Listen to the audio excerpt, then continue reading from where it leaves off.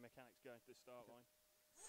Well, good morning everybody. We are RC Racing TV. We're here thanks to Jeep and TKR Graphics. We are here at the 1/8 Off-Road B Euros, thanks to EFRA, the European Federation of Oil. It's horribly early in the morning. The first race is about to start. I will pass you to James Stewart and we'll say hello properly after the first race, the 164th A final. Thank you, Nick. Okay, all the cars being taken out to the starting positions by their mechanics. Starting from pole position here, we have Pablo Ortuño Iniesta, so one of the Spanish drivers. So just waiting for the call to drop the cars down to positions. Top four positions, the important positions in this race. They will bump up the next final.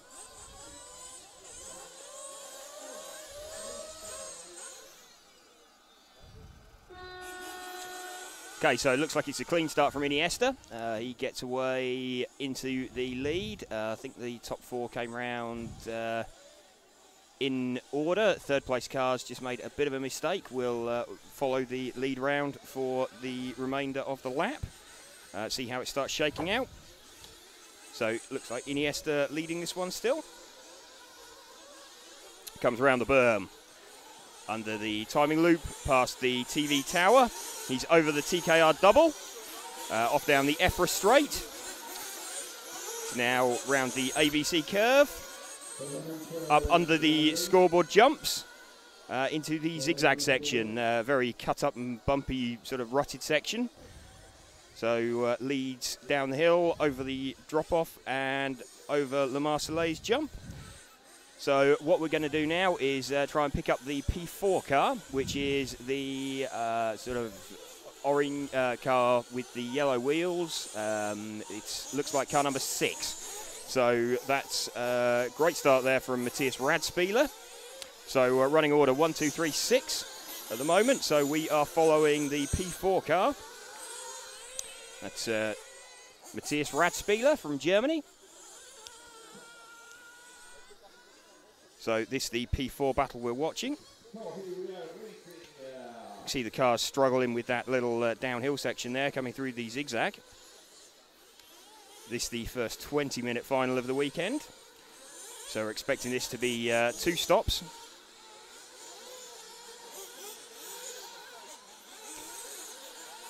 Car to watch out for maybe later is Thomas Dubois. He's already had 2 bump ups so far, so going to see if he can make it 3 in a row. For now, we're looking, still following the car of Radspieler in 4th. He's just made a little mistake. You can see cars really struggling with those little bumps. He maintains 4th place because another bunch of cars had an accident with him. In fact, I think he's running in 3rd now. So let's see if we can drop one car back. Okay, this is going to be, I think it might be Jeremy Bernadet. Just confirm that as we come round. It's car 12. No, it's Roman Agostinelli, actually, so he's popped out in 4th place. So Agostinelli bumped up yesterday, made the last bump-up place from his previous final. That being the 124th final. So currently occupying a bump-up position now. So Agostinelli, the yellow and orange car with the clear rear wing, white wheels on the car. Comes around the berm. Under the timing loop, past the TV tower, over the TKR double, and off down the EFRA straight. So Agostinelli holding that position from Jeremy Bernadet. Oh, and a mistake there from Agostinelli, so Bernadet's jumped him. So now Bernadet we pick up, who is the new P4 man. He is the white and pinky coloured car, yellow wheels, black rear wing. So we're following Jeremy Bernadet now. Jeremy Bernadet, one of the French contingent here. Plenty of French drivers. It is their local Euro, so this is car number 7. So Jeremy Bernadet now occupies P4, that vital P4 and bump-up spot. Iniesta's checked out in front. Like we said, oh, there's another mistake there. So that is Agostinelli. He is back to P4. So you can see cars really, really struggling over with the landing by the scoreboard there. So follow Agostinelli round through the Jeep turn. Now round the berm. Heads around underneath us in the TV tower, over the TKR double, off down the EFRA straight.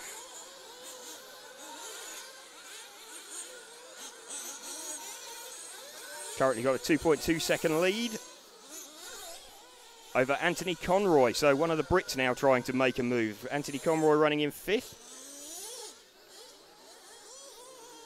So watching Agostinelli still. I believe that was traffic in front of him. It's on its roof. Let's just check he's still in that position as he comes across the line. No, Matthias Radspieler. So the 6 car.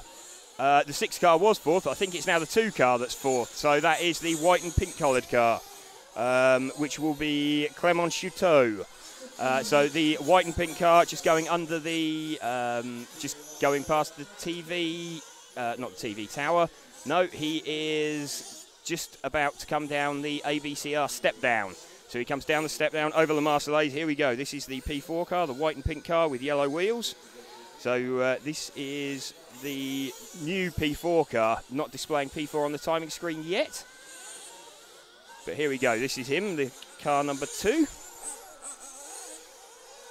So Clément Chouteau, he now occupies that vital P4. Anthony Conroy just behind him in shot. So the car just behind him is the car challenging. So you're watching here the battle for 4th and 5th position, the final bump up spot.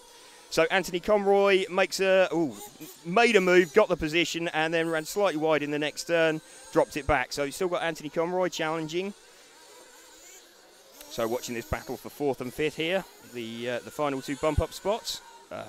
Final bump up spot, sorry. The winner of this battle will move up to the 132nd finals. The loser, their weekend is over. They will be going home. So still watching Chouteau. Closely chased by Conroy. Conroy looks like he's got some extra pace coming through the zigzag section. So fantastic battle as they go across the Marseillaise. Coming through the Jeep turn. Looks like Chouteau looks a little bit more comfortable there. So they're doing very similar lap times, but they're generating them in different parts of the track. So Frenchman versus a Brit.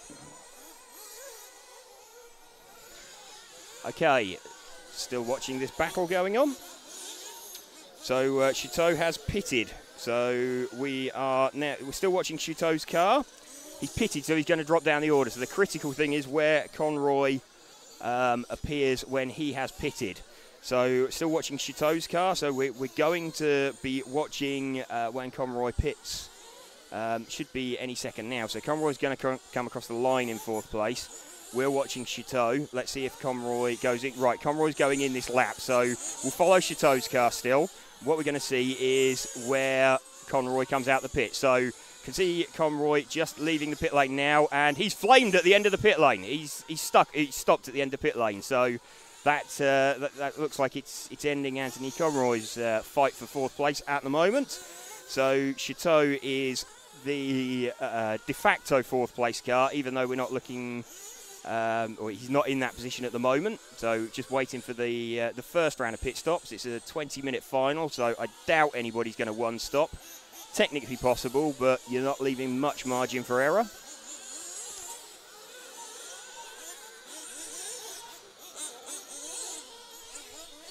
Still watching the 4 car of Chouteau on the screen. Pop back out in 4th place. So after the stops, that is exactly where we expected to see him. So the number 2 car of Clément Chouteau, one of the French drivers, just coming through the Jeep turn now into the berm. So let's see the gap he's got at the moment.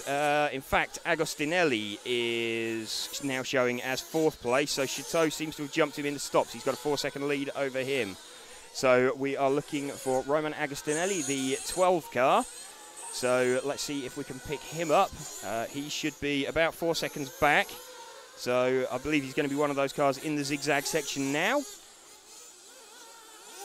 So the number 12 car we're now looking for occupying the P4. So Roman Agostinelli, one of the German drivers.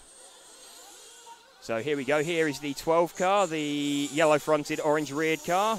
Clear wing, white wheels. He's off down the EFRA straight now. So actually, that gap between Agostinelli and or Iniesta. In fact, Iniesta's dropped back down the field. He's now showing 4th. So Iniesta, our early leader, has dropped back down the field with car number 1. So car 1 occupying the 4th place. This could start looking a bit chaotic whilst all the stops shake themselves out. So here we go. It's actually the white and pink car with the blue flashes, white wheels. He's down the EFRA straight now. Right, this is the P4 car that we've picked up. So you can see Robin Illes with the P3 or number 3 car. He is leading this. So Ortuna currently running in 4th place. He's 2 seconds ahead of Ben Billing. So another Brit after the demise of Anthony Conroy. Another Brit's picked up that mantle. What you just see in there is this battle between 2, 12 and 1 is a battle for 2nd, 3rd and 4th. And pretty soon we're going to have Ben Billing with the 4 car joining in as well. So if these cars slow each other up, this battle that we're watching, then Ben Billing is ready to pounce. So just watching as they come through the zigzag section. That's a fantastic move there from Iniesta, sorry. So Iniesta picks up a place. It's past Agostinelli. So Agostinelli now the 4th place car. So this is the 12 car. So the yellow fronted, orange reared. Oh, and there's a mistake there from Iniesta. So Billing gets a move on him. So the blue and white car, that is Ben Billing, one of the Brits. He is now up to the P4. So he's now occupying the final bump-up spot. Computer won't reflect that yet. And in fact, Billing makes a move after a mistake from Agostinelli. And okay, then Billing makes a mistake. So it's now Agostinelli in the P4. So he's the yellow-fronted, orange-reared car of those. So Iniesta's making his way through the field. It should look a bit more sensible as we cross the line this time. And it's shaken out. So we have Iniesta from Agostinelli and then Billing. So that mistake from Ben Billing, he occupied P4, then P3, then back to P5 again. So that's, in a couple of corners, that's how the track can affect you, with it being very cut up in that section that you're just seeing Agostinelli passing through now. So we've got 8 minutes of this race remaining, so we're 12 minutes in. So we're a couple of minutes away, really, from the second stop territory. You might see people starting to filter in now. They've been going sort of 7.5, 8 minutes. So any time now, it's possible to start making a stop and making it to the end of the run. So following Roman Agostinelli.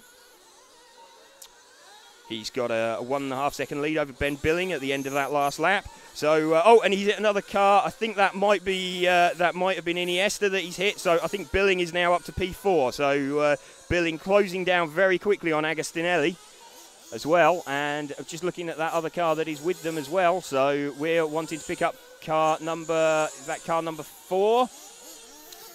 Car number 4, Ben Billing. And here we go, Thomas Dubois.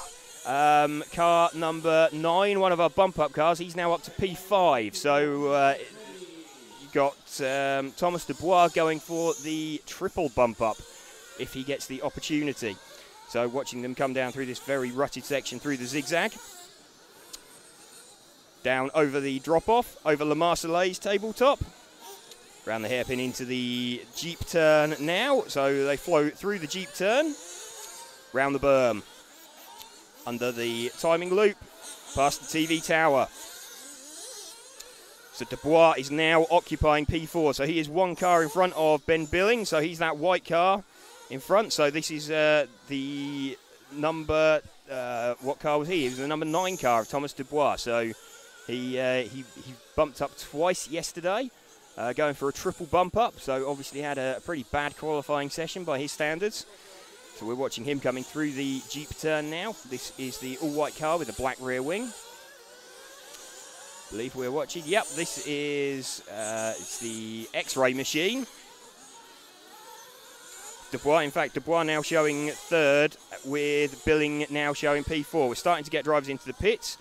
You saw Dubois just coming in there, so the positions are going to start shaking out over the next minute or so. We're into the last 5 minutes. There's a mistake there from Dubois.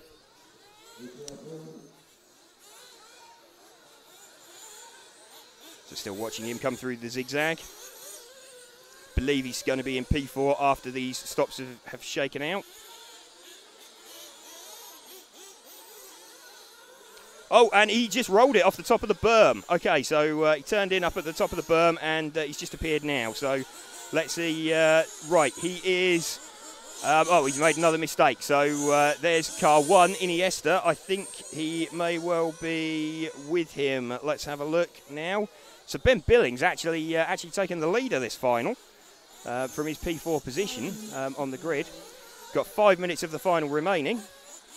So it's Ben Billing, Robin Illes, Roman Agostinelli and Clement Chouteau with the 2 car currently occupying the 4 spot. So let's pick up the 2 car this time round.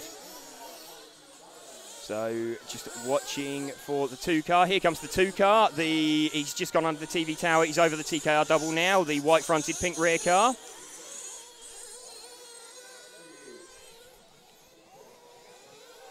In fact, Etienne Chiron, the 8 car, has now popped out in 4th place. Not sure if that's because he hasn't stopped yet. So we're looking for the 8 car. 8 car is, I think he's 1 car ahead of the car that we are following. Let's just confirm that. No, he's not. That's the car 11. So there's traffic starting to come into play. Here we go. I think this is, here comes the 8 car now. So this is the all white car. So this is the P4, P5 battle. So that's that is Etienne Chiron from the 8 spot. So we're now following this all-white car, Etienne Chiron, the French driver. So makes a small mistake coming onto, or coming down the hill onto La Marseillaise tabletop. So this is the battle for 4th and 5th we're watching between Etienne Chiron and Clement Chouteau, 2 French drivers.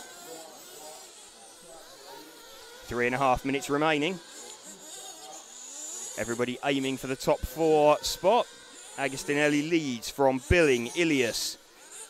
Then you've got about a 4-second gap to this battle that we're watching. Etienne Chiron versus Clement Chouteau.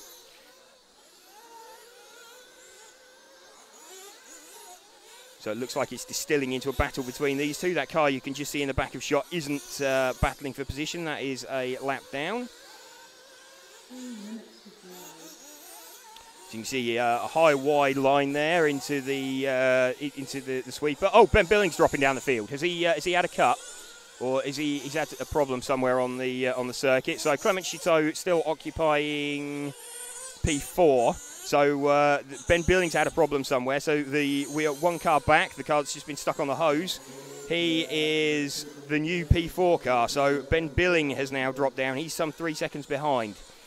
So mistake there as well from Chouteau. No, that was Chiron, sorry. So I can see Ben Billing is still running in the background with the 4 car. So he's now trying to close down this 4th place battle. So if you see in the last 2 minutes, we're watching this battle going on. You just see there in the back of the shot Ben Billing appear with the blue and white Kyosho car. So I think we've had a mistake there as well. So we swap positions. So the P4 car is the second of those 2 now, with the yellow wheels on, the pink and white car. And there's Ben Billing closing in. So Clement Chouteau can probably hear the Jaws music playing in his head as Ben Billing closes him down. 1 minute 40 remaining. So Ben Billing's going to be giving this everything, trying to get the final bump-up spot. Agostinelli and Ilias away quite nicely at the front. So we're still watching this this battle going on. There's 3rd and 4th. They need to be careful because the car you see just in the background is Ben Billing. He is the P4 car. And that was an attempted move there. Didn't quite come off going into the berm. Ben Billing sees the opportunity. That slowed them both up, and Ben Billing is pretty much with them now. So we have third, fourth and fifth into the last minute. And there's a mistake there from Billing. So hits the hose, turns the car around, and that drops him back. Okay, so we're watching the P3, P4 battle just as they're approaching traffic. So still Etienne Chiron versus Clement Chateau. So these two going at it hammer and tongs. So the Chateau now actually takes that position. Ben Billing is, no, he's far enough back. There's traffic there. We got into the last 30 seconds. I think they're going to make this lap and one extra. And was that a mistake there? That's a mistake from one car. There's a car upside down. I think that was the P3 car of Clement Chateau. I think. Just waiting for confirmation as they come round. So as they cross the line, there's into the last 5 seconds. I think one of these cars just fails to make it. So we've got a finish there. So Etienne Chiron has finished. So just waiting for the P4 car to cross the line. And Ben Billing gets it on the last lap. So that mistake from Clement Chateau, he was holding third into the last lap. And made a bit of a mistake up by the timing tower. And dropped him back. So he had it in his hands on the last lap. And then just made a bit of a mistake, dropped away. And that's got to be gutting. That's the end of his weekend. So let's just very quickly clear those and get the results up on the screen for you. There we can see Roman Agostinelli takes the win. So he makes the double bump up on there from here P12 starting position. Won that by 3 seconds from Robin Illis. Etienne Chiron, then a fairly comfortable third place in the end. Ben Billing just gets that from the very, very unlucky Clement Chateau, who had it in his hands going into the last lap and was right with Etienne Chiron and then made a bit of a mistake. So let's just show the second page of that for you. So everybody finished the final as well from the looks of things. So let's clear that. And that is the 164th A final complete. Hello, everybody. We're back. Well, you haven't gone. We're James, and it's me, and I'm just doing it. Oh, no, that's not right. You capital B, don't you? Well, that was an early morning start, wasn't it, James? It was, yes, Nick. So, ooh, what's gone wrong there? Something's gone wrong there, isn't it? Yes. We have no text. There we are.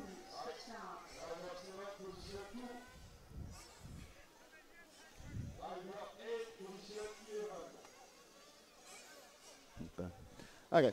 Hello, everybody. Hello. Hello. Sorry, getting rid of some water. You're allowed to drink. Yeah, okay. Yes, hello. We started at o'clock, and it's now o'clock. It's 22 minutes past. And we are with you with a plethora of finals all the way through till probably about 5 o'clock this evening. We have 10 finals back to back. This is the second one about to go off. Some practice of semi-finals, not showing that. A theoretical lunch, probably not happening. The semi-finals and Junior B, Junior A, last chance. Don't know how it works yet, got to find out at lunchtime. Yep. 40 plus, fair enough. And then the main final, theoretically, at 4.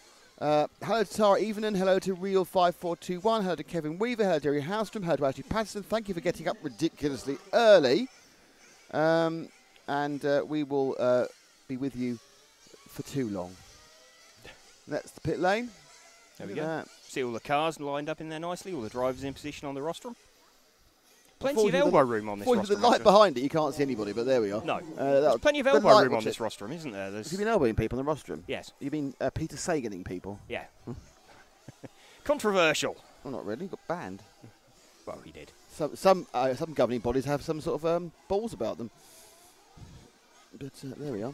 Read into that what you will. Well, no, read into the fact it's a slur to the FIA. I mean, I'm not trying to be clever. There's no cleverness involved. Okay. Okay, so... No subtlety. Well, that's not really my thing, is it? Do you happy with replays and faffing about? Yes, yeah, I can. Thank you, Smoke. Okay. Right, let's do this tango. Ba, ba, ba, da, da, da, da, da. Oh, Nick stood on my my headset. Good start. There we go. Right, we're clear. He's not managed to garrot me yet. That's to come. Yeah. There's like a bit of garrotage. No. Is that as bright as the screen goes? Yeah, there's a challenge for later when it's broken. Okay, drivers in this next final, 164th B final. Oh, first can't find the mouse of the day. We have Elias Reis from Germany, Guido Oehler from Germany, Valentin Bader from the Swiss Republic, from Switzerland, Damiano Muschella from Germany, Carl Boom from the UK, Oliver Freitag from Germany, Sven Blake from Germany, Remy Barbillon from France, Kulde Ilus from Estonia, Richard McKenzie, Cole McKenzie from the UK, Clive Mallon from the UK, and Noah Kaufman. I can't find it. I can see you can actually see the last two now. Look, Clive Mallon and Noah Kaufman. So the bump ups were Kulde Ilus, Richard McKenzie, Clive Mallon, and Noah Kaufman. And what, from my memory, even though it's only yesterday, was quite a kind of chaotic event. Now, after losing 25 minutes within a minute last time, they're now looking like they're going to lose at least 3 minutes from this one, as this is supposed to go off at 25 past. We're kind of betting that after 10 races, each losing about 5 minutes on their ridiculously optimistic timetable, lunch is going to get cancelled. Yeah, I think it will be about 3 minutes long. Which is the bit we look forward to, if we're really honest. I've got a ridiculously tangled up thing. How have you managed that? I don't know. I'll undo it when it's your go in a minute. Okay. Just pass my fizzy water, please. I've made sure I have the correct fuel for the thing. The main finals, Jerry Houseman's main finals will be on a very rough surface. Well, very rough now. And Asher Patterson, it's early. That's a bit of an obvious statement, that one. And got a cheer on the Brits. So we'll just check and see that everything's going okay. Let's look at the cars as they are currently waiting to come out. Bit of extra fuel going on. I think everyone 2 stopped in your file, didn't they? Yeah, I think everybody, no 1 3 stop. 20 minutes isn't... No, 1 stopping. No one's going to 3 stop. No. No, 1 stopping, I think you'd be very optimistic. We've seen it before, 10-minute runs. As you said yesterday, it's a holy grail, the 10-minute run, but everyone's moving away from it, aren't they, a bit? It's too narrow a window, I think. It's you've got 1 lap, I think, that you can make it in on. It's a short lap, so you think they've got a chance. Only 33-second lap. Trying to avoid treading on all the cables we have here, which is quite difficult because we must have 2 miles. Okay, so it's Elias, Oehler, Bader, Muschella, Boone, Freitag, Barbillon, Kuda, McKenzie, Mallon, and Kaufman. Off we go. We'll take off with the leaders, and let's see how Elias Reis can do. And it looks like a reasonably cool start. And someone started from the pit lane. Can't see who that was on the orange car. And already the crater area at the top of that corner there, which is just guess and hope for the best around that top corner going into the zigzag, has claimed about 11 victims. But I think out in the lead, it's the orange and car with a blue tail. And that is car 2 actually that's taken the lead. So we are running with Guido Oehler up front. He comes around to complete the first lap. He doesn't score on the scoring. And then the second is 3. So second is Valentin Bader. And then there's a go. Drop back that second. I don't stay with the leaders for a bit. Let's have a look at the first 2. They're together. They have to go. To come round the stage. This is zigzag. As you can see, it's absolutely treacherous up there, that top corner coming off the double. The second half of the zigzags are getting pretty awful as well. And then this section's really holding a bit better up over the Marseillaise. And coming sweeping through now. But that is getting a bit bumpy as well, coming into the deep section. They come tight round the berm. And they know the timing scoring, and underneath here the TV tower. It's still 2 from 3, very close. The pink 3 is that of Valentin Bader, and the 2 is Guido Oehler in these early stages. Well, in second, we now have Sven Barak in 3 and Damiano Muschella in 4. We've got two sets of 2, and we've got 3 sets of 2, because 5 and 6 of Barbillon and Cole McKenzie are close as well. The track is very difficult. I think it's fair to say that what's happened is the deterioration, and if you look, we'll come around with the lead and you can see where the track's going. There are avoidable bumps and ruts through that Jeep section. This bit's fine. There's a little bit of a bump there. And then again, coming out that exit corner from the TKR doubles, but they're fine. Now you come around the corner around the ABC, and the whole raft of ruts on the inside line, up and over the first part of the scoreboard, but this is the section that's appalling. Certainly exit from the scoreboard jumps, that downhill section, the first part of the zigzag, the uphill section after that are all pretty awful. And it really is a testament to the drivers that they aren't actually chucking it off at every single corner. Now, a slightly better lap there for our leader, Erdler. Vantin Barder in second. Let's drop back to the third and fourth battle. That's 7 and 4. And it's the light green and blue car 7. They hit the air. They hit in the air. So let's see that one again. You can do it, can't you? So we'll see that one again in the second when they hit the air, the 7 and 4, which is Sven Barak and Damian Mosquera. Let's look again. Come round. No, this is a different bit entirely, this is. Oh, no. All right, so it's okay, I know what's happened on this one. We've still got the 10 seconds delay. I rebuilt something. Sorry about that. Long wait, but they still hit in the air at the end. I'll sort that for the next heat. So we carry on now. We're actually looking at the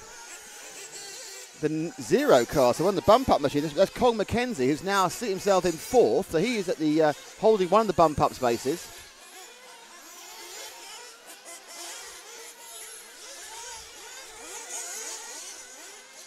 Leader is still Valentin Barder, Guida second, Sven Barak is third, Cole McKenzie on camera is fourth. Carl Boone now, the other British driver, is behind him. Now McKenzie is catching up to third, which is the 7 of Sven Barak from Germany, Sven Brake, sorry, from Germany. So McKenzie bumped up yesterday and now looking to bump up again. It'll be the 32nd final. Behind him is now car 5 of Carl Boone, and Boone makes mistakes and drops further back. So I think the extra track time probably yesterday was quite useful because you really have to work out where not to drive. It is a lunar landscape as McKenzie making good forward progress towards the 7 now. So Barak in the lighter green car is being caught by McKenzie because we've got 2 stops to come. We're currently just 4 minutes down, 16 to go. And this is the 64th B here at the EFRA 1/8 B. Brought to you by European Federation Radio Automobiles, brought to you by the TKR Graphics and brought to you by Jeep. Oh, look at that. Backed off, and Cole McKenzie moves into third there as a kind of not getting the drive with the 7 machine of Brake, and he really can't, well, he did brake actually in a way, and he just let him go. It's quite good intelligent driving. He didn't fight it. I mean, he probably knows there's so many battles before on this track as you go up and down this zigzag section that effectively having a go on one of the smoother parts is a bit of a silly idea. So let's make sure with Brake, so to drop back from the yellow car to the green and blue car, because right behind him, in fact, drop one more to the orange car. That's the 5. That's our 5th place attempted to bump up. That's Mark Boone. So Boone, I thought he was coming in for fuel then. Just kind of missed the fuel stop. A bit different from coming in for fuel, not just missing the fuel stop.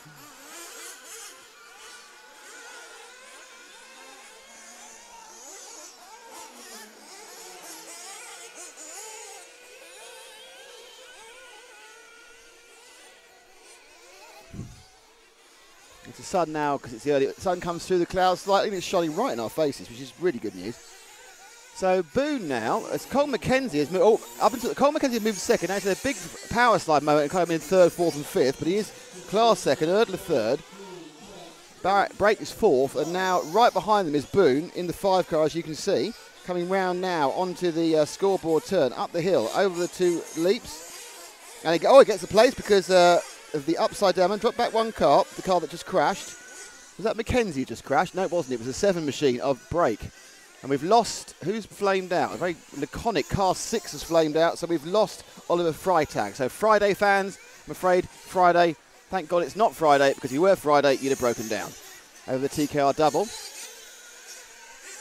And dropping back is the 7 car. Now he's going to pick up 4th place because Boone has gone in for a fuel, so his first fuel stop at 6 minutes. So all looking at 2 stops. Let's see what happens when they come round this mountainous section. The yellow car, so this is now tightening back up again between McKenzie and Brake, and Brake's got past McKenzie there. And they're battling through the Jeep section, coming through the berm. And it's all very, very wide timing as well by Brake there. And up the inside goes McKenzie again. And then he gets hit. I mean, quite a lot of ground clearance, and I think certainly take the 7 into the 7. Yep, taken to the fuel stop. So he comes in onto the pedestal. Fuel gun goes in, back down again. So ham-fisted reload there. Now the question was, did he get back ahead of Carl Boone? As all the cars now are beginning to troll in for their first stops, as we're running over 7 minutes. It's really between 6 and 7 minutes going to come the first, but they're just dividing the race into 3 and making sure they've always got lots of fuel.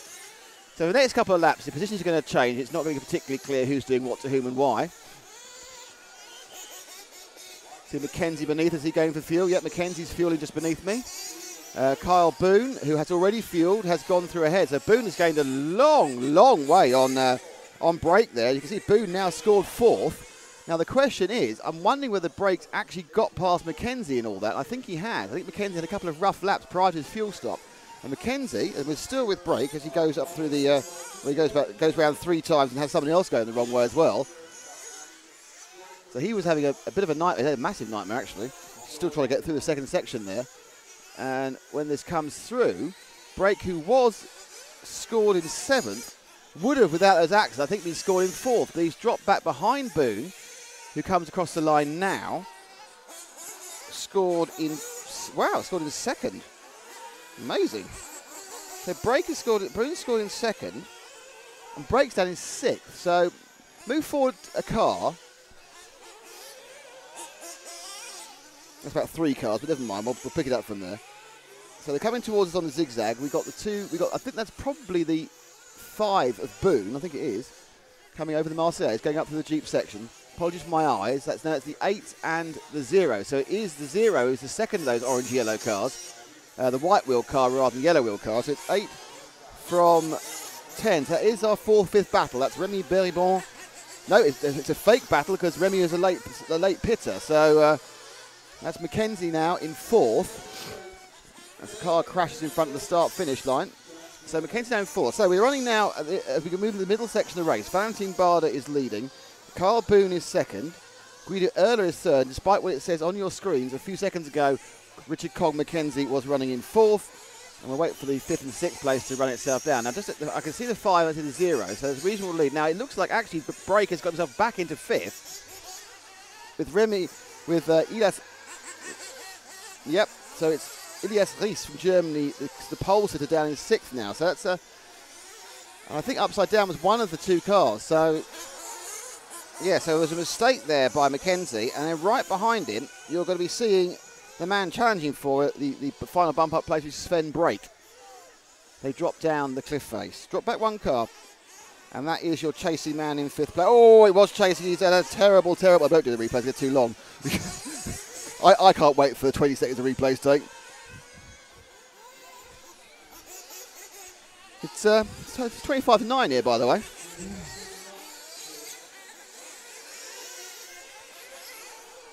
So we're just coming halfway. 10 down, 10 to go. Your order is Valentin Barder from Guido Erler from Carl Boone and Richard Mackenzie. Sven Barrick is trying to take that final bump-up place away, as is Elias Ries. Noah Kaufman is not too far behind Damien Muscala as well. They're all got within fighting distance, actually beating that final bump-up slot. As the cars streak now through the Jeep section. Very fast around the bottom of that berm. And coming through timing and scoring. As you can see, we have one just skidding off the side there. So with Breaker getting in 5th. And that car... Oh, no, car just stopped for fuel. I think there is somebody out here doing 1 stop. And I've got my eye on him. Now, either it's very late 1 stop if it is. So he's got the world's most economical engine. But I think he's done 1. His car's handling awfully, whoever he is. But I should tell you what car I think did 1 stop. Because he just came out the pits. I mean, it's no other reason to come out the pits at 10.5 minutes. And there's been an accident ahead of him. And it was actually the car number 11 of Clive Mallon, I think, is doing a single stop. But it's not doing an awful lot of good because his car looks awful as a selection of cars crash. And we now are back over at the scoreboard. So you have to go really sharp or slightly wide, because on the racing line now, there is a selection of potholes that even Northampton County Council will be proud of. So dropping off the step up and over the Marseille's tabletop. Going through the Jeep section now is the car 7. This is Sven Brake. Now, there's still trying. He is currently in 5th. He's quite on his own. There's a lapped car. It's the next car. It's Freitag's car, because flamed out as restarted. And then he has a gap of effectively about 5 seconds to Mackenzie. Tell you something, Valentin Bard has absolutely disappeared in the distance on this one. So Barder and the 3 cars having a cracking run.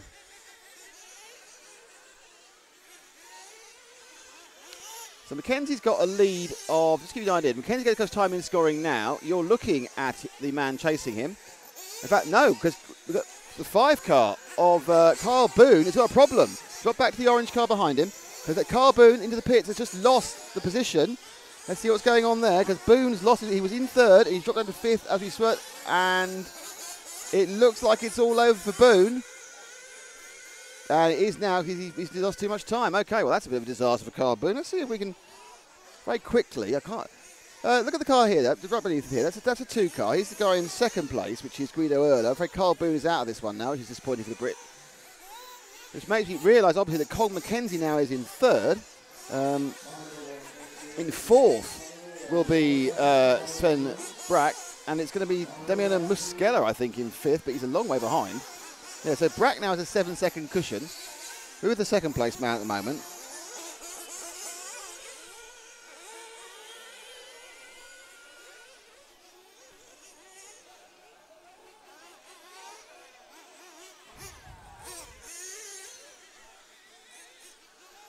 We are now about 6.5 minutes to go.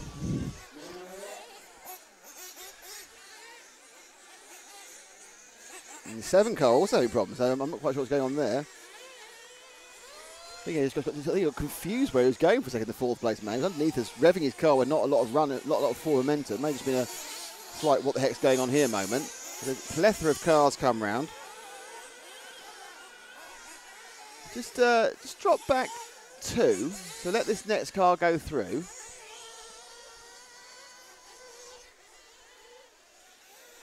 And then pick up this the Mackenzie again in the yellow and orange, just coming off a step up now and through the Jeep section. So I think what's happened there, I think Brake's got past Mackenzie. He has, and Mackenzie this is now in 4th. He's got from 3rd to 4th in the last time, and he's got Ilias right behind him in 5th. So drop back 1 car to the 1 car. So our pole man now in 5th, and as you can see, only about, well, a corner and a half behind 4th place Carl Boone. So Boone had a problem that last lap, and then we're with looking at the 5th place man taking a, and this is where the track's completely blown out. They'd already fallen upside down long before he got to that part. Someone else crashes in front of him. He crashes into him. They go up the hill, and the net result is Mackenzie's had a bit of a getaway. I'm not quite sure really what you can do about that section. It's so bad that really it's heart and mouth each time. This is not a good lap for him. He did not want us to start following him. I think absolutely sure that Ilias Reis is not going to want us in any way to be involved with filming him, having lost all that time. So we're almost 3 quarters down, 15 down, 5 to go. We are now obviously in the home of the second pit stops. So a number of cars had stopped, which might actually explain why Mackenzie dropped down. I hadn't quite noticed we'd gone past 12 minutes. So Mackenzie may well have dropped down because he picked his second pit stop. We don't have a pit stop counter on here. We have to do it with our eyes, and sometimes we look at other parts of the track. It's like, oh, that's a terrible pit exit. That is not going to win you pit exit of the year, that one. Pretty smart by the marshals. Normally we have an accident on the pits, no one's looking at you. And you sit there for hours going, I broke my car. But not so bad. That's the one machine. I don't think he hasn't had a very good lap. I'm not quite sure where he's going to pop out, if I'm honest. It has to be said that the one of Ilias is really giving it some. Ilias Reis, and I'm not sure his car actually wants to do. He's a little bit overdriving. He's right behind the 2. So my feeling is he's a lap behind Guido Erdler. So I think we are through. Yeah, it's not been good. But I think we're through the pit stops, and it is Valentin Barder from Guido Erdler, from Richard Cog Mackenzie. Barak's back in 4th again from Remy Barbillon, who is a long, long way behind him. He's got an 8-second cushion. Let's see if we can pick up the 8 car. He's going to be quite early in the lap, unfortunately. So let's just guess. Let's guess the red car coming down the zigzag now. I'm just guessing that might be 8. I have no reason apart from we haven't seen him so far and haven't said anything that it might be. If it's right, I get a biscuit. Okay? Fantastic. If this red car is car 8, I get a biscuit. If I don't, everyone else gets a biscuit. And it's not. But the car behind is, so just right at 1. The red car wasn't it, so I've lost the biscuit, but I have found the car. So I got the progress meter bit right. They're 2 together. So the yellow and the orange car sweeping in front of the rostrum now is your 5th place man, Remy Barbillon from France. 3 minutes to go. He is, though, unfortunately, 7 seconds. Well, unfortunately for him, 7 seconds behind Sven Barak, still bumping up a Valentin Bardo and Guido Erdler. Mackenzie is going to get a double bump up, so that's good news for the Brit. We've had a double bump up at every single race so far. Well, there could be a double. It was the first 2 races you could never double bump up. So far we've had a double bump. Every race has seen one person bump up from the either 9th, 10th, 11th or 12th spots.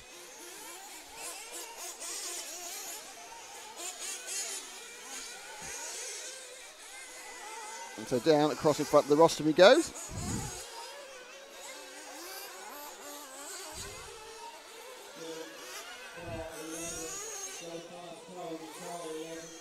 Coming back up the hill again. It is a massive hill when you've got nothing but ruts. Get too far to the left really there on the tabletop. I suppose at this point you're just happy to get round. Big puff of smoke as he powers through the G. Oh, and then he's upside down. And this is probably the end of his challenge. I would guess that at this point, as he's marshalled out of a big hole by a marshal, I would be surprised he's not. This is the car 8 of Barbini. He's now back behind Ilias Kulda. So Barak now has a 9-second advantage. Our leader, Valentin Barda, who's car number 3, I think we might actually show him, because at this point I don't think it's much of a battle for 4th and 5th, because it's 10 seconds apart. And we've got about a minute and a half, so let's give some love to our leader. Car number 3 is coming into the lap now. There he is, he's the pink car we tried to show earlier actually. That's Barda, the 3, underneath us, who has absolutely owned this race. Interesting, his best lap is nothing special. It's a couple of seconds off the best lap, but I think he's done that consistent lap of 34s a lot of the time. That's all you need. He's been consistent in the final, and he's got himself bumped up with well, quite a lot of time to spare. He's got a 16-second lead. This afternoon. Okay. Final senior, final junior A and B.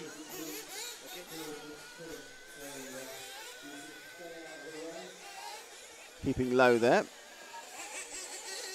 Actually, the car looks particularly healthy, if I'm honest. He's pushing it round. That was a 35.1. Second place is car number 2.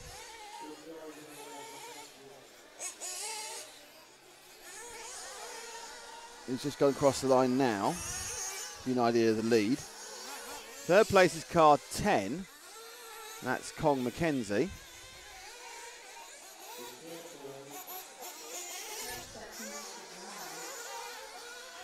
Sven Barak is just across the line. In fact, Sven Barak, who is our 4th place man, has just fallen upside down. They're getting the upside down car just back at the takeout doubles, blue and red.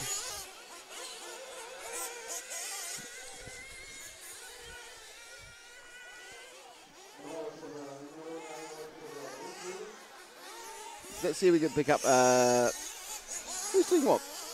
Guido Erdler. So anyway, there's Cole Mackenzie there, the yellow and orange car. He's just taken over. That's our 3rd place man finishing. So he has actually finished. So that's good news for him. So there's our winner. Yeah, the winner's finished as well. So someone's just either just gone. The 9 car just went for it in a ridiculous way and took someone's leg out. And Ilias Kulda was 4th. In fact, wow, that was why he went for it. What we didn't see was on the last lap, we lost Remy Barbilion. And on the last lap, Ilias Kulda suicided over the line to pick up 4th place by a 10th of a second from Noah Kaufman. He lost 3 seconds. Yeah, so also Sven Barak had a terrible last lap of 10 seconds as well. So just going to say you should always put the 4th place on the last lap. Absolutely, sort of reminiscent of David Ronnefaulk's move at the end of the electric final at Neo. Absolutely. Where the bin liners I took off earlier gone? That's a good question. Not sure. You didn't throw them away, did you? No. There we go. No, the used ones. All right. Anyway, that's fine for now. Well, so let's just. I've lost it already. You saw the results before they disappeared. So that was the 164th B, wasn't it? It was. And next up, we won 32nd A. So.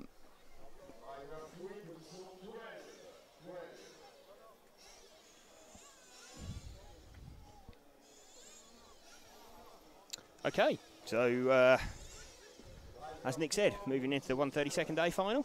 So it's a fairly quick turnaround for those that bumped up from last time. Not quick enough. Well, Roman Agostinelli, Robin Illis, Etienne Chiron, and Ben Billing out again. I just changed the South Africa file then because I put it in Chris Ness by accident. Oh, okay. Well, Ace is next away on the keyboard. There we go. Right, let's. Where have those gone? Let's have a look. In the bag. Let's have a look for you at the grid lineup for this final. So we have Jeffrey Halsema from the Netherlands, from Pole, Jonas Bauer from Germany second, Mark Heem from Switzerland third, Axel de Bar-Monclair, French driver in fourth, Theo Lemaire fifth, Graham Miller running from P6, Riccardo Paschetto from Italy P7, Daniel Jose de Silva Barros from the 8th spot, Roman Agostinelli, one of the bump-up drivers. He goes from 9, Robin Illis, 10, Etienne Chiron, 11, and Ben Billing, 12.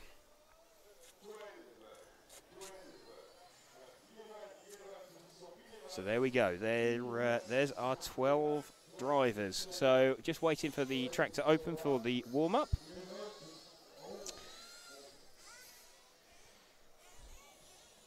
Got a couple of minutes of warm-up once the pit lane opens.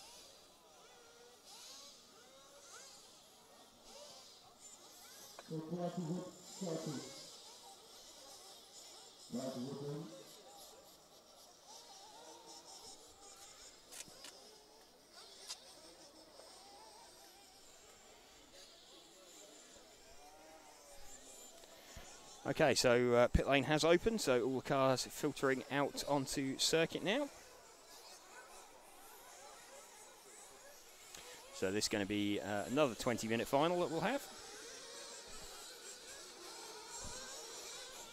So everybody heading round, these warm-up laps don't mean anything. It's a good opportunity for the drivers that haven't been out on track yet to get their first experience of the very rutted section. Of course, there's a bit of an advantage, really, for the drivers that have already been out either earlier today or late yesterday. You think qualifying down the field doesn't really help you, but it does give them experience of track involvement. Many of these drivers seeing the track for the first time since mid-afternoon yesterday. So the direct qualifiers for the direct qualifiers into this final, this is the first opportunity to see how the track has cut up.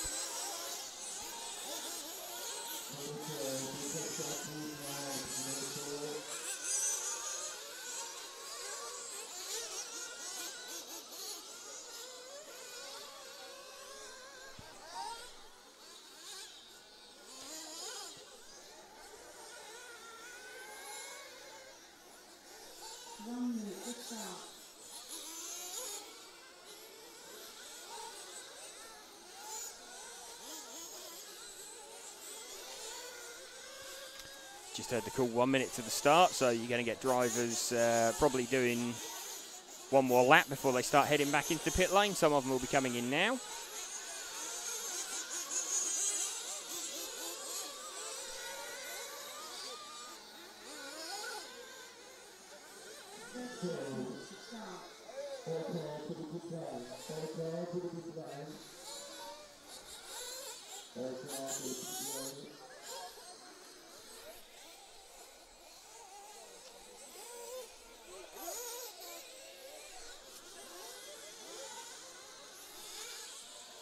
So all drivers now being called back into the pit lane.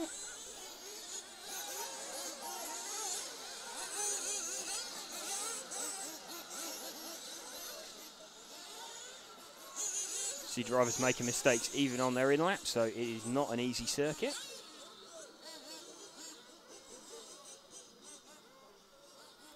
So everybody's made their way back to the pits now.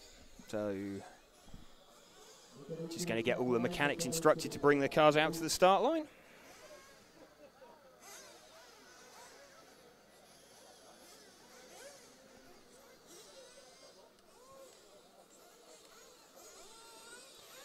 So mechanics all making their way out to the start.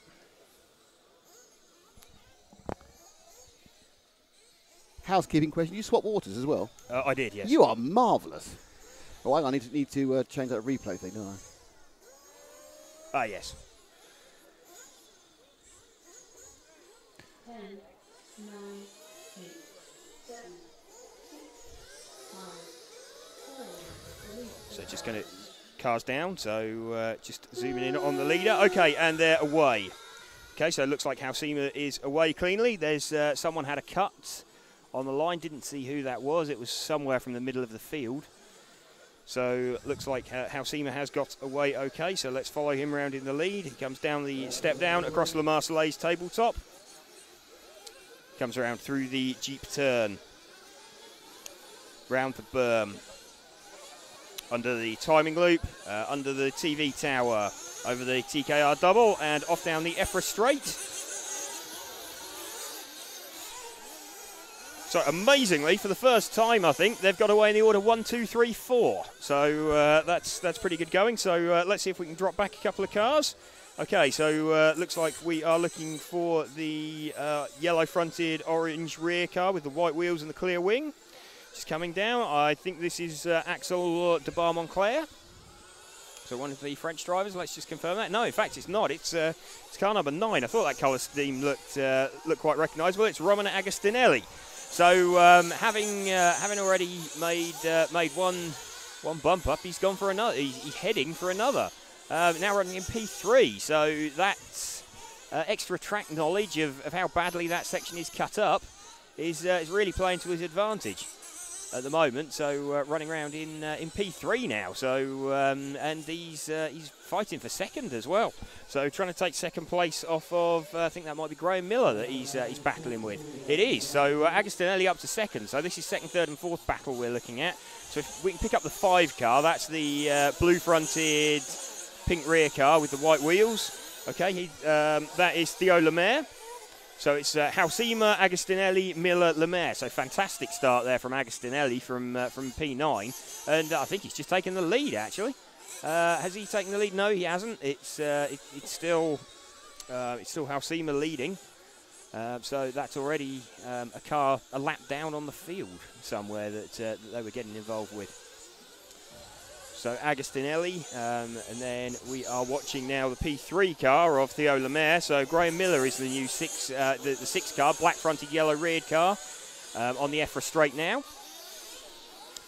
So here we go, we have him now on camera. So this is Graham Miller, brick driver, currently running in 4th place. You can see he comes into this really cut-up section of the track, gets a bit of an unlucky bump. That's Mark Heem following him. So these two battling for 4th and 5th position. Just watching them now as they come round the berm.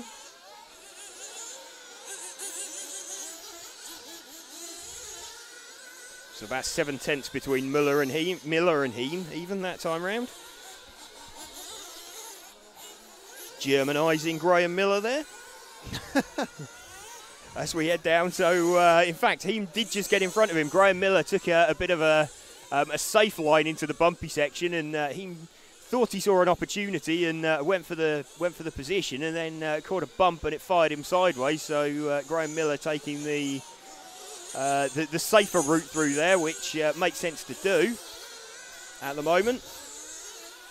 So watching Graham Miller still occupying the P4. The P3 car just in front of him, the P5 car just behind him. So close battle going on there.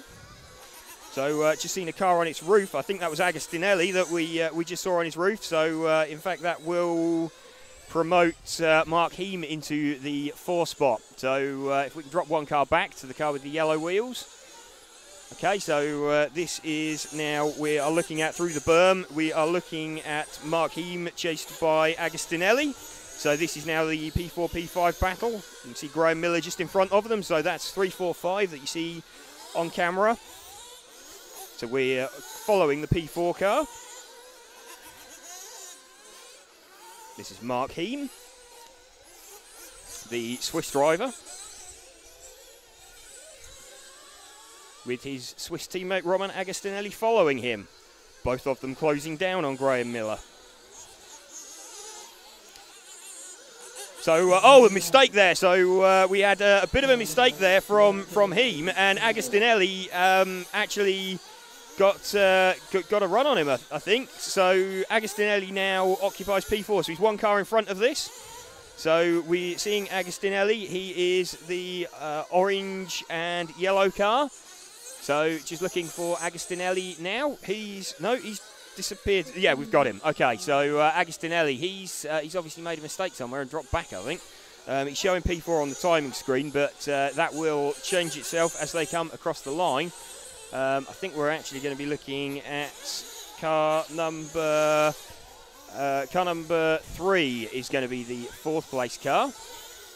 So who was that on his roof? That was Agostinelli that we just seen on his roof there on shot. So it's going to be the blue and white car, I think, that's just coming sort of down the zigzag section now, up on 2 wheels. So I think that's the number 3 car that we are looking at. Okay, he comes across the Marseillaise.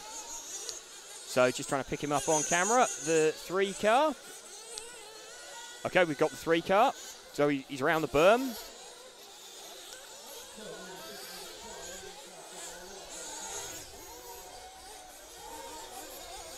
Okay, so actually Ben Billing now with the 12 cars now moved up to the P4 spot. So Ben Billing looking for a double bump up as well now. So Jeffrey Halsema, Theo Lemaire, Graham Miller, Ben Billing, your current top 4. So let's see if we can find 12. 12 is the blue and white car. He's in the berm now. So he's just under the timing loop. So here we go. This is Ben Billing, the number 12 Kyosho car there. Looking for his second bump up. We're starting to see everybody pit. With Ben Billing still showing in 4th place. He may be 3rd this time as he crosses the line, because I think Graham Miller has just stopped. But once he stops, he'll drop back down the field again.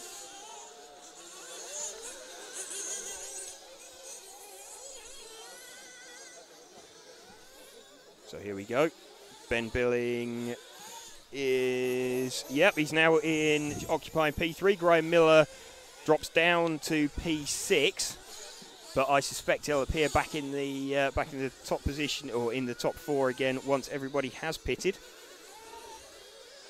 So we're watching Ben Billing at the moment, the current P3 car. So let's follow him for a bit. Comes around through the Jeep turn. Got 12.5 minutes remaining, so we're in definite pit stop territory now. So continues for another lap. We're 7.5 minutes into the final, so about this time would be the time you'd be wanting to start coming in for fuel stops. We've got about a minute window, I would imagine, that most of them are going to come in for. So still watching Ben Billing in P3.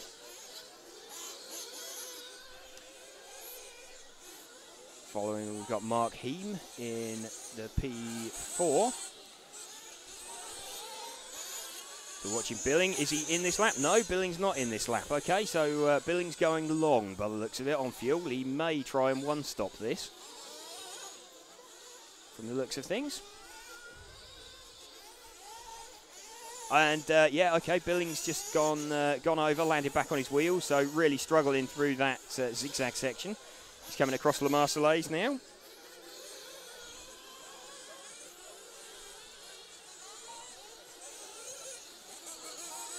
So 1 car back from Ben Billing. We can see car number 3, that's Mark Heem. He's now the 3rd place car. So just seen Billing comes into the pits. So Billing is in. So he stops at 9 minutes, or 8 minutes 45. So he has gone long on fuel. Not long enough to make a one-stop though. So he'd be looking just to sneak over 10 minutes really. Maybe he could stop somewhere around 9.5, but don't think he's going to make it to the end from there. So he will be 2-stopping. So Jeffrey Halsema is still leading this one. We are following the car of Ben Billing, who was in 2nd. Let's see where he's popped out.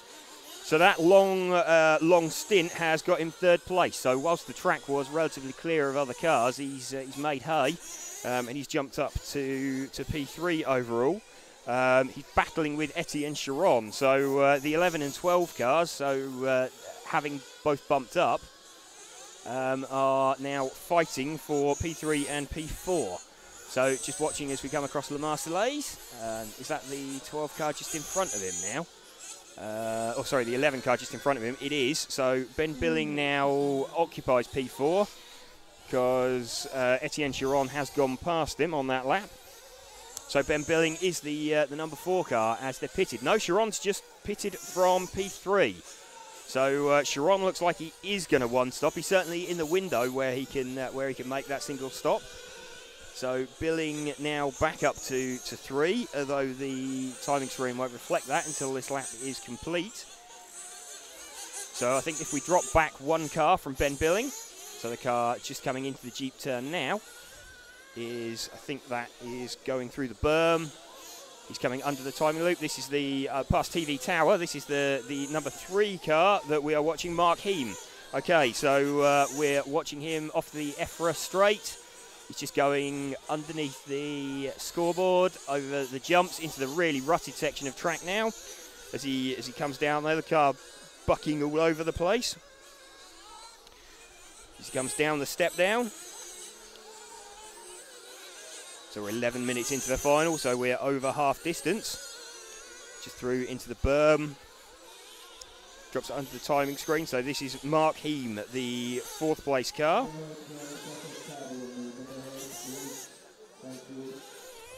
So Mark now got about a 4-second lead over Axel de Bar-Montclair.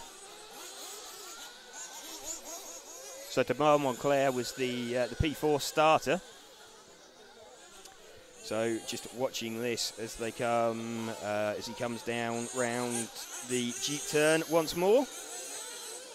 So he's round the berm. He's coming round over the TKR double. Off down the EFRA straight.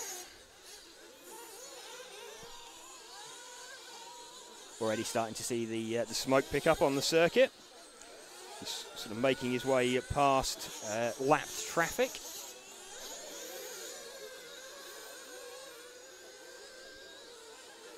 Everybody fairly evenly spaced out. Jeffrey Halsema has sort of disappeared at the front. He's got a 12-second lead. Ben Billing used the long stop strategy. He's sort of 8 seconds back. In fact, Ben Billing must have made a mistake somewhere because he's dropped down to P4. So let's see if we can pick up the white and blue car. He's just going over the scoreboard section now. And he's got the P5 car right behind him. So there we go, the P4, P5 battle. So Ben Billing's made a mistake somewhere from a relatively safe 3rd place, and he's lost some 8 seconds somewhere, which has dropped him back to 4th. So we're now watching Ben Billing with the 12 car in P4. Then we have the de Bar-Montclair following him is, let's have a look, Etienne Chiron, the 11 car is now your 5th place car, although he's some 9 seconds back from Ben Billing. So here we go, we are riding with Ben Billing. That car just in front of you in shot is the car of Mark Heem.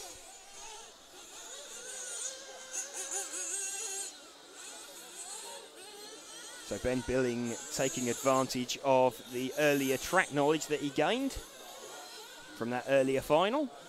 He was the last qualifier into this final, so occupied P4 at the end of his previous final. He's going for the same position again. Just watching him come through this really rutted zigzag section.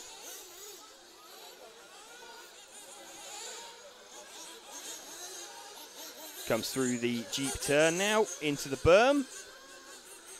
Keeps a nice low line down through that berm. Really gets a slingshot off that corner. He's over the TKR double and off down the EFRA straight. So Jeffrey Halsema's lead come right down now, although I think he stopped and the rest haven't. So I think his lead is sort of artificially small at the moment. We'll go back up to somewhere around 10 seconds. We're still watching the car of Ben Billing, chasing down Mark Heem. So this is the third and fourth. In fact, this is the second and third battle now. So we'll stick with this, because I think once everybody is stopping, I'd imagine in the next minute or so everybody's going to have completed their final stops. So we're sticking with this current second and third battle. Halseema's lead now back up to around the 10-second mark, as we thought. So he's obviously stopped somewhere. So this is the second and third place battle between Mark Heem and Ben Billing. Suspect in reality this will be third and fourth once everybody has stopped.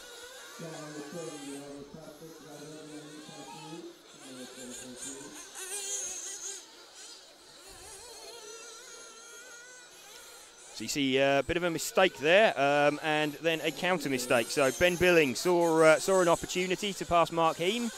Got a bit excited when he made a mistake, and then made a mistake himself. That section really is treacherous. I think there's one line through it, and if you deviate from that because someone else has made a mistake, you just end up making one yourself. So Billing now all over the back of Mark Heem.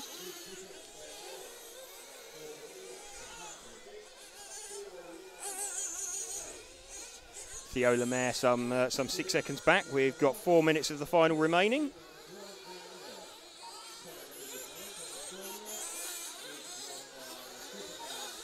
So might want to see if we can find Theo Lemaire, who is the 5 car. So let's see if we can spot him. This battle we're still watching is the second and third battle. Theo Lemaire a few seconds back. So Theo Lemaire with the 5 car. Here's the 5 car now. He's just going down the EFRA straight. So the 5 car down the EFRA straight. In fact, he's just come out in front of someone who's just exited the pit, so it'll become clear at the end of this lap who has popped out where. Just coming up to 3 minutes remaining, so pretty sure everybody is going to have completed their final stops now. So Ben Billing still occupying P3. So this 5 car that we're following, Theo Lemaire, he's actually in front of Mark Heem. So that car with yellow wheels that we saw exiting the pits was Mark Heem. So he lost out. So Ben Billing made a big gain there, or has made a big gain in the pits. So he is now occupying P2 from his P12 starting position. So he gained 10 spots. So he's going for the double bump. So Jeffrey Halseema from P1, well away at the front.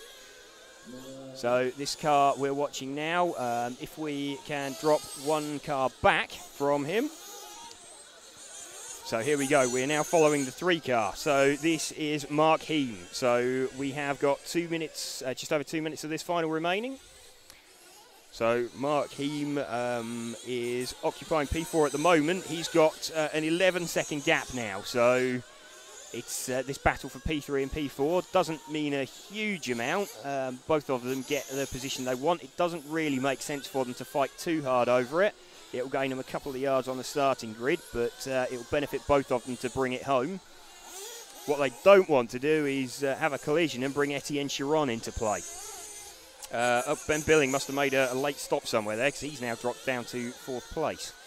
So having said all the pit stops were over, they clearly weren't. So Ben Billing now occupying the 4th place. So actually 2nd, 3rd and 4th are all together on the circuit somewhere. So I think that's 2nd, 3rd and 4th we are watching. That's Ben Billing just at the back of shot with the white and blue 12 car. So Ben Billing down to 4th, but if we can move back to focus on him. So Ben Billing is the P4 car now with 1 minute 11 seconds remaining. So we are riding with Ben Billing. He just takes a little bit too much hose. He's still okay, still got a 9-second lead over Etienne Chiron. So Ben is still comfortable. So he's got 1 minute to hold on to this 9-odd second gap that he's got, advantage that he's got. So just needs to keep it safe, keep it sensible, and he will pick up that second bump-up position. Over La Marseillaise. Now down through the Jeep turn. round the berm.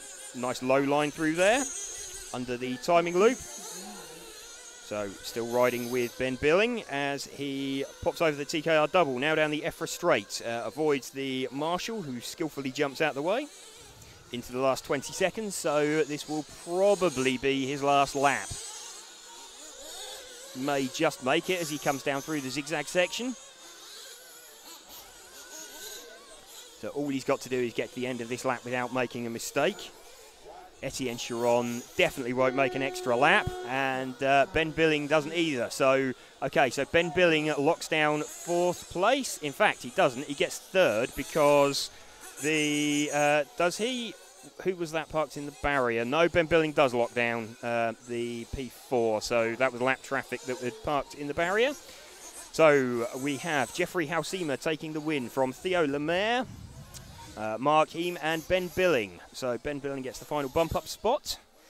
That's twice now that he's occupied that P4 in his final. So I think everybody has just about finished. So let's, whilst it's silent, let's get our results. So Jeffrey Hausima takes the win there from Theo Lemaire. Mark Heem in 3rd. Ben Billing 4th. In the end, it was some 14 seconds clear. So close battle between Mark Heem and Ben Billing at the end, but they had a comfortable gap. So it was just a matter of bringing it home for those two. Let's get the second half of the results on the screen for you. So we had Roman Agostinelli having a problem. He was showing strong pace early on, dropped out about 5 minutes into the run, unfortunate for him. So he missed the opportunity to do a double bump up. So that is the end of the 132nd A final. So 132nd B side next. So graphics will soon represent that. And there we go. Almost like I know what I'm doing. So this race was supposed to get... I'm going to keep you abreast of how far we're falling behind schedule. This race was supposed to start now, so they're not doing too badly, actually. They've managed to get themselves like they're only losing about 2 minutes a race.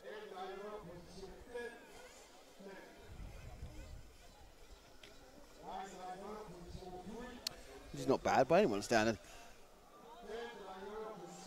Right, the Wall Street Shuffle again.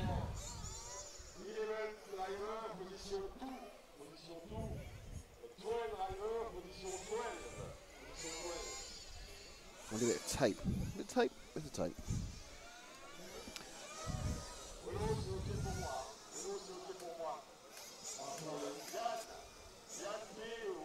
This tape is ridiculously keen on taping itself to itself.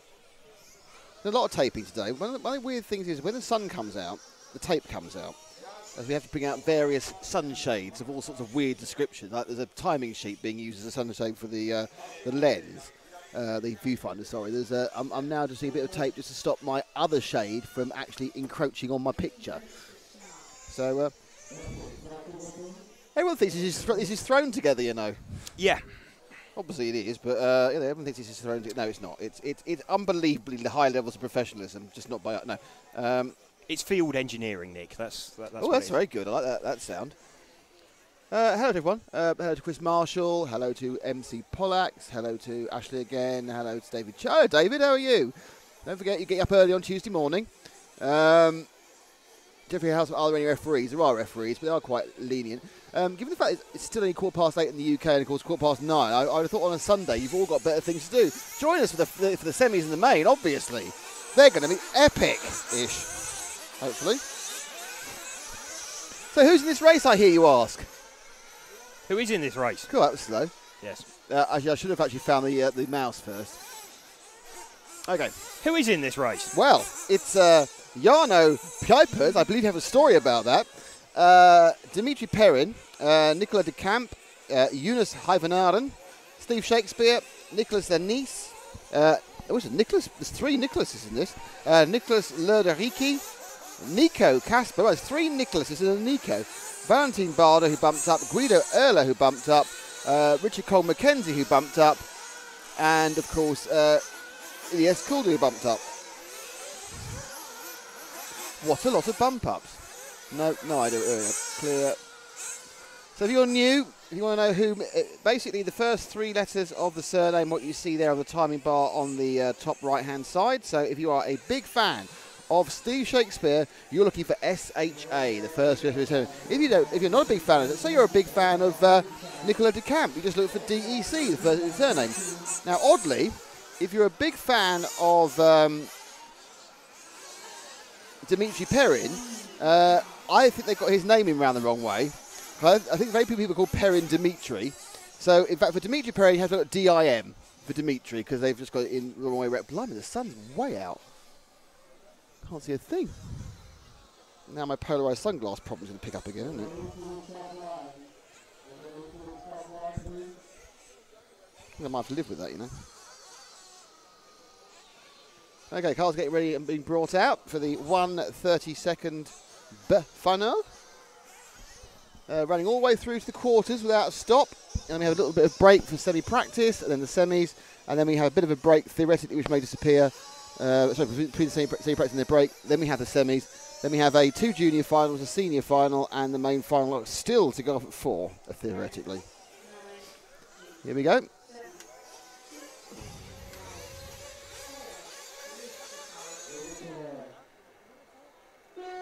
And they're away, and it's a clean start. It's weird. You end up looking where you think is pole, but it's actually about 5th place. But they all go over the first couple of jumps relatively cleanly. 3rd place man had a massive moment, but landed 4 wheels down, didn't actually lose anything. So I think we may have another 1, 2, 3, 4. At least 1, 2, 3. There was a bit of a battle going on with. Oh no, the leader makes a massive mistake there and falls off the track. So going around the first lap, it is the 2 car from the 3 car, from the 4 car, and the 5 car. 4 and 5 crash, and completely ruined their day for both of them there. So it's Dimitri Perrin who's leading this one. Due to the way the timing works, the first time they go around the timing, they don't actually trigger it. They start their race then, so they don't change the order from the grid, but it has obviously changed, you've seen by it. So actually it is Dimitri Perrin who you can see going over the Marseillaise tabletop, and here he comes. So there's number 2 is leading. To drop back the next car, which is 3, who's had a crash on the thing. So it's set 2 from 3. So that is Nicolas de Camp in 2nd. 3rd and 4th is 6 and 0. So there you have Nicolas Linis and Guido Erler. Jana Pipers from Poland is down in 5th. Nico Casperari is in 6th.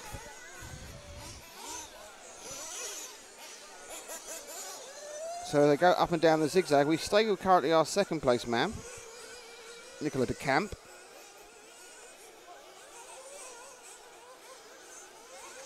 Into the Jeep section. Just working the first minute and a half. Let's drop back to the next car, 3 cars behind, because that is the car 2, 6 and 0, having a right old squabble.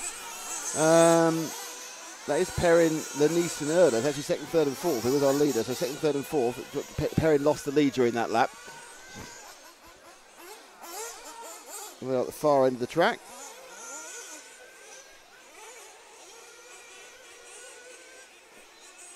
He dropped down off the cliff face on the table. It's the leading car here we have. I think actually the leaders made mistakes as well. So they're right together again. 1st and 2nd together.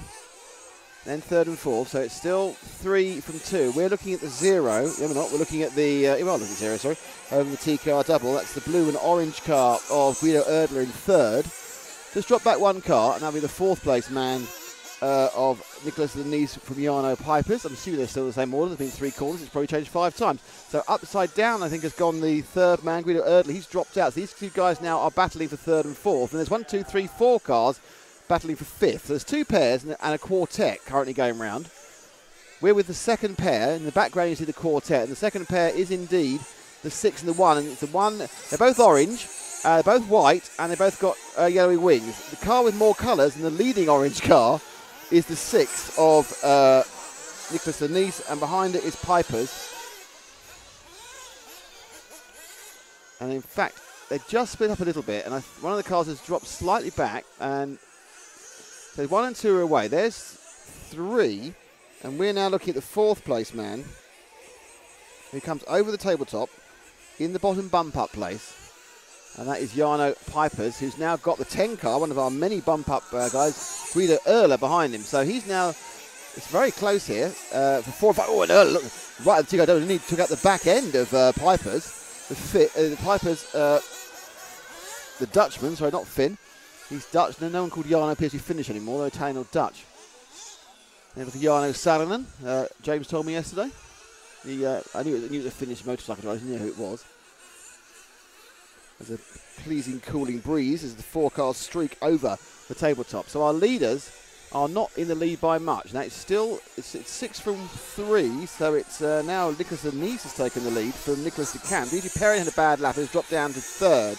In 4th place, it is the car we are with of Guido Erdler. He has got 2 cars behind. Just drop back 1 more car, and that should be Valentin Barder in the 9. So a second bump up man, using his track knowledge of the appalling ruttage up at the top there to drive through. But this is a race where all the cars are within 7 seconds after 4.5 minutes. So you can see as you go up the finals, you get a much lower spread of base pace. Now the 9 car, who we're with, that is now in 4th place, I think, which is Valentin Barder. So Barder now has picked up 4th as he goes up and over the and the car behind him just trips off the track. You see, the interesting thing about those ruts on the exit of the low double after the scorecard is that you're just as likely to get thrown back on your wheels as off it. Normally, most axes stick you upside down. This one is like, it's completely random, but you seem to actually end up 4 wheels down more often than not. Often not pointing in the right direction, in fairness. So Barder, this is our 4th place man. He's got a lead of about a second. Just hopping into the background there was Jarno Piper. He's dropped back 1 car to Piper's. A bit wide. He says nasty holes there around the scorecard section. Coming to the moon crater-like, well, Mars crater-like surface of the exit to this. Oh, and that upside down. He thought he'd done so well, did Barder. He thought, I've got through the difficult bit on the zigzag, and then I've got completely taken out. So Piper's now should be in 4th. Top 3, a little bit away from Piper's. He's got 3 or 4 seconds. We have got 2 fuel stops and 15 minutes to go, though. Or 14 minutes to go, so we had 6 down. So Piper's the number 1 car, is a little bit ahead of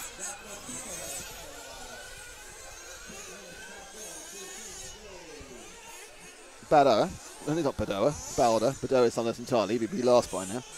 Valentin Barder. So,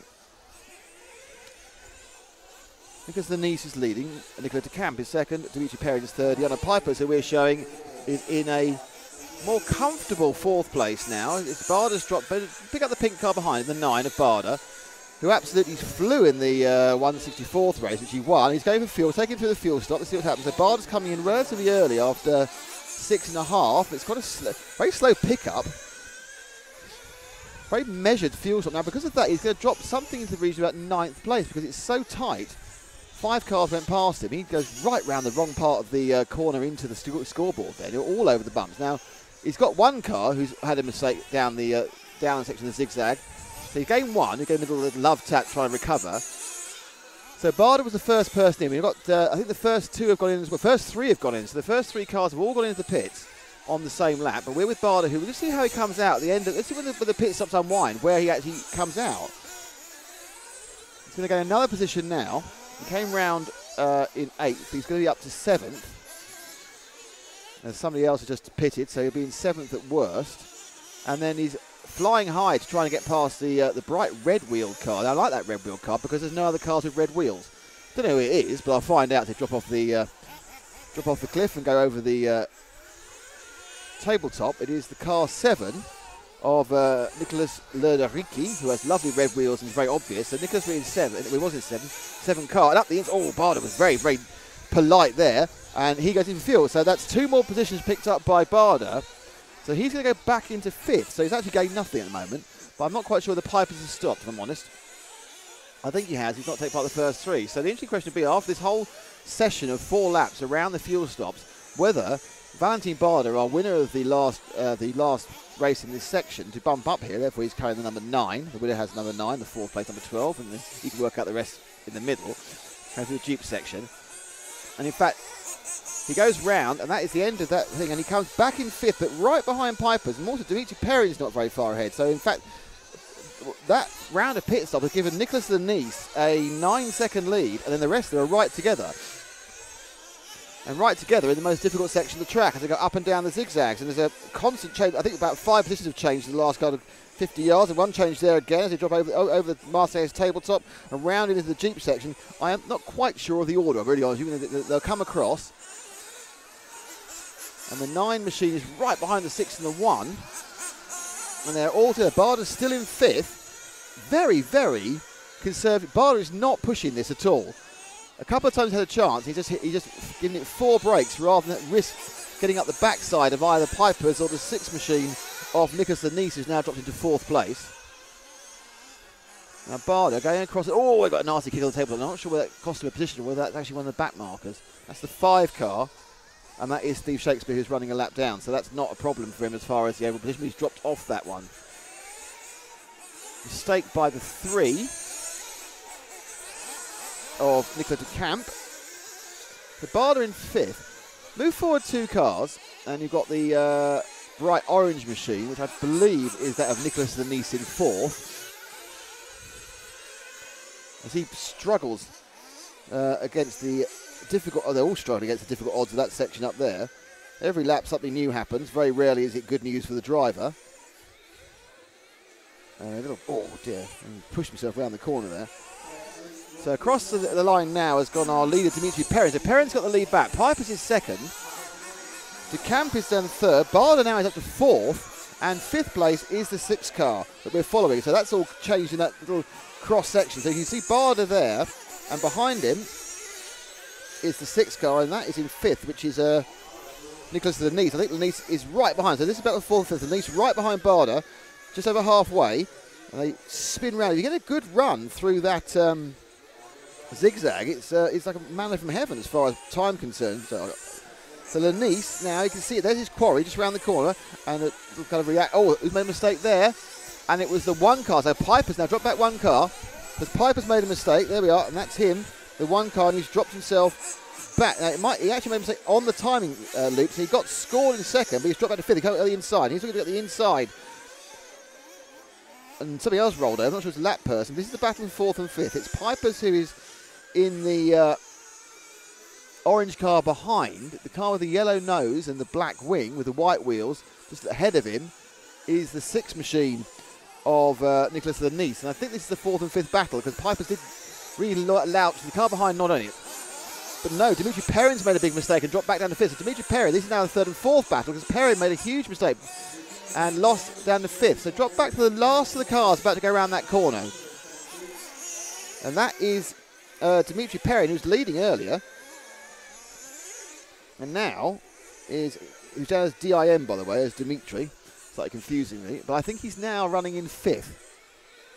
And I think I'm not sure he gained his place there. I can see the 4th, 5th. There he is. He's coming through the 2 car. So Dimitri Perrin, yellow wheels, and he's got the position back because the 6 of Nicholas Denise hit.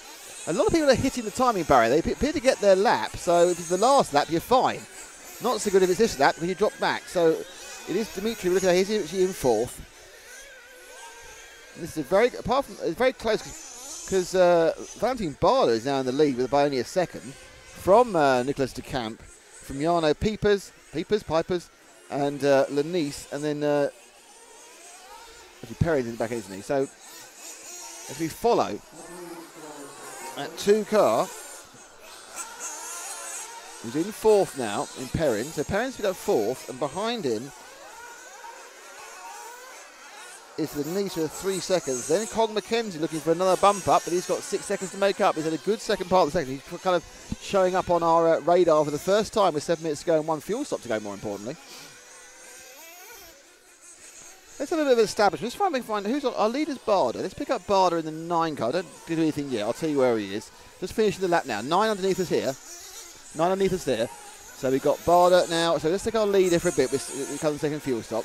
What we'll do is we'll give you an idea of the lead he has, which is currently about 2 seconds. As he comes over the zigzag. Not all going brilliantly for him. Drops down off the tabletop. Sweeps around, avoiding the craters at the end of that. Oh, and he didn't avoid that crater, and that's him not in the lead anymore because Pipers has gone through. And I think also Dimitri Perrin went through as well, I think. And indeed, yeah, he's dropped the third whilst we were watching him, so that was a bit cursed to come later. Now the leader, the erstwhile leader's gone in, the second place has gone in, and Perrin's going to take him through the pits. So 1, 2 and 3 are in the pits. And 4 as well, the car 6. So the first 4 are on the pits. 3 of them have stopped, and out they go. So interesting, the whole 4 stopped at the same time with just about 6 minutes to run. Not sure when it went long. It would have been Nicholas Lederiki who might have done it. But we obviously, again, we had to wait till they all crossed the finish line. But they were all together after that mistake by Bader. Valentin Bader made a mistake and he lost about 3 positions, but he's still in the bump up. So, as they come across now, it is actually our pole man, believe it or not, Jarno Pijpers from the Netherlands who's leading this one. Dimitri Perrin after that is in second place. Valentin Bader down to third. Nicholas de Camp is in fourth. And it's Nicholas Denise in fifth. And the difference between fourth and fifth is about 1.8 seconds. No, it's not. It's 5 seconds. Sorry, it's third and fourth on waiting. So it's 5 seconds for the Denise. As they run through in the lead. So we're now looking at sweeping round and through. Still the 3 car, which is obviously the 9 car, which is Dimitri Perrin. 2 makes a mistake. Drop back 2. The 2 car that just had a bit of a nightmare on the timing gantry. Back with Dimitri Perrin. He is leading the 7 of Nicholas Riki Lerda by only about 1 second now. So his lead dropped by 3 seconds in that one, as they all have problems going around. Drop 1 car back from where we are. And that should be the red-wheeled Nicola Lerda Riki, who is in 5th. And looking to gain up, and he is currently he's going home unless he's a junior or a senior, which he's got another race later in the day. But he's only about 1.5 seconds back from bumping up as he comes underneath us and over the TKR double. He'll sweep along the EFRA straight. That time round, he lost 600 of a second. That's right. That's sort of touring car differences in time. 600 of a second over a lap. Not rutted nightmare circuits in the middle of France off-road differences. So he comes to the zigzag. He'll drop off the cliff face over the Marseillaise tabletop, swings right round the hairpin and can head onto the Jeep section where he'll come into the berm, and then he'll come under timing and scoring, click another lap. He's getting closer because he's closing down on 2 cars, so Lerda Ricci now getting close to Perrin, but also Perrin and de Camp are quite close. So Perrin and de Camp, the gap now, he gained 3/10, is 0.8 of a second. It's pretty immaterial because if anyone makes a mistake in front of him, it'll happen. But you can see now there are 2 cars ahead of him, and that is third and fourth. All third and fourth hit each other, and whoa, right through a gap. Brilliant driving there. He just went through a gap that disappeared for him, and just took that one brilliantly straight through. So he's now in third. So that was a great couple of corners for Nicholas Lederiki. Picks up third. Drop back to the next 2 cars, which is the 2 and the 3, and the 6, which are battling. Dimitri Perrin, Nicholas de Camp and Nicholas Denise. So there's 3 of them now battling for third, fourth, 5th and 6th, sorry. Only 1 of them will carry on going. 2 of them will go home. Richard McKenzie's not out of this yet, if we're honest. And, oh no, Lerda Richie's made a Lerda Richie's made a mistake. So he's dropped back out of this again. So this is now the battle for third, 4th and 5th. Drop to the third of those 3 cars. That's your 5th place man, I think. The car 6 of Nicholas Denise. He's got to catch up. Cog McKenzie's just having a battle in mid-air with Lerda Ricci. Lerda Ricci wins. So they're all in a quite close together. The top 3 have a little, no, they haven't got no gap at all. The top 2 have got a gap, and then it's Dimitri Perrin, Nicholas de Camp, and Nicholas Denise. So there's these 3 cars together now coming through the Jeep section. We're with the back one.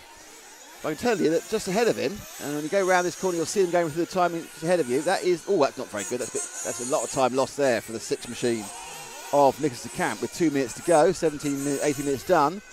Paul McKenzie, for those of you who are following his rise through the pack, he's having a bit of problem with getting past Nicholas Lerda Ricci. The thing with this track is we've only got 2 minutes, but anything can happen because they have got to go at least 3 more times past this death section up on the knife edge. And they come to that zigzag, and you know every time you don't know what's going to happen. So, all of that, that's taken out, and into 4th place goes the 6 because the 7 machine, not the 7 machine, sorry, the 2 machine has dropped back. So back to the 2 machine. The 2 machine there. That's what we want. The orange and yellow 2. That is Dimitri Perrin. Now he's also got Nicholas Lerda-Ricci behind him. And he's also trying to overtake Nicholas de Camp. Top 2 away, I would say. I'll say top 1. Valentin Bard has had a reasonable... Actually, no, he's not away. Valentin Bard and Jonna Pipas have got a 7-second. They are away. They've got 7 seconds. We're looking at the battle with 3rd, 4th and 5th. As it streaks into timing and scoring now. And they go under. 3, 6, 2, 7. And then the card's head is a lap behind. So it's still Nicholas de Camp from Nicholas and Dimitri Perrin. The back one of those is Perrin, trying to scout his way around the difficult exit. A kick up there. We're now down to the last 37 seconds, so they're going to have this and one more. They'll start the last lap. There's 5 cars together, 3 of them in contention. On the first set, 2 are away. So there we come in there. Oh, and Lerda-Ricci goes around the outside. Back one car, back one car, back one car. Back one car.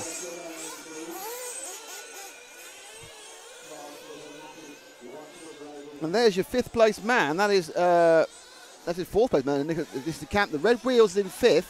So the red wheels in this last lap of Lerda-Ricci. Pick up the red wheel car. That's it. Coming over the knife edge. He's in 5th. He needs to get one person into these 2 corners, or somebody's made a mistake. They come around over the berm. There's 4. He's got him. Oh, too wide there. And Ricci rides him off the circuit. He's driven him off the circuit. And I think that's going to get Ricci. Lerda-Ricci going to get the position. He just drove him off the circuit there. And did he get it?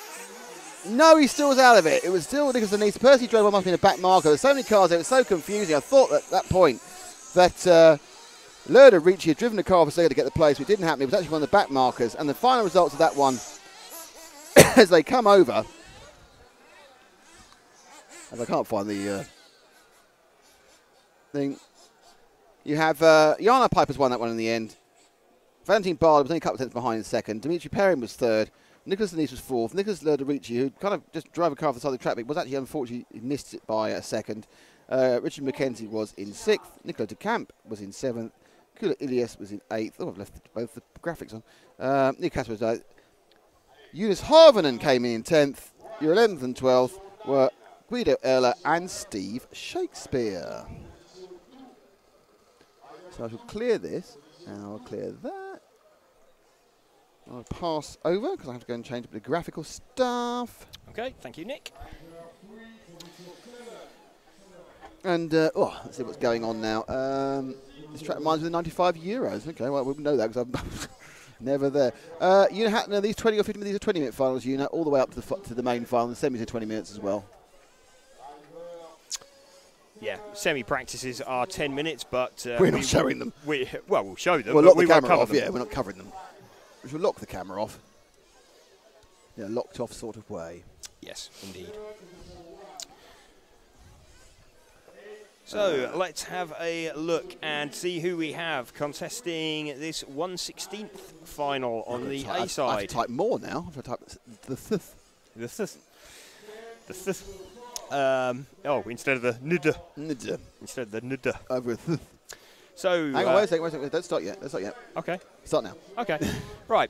We have Raphael Robert from Belgium, occupying P1. Bradley Baird from P2. Having a chat with Bradley in the pits earlier, said he was quite disappointed with his qualifying. Never seemed to hang a complete good run together, though he feels he's got good lap pace. So thinks he's got quite a lot of work to do today, but looking forward to quite a long day if he can bump up a few finals. Alex Valls-Camber from Spain from 3. Florian Muller, the German, from 4. Countryman Maximilian Cantero is 5th. Gonzalo Melo from Portugal is 6th. Jörg Herninger, the Austrian, 7. Tom Sommer, the German, 8th.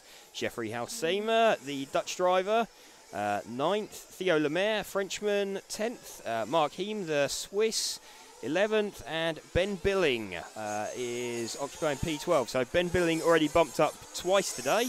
So going to look to see if he can make that 3 in a row. The track knowledge that he's already gained could well play a bit of an advantage. We're already seeing that earlier on today. In fact, was that last final the first one we've seen with no double bump? Yes. What? Yeah, it was. Yeah. It's it's the How sad. yes, it's the first one with no double. What's sad about that? Yeah. They've ruined my day. Yeah. I'm sorry. turning myself off again. Okay. Yeah, so that was the first final with no double bump. So just watching the warm-up at the moment. So for those of you just joining us, this is the opportunity really for drivers. Check the cars are working okay, check there's no problems, and most importantly of all, because for the majority of these drivers, certainly the first 8, it will be the first time they've seen the circuit since mid-afternoon yesterday. So they're going to probably be confronted with a fairly nasty shock when they've just gone over that set of jumps by the scoreboard, and they're going to wonder what happened to their track, because it's rather cut up, quite rutty, so it gives them a bit of a chance to learn it. The cars P9 through P12 have already bumped up at least once, some of them bumped up twice already, so they know exactly what's happening with the track and where it's pointing, so a bit of an advantage for them. So all the cars now enter in the pit lane so their mechanics can take them out to their starting positions. So calm before the storm, whilst we wait for another 20 minutes of action to kick off. So all the cars being brought out to their starting positions.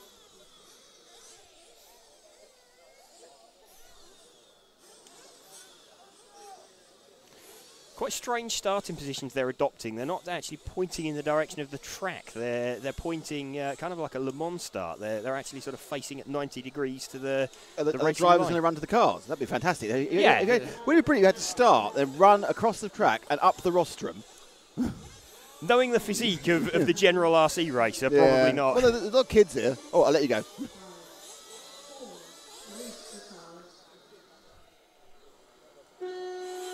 So it's a clear start. So Raphael Robert gets away cleanly. So just following him now down this really rutted section of track. You can see cars bouncing all over the place as they come through on this lap 1. I think 1, 2, 3, 4 got away cleanly. First 5 seem to have made a break for it. I believe that's 1, 2, 3, 4, 5. We'll confirm as they come around on this lap. So mistake there. Just seen Bradley Bird disappear out of shot. So running order 1, 3, 4, 5, 2. So Bradley Baird makes a mistake and drops himself out of the top 4 positions. But top 5 have got away and already made a slight break for it. So let's see if we can drop back to the car with the green wing as they come down the hill. That's now occupying P3. In fact, it's the car with the yellow wing. Bradley Baird just tags him. Bradley does the gentlemanly thing and waits. So we are looking at now the P2 car, I believe, coming round. So if we can drop 2 cars back from that. So this is the orange-fronted white rear car with the white wheels, the black wing, off down the EFRA straight now. Okay, this is Tom Sommer, the German driver. From his P8, after a couple of laps, he's already made the jump into the final bump-up spot. So let's run with him for a little bit as they come down through the zigzag section. You can see his car being thrown about all over the place, over that lunar-like landscape, over the Marseillaise tabletop. Sweeps down now through the Jeep turn. Round the berm, under the timing loop, past TV Tower, and he's over the TKR double, off down the EFRA straight. Now under the timing tower.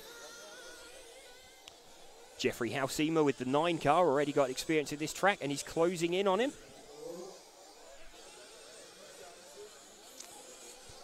So this battle that we're watching between Tom Sommer and Jeffrey Hausemer.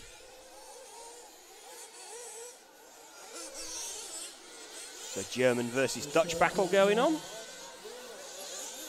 So 8 from 9.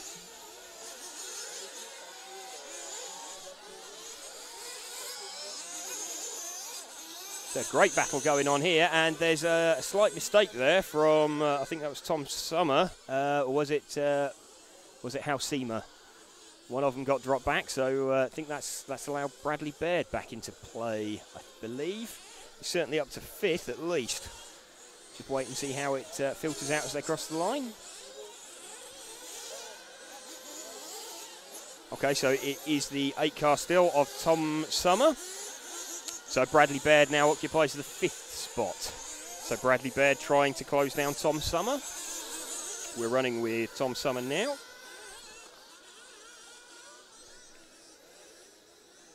You can see all the cars really, really struggling to lay the power down as they come down through that really rutted section there.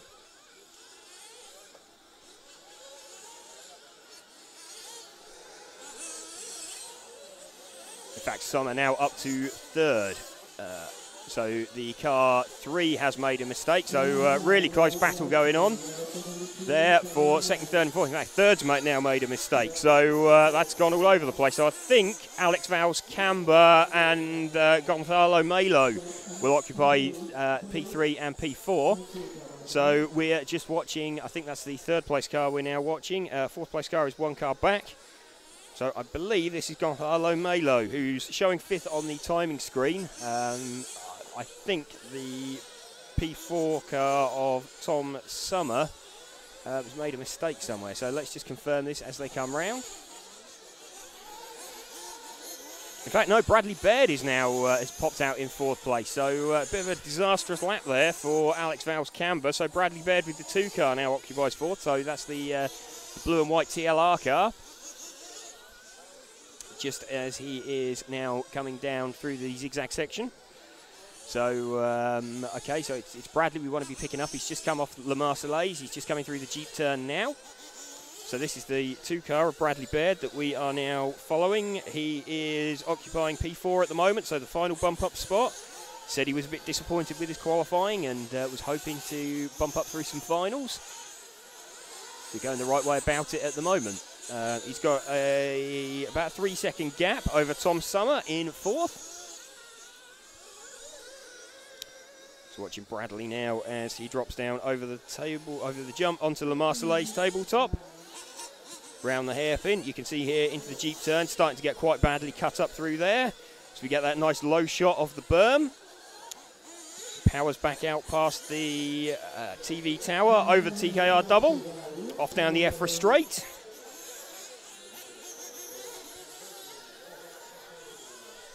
So we're 5 minutes 20 into the final, so a little bit early for people to start making stops yet. But expecting over the next couple of minutes, people are going to start filtering in. So still running with Bradley occupying a safer 4th place at the moment. He's got the gap over Florian Muller. He is now, let's have a look, over Florian Muller.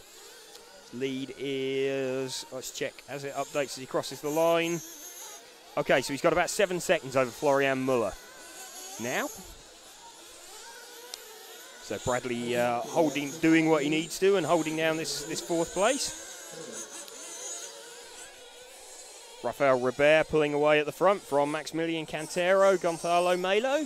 Bradley Baird, who we are following at the moment, occupying P4.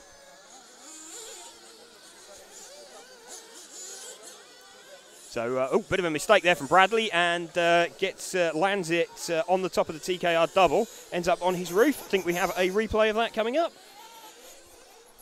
So let's just watch that. So Bradley gets a little bit wrong on takeoff, then just lands on top of the double, tries to power out of it. It takes an unfortunate bounce, lands on his roof, marshals on it quickly. I think he's still occupying that P4. But that has let Florian Muller get much, much closer to him. So Bradley Baird still occupying P4, but as they cross the line this time, let's see the gap. I think that was Muller just entering shot there, so it's still about 3-4 seconds, I'd estimate. Yes, Bradley now has it's about 4.5 seconds. So starting to see some cars filter into the pits now with just over 7 minutes gone. So 20-minute final. So most drivers opting to do sort of 7-7-6 split on the field. Don't think we've seen anybody attempt to one-stop it yet. Have seen some late stops, notably Ben Billing in the last final. He did stop late enough, but I think then he he was in a safe enough 4th place that his pitman decided not to risk it and pulled him in just for a splash and dash. So still with Bradley Baird in the 4th spot. It seems to have caught Gonzalo Melo, or he's catching Gonzalo Melo. Currently running about 2 seconds behind him. I think Melo might have pitted, which is where Bradley's taken that time out with him. He was 5 seconds or so back. So I think that might have been Melo's stop, unless Melo's made a mistake somewhere that we haven't seen. So Bradley just dropping down the...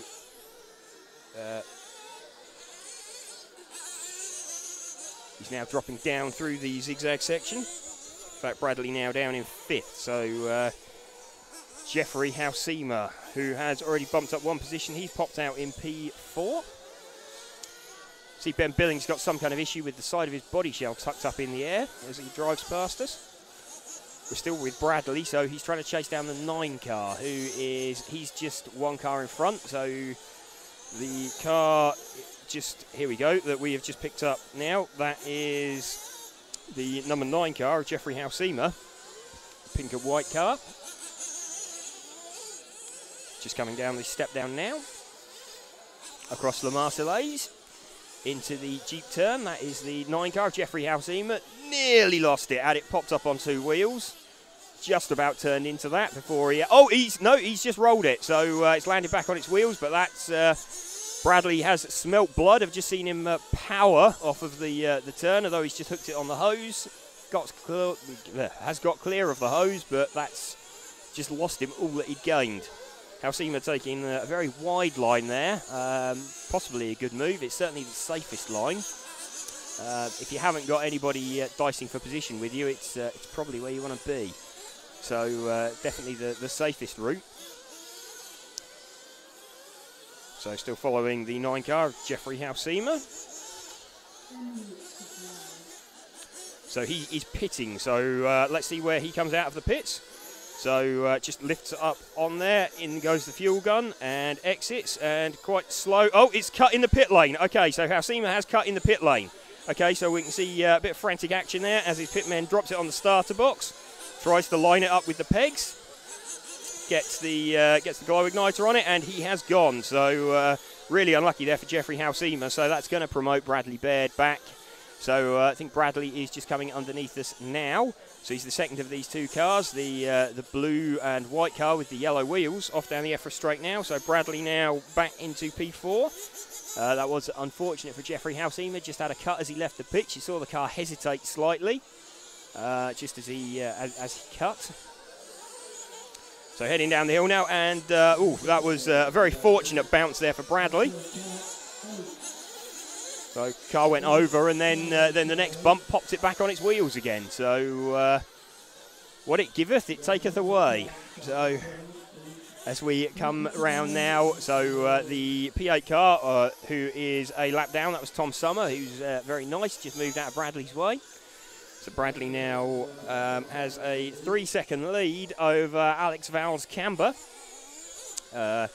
Shown as VAL on your timing screen, but he is the P5 car. You're watching the P4 of Bradley Baird.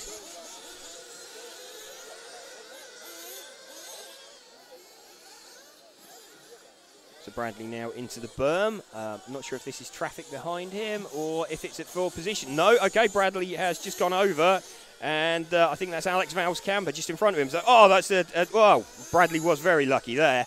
The car took a bounce over the hose. I think we've got a replay of that coming up. So what happened there? As they came round, we've got, in fact, a double-length replay. So Bradley took a bit of hose and bounced over. Alex Valls-Camber, hits him, no fault of his own. Bradley panicked a little bit. I think he got on the throttle, and someone's on his roof there as well. So I think, actually, that was Alex Valls-Camber. So Bradley now still occupies 4th spot at the end of that lap. Let's check the gap between them. Yep, that is Alex Valls-Camber behind him. So Bradley 19 seconds off the lead, Alex Valls-Camber 20.5 seconds off the lead. So there's about 1.4 seconds between them at the moment. So this car of Bradley Baird we're following as the car fishtails down through the very rutted zigzag section. We're now watching him in the Jeep turn, past a stranded car on his roof. I think that car was a lap down. I don't think there's anybody that's battling for position. That was the 8 car that was Tom Summer, who's a lap down. Oh, we've got a problem. I think we've got a problem here for the 3 car, have we? No, okay, 3 car is back running again. That was Alex Valls-Camber, so he's made a mistake. So he has dropped off the back of Bradley Baird now, quite considerably. Not sure if anybody else has picked up the... I think Florian Muller may well have picked up 5th place there. So he's now hunting down Bradley Baird, or trying to hunt him down.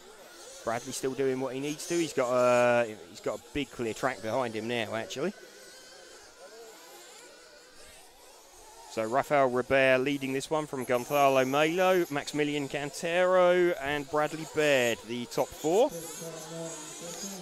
So we got just over a second, in fact, between the front 2. And Melo and Cantero have got about 9 seconds between them. Baird is kind of on his own as well. So briefly, let's see if we can pick up the lead battle just as we come up to just under 6 minutes of this remaining. So we're looking for cars 1 and 6. So let's just see if we can get a visual gap of this battle, because there was only 1 second between them. There's now 9 seconds in between them. So I think we might. Here's no, just looking for him now. We seem to have lost the one. Here comes the 1 car now. So let's pick up the 1 car, green front, orange rear car of Rafael Robert. His lead is now 4.1 seconds, so something's gone wrong there for Gonzalo Melo, because he was just over a second behind. Doesn't really matter in the great scheme of things. Bradley Baird now up to 3rd, and in fact he's going to be chasing down Melo. So I think Melo has stopped and Bradley hasn't. So that's why they've closed down. We've just had the call for 5 minutes remaining of this final. So let's have a look. We are watching the 6 car. If we can drop back 1 car, 6 car is the all-white car. That's Gonzalo Melo.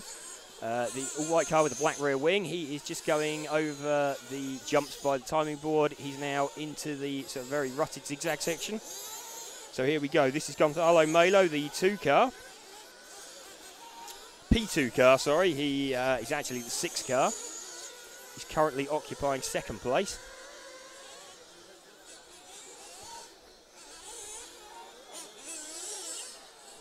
So trying to chase down the leader. So first 3 are now covered by some 5 seconds, although Bradley Baird is just pitting. So Bradley pits from P3, so that is going to slow him down. That's not a fantastic pit entry from what I've just seen, but we are following still the P2 man on the track. So this is Gonzalo Melo. Just under 4 minutes of the final remaining now. So let's see if we can pick up the 5 car of Maximilian Cantero. Let's, as he comes round, the 5 car is the white and green car with a green wing. White wheels on the car. He's just coming underneath us now. So he has just lapped Ben Billing, who's having a bit of a nightmare and has got side of his body shell tucked up. So that is not going to help him. Just seen someone in front of a pit lane make a bit of a mistake and a very sort of bad exit from it. So we're still following now the 5 car of Cantero. Florian Muller now showing, occupying the 4th spot, who is the number 4 car. So I think we're no, we're not 1 car back. Here, who's this coming round now? This is the 4 car, so this is the P3, P4 battle, Cantero and Muller. So see where Bradley Baird's popped out in all of this. He's some 6 seconds back from this battle that we're watching. So this is the P3, P4 battle. So watching Florian Muller. 1-6-5-4, the current running order. The top 4, they're the important spots.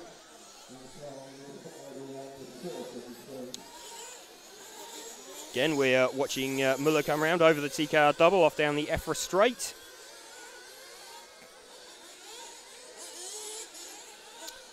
These two got some 7 seconds of a lead now, so they're battling over third and fourth, but with just over 2 minutes remaining, it doesn't make sense for them to get too tangled up with each other. With one accident, they could quite easily lose that 7 seconds that they've got in their pocket over Bradley Baird. So it makes sense for the pair of them to work with each other. That car just in the back of shot, Ben Billing, he's a lap down on them. You can see the side of his body shell just tucked up in the air.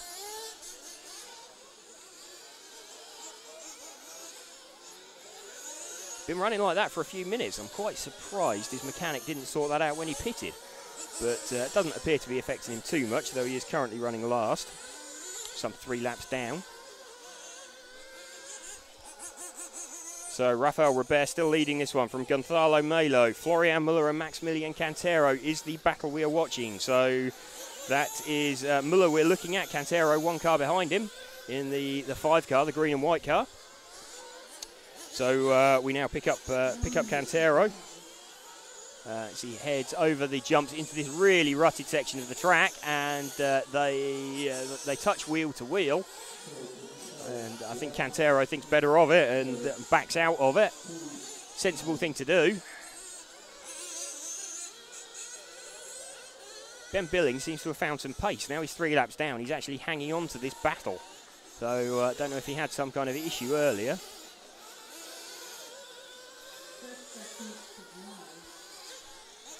So we're into the last 30 seconds. So front 2 are away quite comfortably. So this is the battle we're watching. Jeffrey Halsema now occupies P5. This is Muller and Cantero that we're watching. It's currently Cantero occupying the 4th spot. A mistake there from Muller, so Cantero right back on him. Little mistake there also in sympathy from the 5 car of Maximilian Cantero. So they make it through for the extra lap. So either way, they are both occupying the final bump-up spots.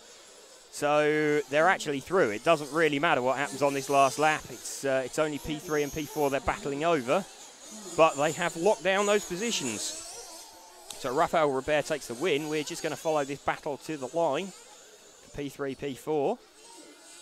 I don't think Cantero's going to do anything daft. He doesn't need to. So Muller does take that one from Cantero just as they cross the line. So Rafael Robert takes the win there from Gonzalo Melo, Florian Muller and Maximilian Cantero as everybody has finished. Let's just try and find the mouse pointer through the haze of dust that we have here. There is a haze of dust now, but I'm thinking about, a lot of time dusting stuff. Yes, let's have a look. It's got a lot dustier, it has to be said. What have I just... Uh-oh. Uh-oh. Okay. Stop that. Okay.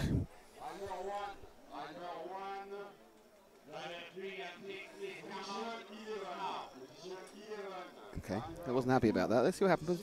We've missed it now. So, due to an unhandled exception error. Okay. That could mean all sorts of things. We go have another Matthew Shaffordon issue now. Hello everybody, we are RC Racing TV, and thank you to TKR Graphics, thank you to Jeep, the mighty Jeep, who's been driving around, and also thank you to our friends at EFRA, of course, which is why it always happens. My name is Nick Damon, you were listening to James Stewart for the last final, and pointing the camera for all the finals, and occasionally getting tapped on the shoulder by me, it's Harry Bamford. The sun is out, it's a bit hot now, because it's actually shining. We've got about an hour before it goes above us, we're all right. It's 7 minutes past 10 here. And it is... hang on. Okay, so I need to go here. Nope, I've lost it. There we go. Hang on. Oh, no. Almost found the mouse then. There we go. These are your runners. Oh, no, I'll get rid of that first.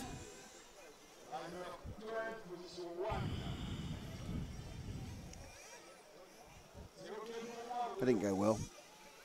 Clear that. Clear that. Clear that. Okay, here are your 10 rides. It's Valentin Lopez, Enrique Lopez Ross, Peter Klatowski,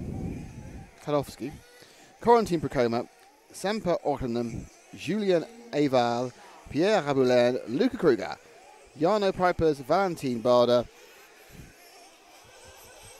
Dimitri Perrin and Nicolas Lenice. So we have our runners, our riders, our bump up people. Something about this dust that makes it very difficult to clear off. And this, of course, did I change it? Did I do the graphic? No. Yeah, I forgot my basic manners there.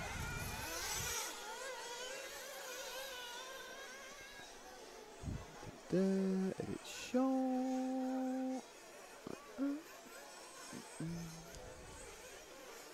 So this will be 1/16 B final in a second.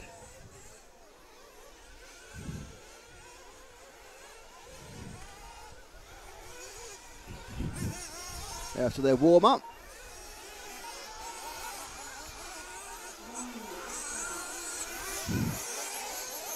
And as we get ready for another 20 minutes of fun, I think, we've got one and a half more race before it gets above us.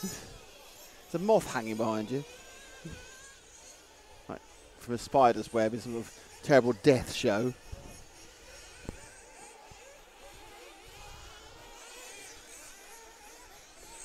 So this is the B side of the 1:30 seconds. We're about 7-8 minutes behind schedule. We're going to the 1/8, it's obviously next, and then the 1/4. So there's this race and then 4 more. Then there's a break for the practices, and then some sort of break also for lunch. We think. We're not totally sure about this because the time seems a bit fluid and also rather optimistic as well, Moyes. They're not giving themselves a massive time for turnaround, are they? No. Okay, they've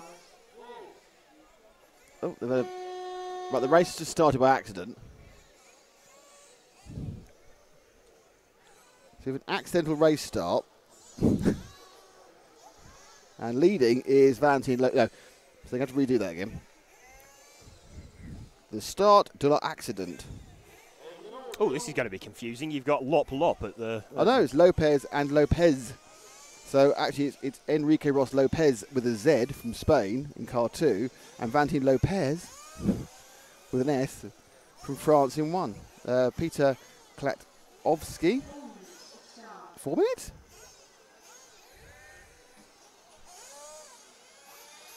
Nope, trying to get a bit closer than that. Corentin Bacoma 4th. Sampa Orphanen is in 5th. Julien Aval is in 6th. Pierre Raboulin is in 7th. Luke Kruger 8th. Jarno Pijpers is in 9th. 11 seconds, here we go. Valentin Barder is in 10. Dimitri Perrin is 11. And Nicolas Lenice is in 12th. And they're away. And it's a relatively clean start for the first 3. They go over and their first go, what the blooming heck is this supposed to be? It's supposed to be a track. It's a disaster area. And then up and down through the zigzag. Dropping off the tabletop. There's our leader, who I think is car 1. Let's drop back to the one car to the gaggle of cars behind him. So it is 1 leading from 2, from 3, and they're all together. And it's it's 4 who's in 4th, then 6 who ruined it. So it's Lopez, from Klatovsky, from Vekoma, from Julien Aval are your top 5, and they're all, the top 4 are nailed together, top 3 are nailed together, top 5 are crashing. 2 cars are having a romantic moment at the end of the track as well. So, off down on the zigzag section for the second time. This is first and second. Second and third, minute gone. Still leading is Lopez, and then you've got 3 cars. So it was a 2 car of Lopez that had the problem, and now it's a 3 car from the 6th. So it's now Peter Klatovsky of the Czech Republic leading from Corentin Bacoma of France in 3rd. That's not the right way to do it. It's flown off the track. I need to hit someone else. So he's going to be unpopular off the Christmas card list. So 1 and 2 are away. We're now with a 3 and 4 battle. So leading away is Lopez of France. In second, it is Klatovsky of the Czech Republic. And we've got 3rd and 4th. We haven't got 3rd, which is car 4. and drop back one more, and it's double bump up man Barder in the 0, looking to bump up again. It could be a triple bump up for Barder, who's now in 4th in the pink car. This is Barder running over the, nope, other cars. 3 cars together. Let's run with those 3. Concentrate first. I think this is 3rd, 4th, and 5th. I don't think anyone's got laps yet. Way away in the first is Lopez. And Katotsky happily in 2nd. And now over the line, it's Barder now who's got himself into 3rd from position 10.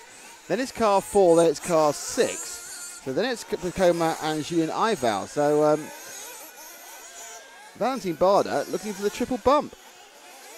Obviously, there's still 17.5 minutes to go, but in 2.5 minutes, he's managed to make up 7 or 8 places. Car 5's having a terrible time on the start-finish line. So a lot of people who have been hitting that start-finish gantry. Dropping off the tabletop, and coming now into the Jeep section. Barder now in 3rd. Drop back 1 car, so we're now with the 6 of Julien Ival, who's picked up 4th from ahead of Corentin Pacoma, another person trying to bump up, which is Jarno Pipers. And they are the 3 who are currently in 4th, 5th and 6th. I think that someone fell off there, and I don't think they've been joined by somebody else. This is a big field spread compared to last race, which is supposed to be a little bit quicker. There's a big field spread on this. The last car has just gone past, and now the leader has already completed a lap. An extra lap, shall I say. And then it's 1 from 3, so it's still Klopski 2nd to Lopez. Barder is in 3rd. 4th place is the 6th machine of Julien Ival, and then in 5th and 6th, it's a big accident for the 6th man, so 5th and unchallenged is Corentin Pacoma, and Jarno Piper just fell off the track off camera. They run up the zigzag.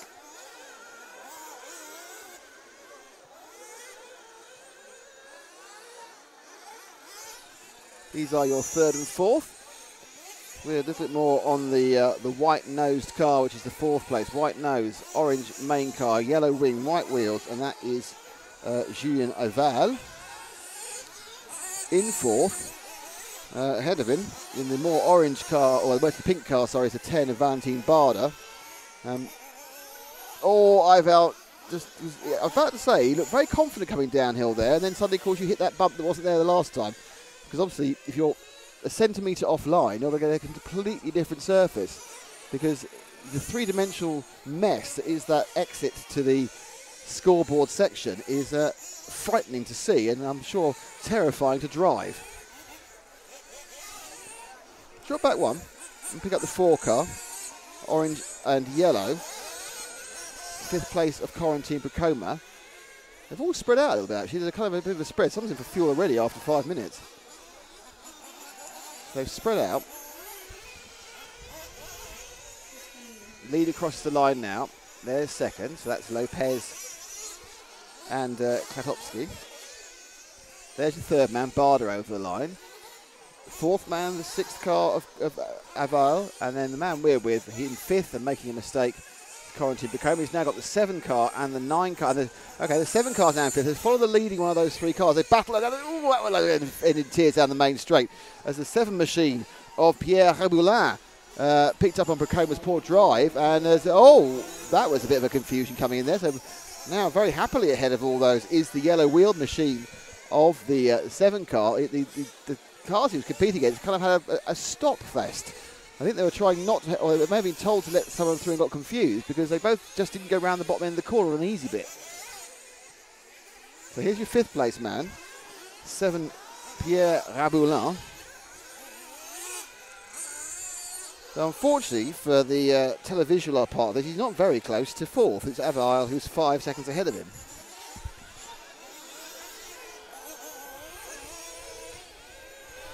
Now Klatowski has got past Lopez. I think it was Lopez who came in for the early stop.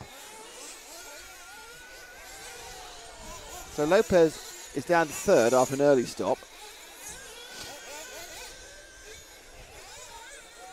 Here's our 5th place man, car 7. And we'll take him in for fuel. He's got it slightly wrong. Oop, no, yes maybe.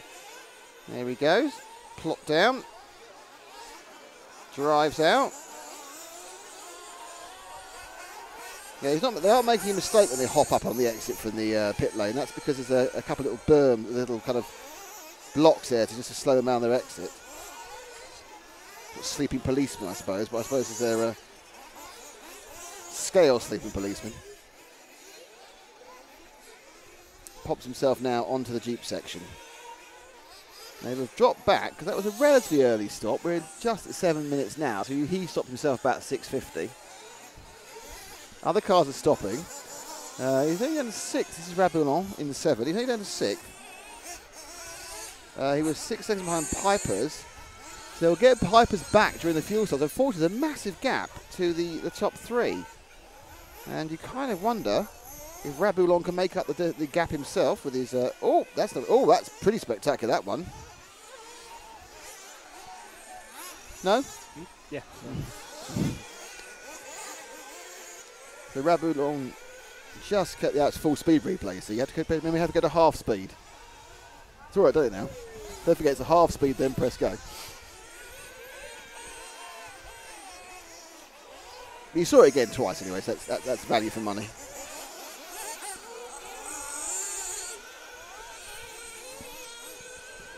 Rabulon has got 5th again, but he's a long, long way behind Barder. He's 7 seconds back. Let's pick up Barder. He's the pink car just below here in the 0 car, so he's in 4th. Now, I'm not sure whether I think he's probably stopped because the lead is only... With Rabulon going past now, yeah, it's 5 seconds. They've all made their first stop now. 8 minutes down, 8 and a bit minutes down, just 12 to go.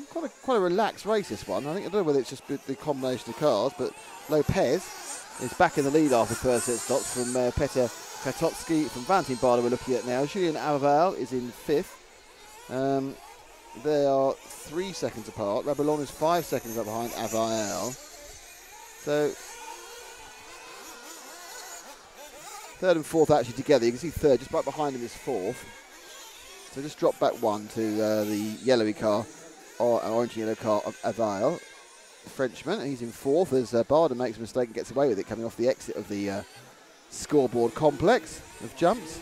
More complex it should be because there's no landing area because it's just rutted to death.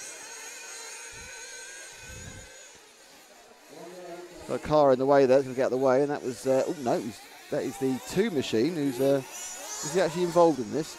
No, that's Enrique Lopez, who was told to get out of the way in no uncertain terms. This was obviously lost the laps, had a bit of a problem. Still in 5th, it's Rabulon, and he gained nothing. So he's actually dropping off the back. Oh, someone's flamed. Who's that? We've lost a car. Could be someone important, might not be. Don't know. Can't see who it is. It's lost drive. So someone has pulled out with a yellow and orange car, but I don't know who it is. I'll tell you now that Lopez has gone across the line. Katowski's gone across the line.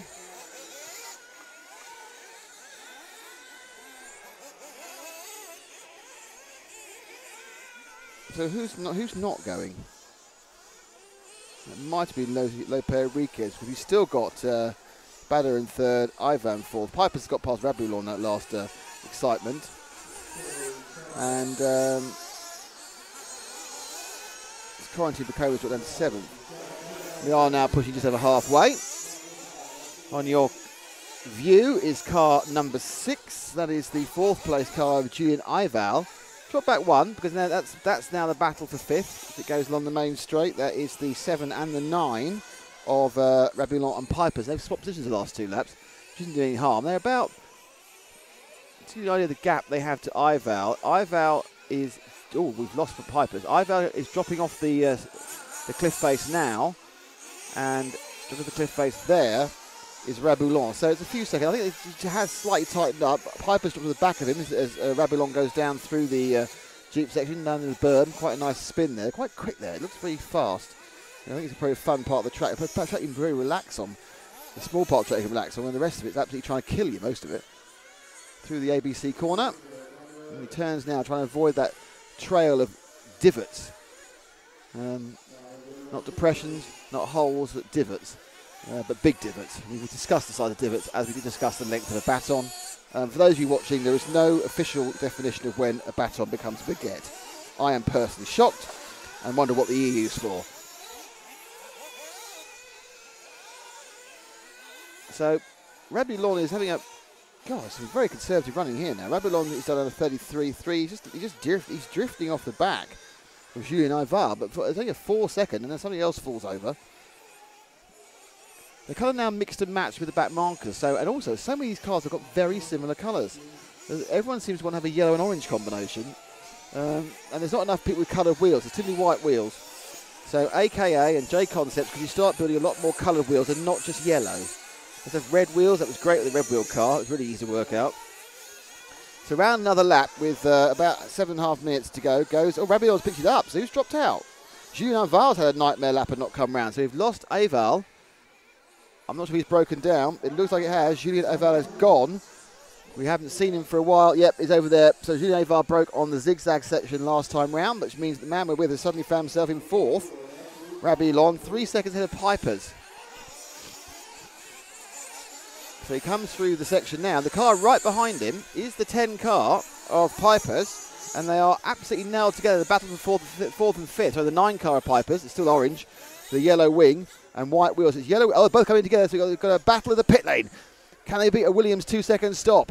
Will it be decided on this? No, they're exactly the same. But if anything, Piper's was a couple of tenths quicker, but they've gone out together. So Rabulon and Piper's battling for 4th and 5th as the other car that left the pits has flamed, but I don't think he was one of the cars involved in the battle. So Rabulon with the yellow car, the yellow car mainly with white wheels, and the yellow car with yellow wheels, and the orange car with the white wheels is Jarno Piper's. Currently 4th and 5th, but that may have changed on the pit stop. Look at Piper's got the inside, beautiful move up there. He got switched back. Oh, look at that! 1, 2, 3 up the inside, got switched back by Rabulon. No harm, no foul. No one touched him. With a beautiful 2-corner repassing there by the two of them. Just goes to show the fastest line in is not the fastest line out of that berm section. You can go fast in, you'd be slow out. You can go slow in, you'd be fast out. And the net result was nothing. They basically end up where they were. They once again trying to climb the cliff face that is the zigzag. Drop off the step and then come over and round and through the Jeep section together. Now this time this time a bit more aggressive. I'm going to try and hit you out of the way, but that didn't work either. And another lap goes by with Rabulon holding 4th and Piper's desperately trying to get 5th. Just remind you, Lopez is leading. Barder is happily 2nd, looking at a triple bump up. Klatowski, he's in 3rd. And these two are battling for 4th and 5th with 5 minutes and 30 seconds to go. They have made their final stops. They made it together a couple of minutes ago. And now they are running down the knife edge of the zigzag, dropping off the step and then coming up and over the Marseillaise tabletop. They spin. Ooh, and Piper is having a really good think about this is where I can get past him. They've now done, and all credit to them, they've now done 3 laps together where they've effectively, neither of them had a complete nightmare. And they managed to stick right together in this battle for 4th and 5th. Rabulon in the yellow wheels and Piper's with the white wheels, and Piper's got the inside there. The referee did some good work there getting the... this is the difficult section where they just have to hit and hope. And now again, Rabulon just ahead of Piper's in the orange car. They drop off and they go over the tabletop. It's a great smell of fuel. I can lighter fuel I can smell. Nice. And they spook round. Oh, and the first mistake we've seen. It's Piper's. Just drop back to Piper's in the orange car. It's the first mistake we've seen. He made a mistake there. And lost fuel. Easy behind them is Julien Ivar, who flamed and lost the lap. So he's gone out of it from his 4th place. So we're now with Piper just to make up for his mistake, which cost him 2.5 seconds. He has got the faster lap time, so on a clear lap, I would expect me to get. I was oohing at the wrong car then. Which threw itself off. Piper's doing nothing oohable. Oh, and a mistake, and he's got. Oh, a mistake by both of them. A mistake by both of them coming round there. First mistake was by Rabulon, and then Piper's did one in sympathy. We saw that one again. Escape away again, but he came through, and there is his target has made a mistake, and he makes one himself. And the net effect was Rabulon and Piper's, I think, went through together. I think Piper's may have lost more time there, what should have been a big advantage for him. But we won't find out until they come round again. Piper's now has a chance. He's had a couple of problems the last couple of laps of this section. And yeah, he's not done particularly well. He's gone past the 4, who's not involved in this. That's probably become a lap down now. So at the end of all that, faffing about, he actually lost a second more than Rabulon in that last lap. So Piper's dropped a second further back as he tries to navigate the... Oh, that's not going to do any good. So Piper's there has made a big mistake coming off the double part of the scoreboard's complex, and he's dropped further back. And this is looking like, with 3 minutes to go, pretty much the end of his... I was going to say the end of his challenge, but I think that was a Marshall putting back. He was. So a mistake also from the 7 car of Rabulon, and they are much closer than they were. Quarantine, the 4 car of Quarantine Bouquet was really upset he's a lap down. He's going faster than either at the moment. So Piper's now has in his sights Rabulon. He's gone wide. Piper's all 4 wheels down there in that section. Gives us a fishtail for about half an hour. And they comes through the knife egg section. You can just see in the headed shot, you get both of his cars and get the car ahead in as well. And that is the battle for 4th and 5th with 2:23 to go. This lap that, neither made a mistake as Jarno Pipers gave it a go, the Dutchman. Chasing down Rabulon, the Frenchman. Pierre Rabulon, couldn't get much more French sounding than that, could you?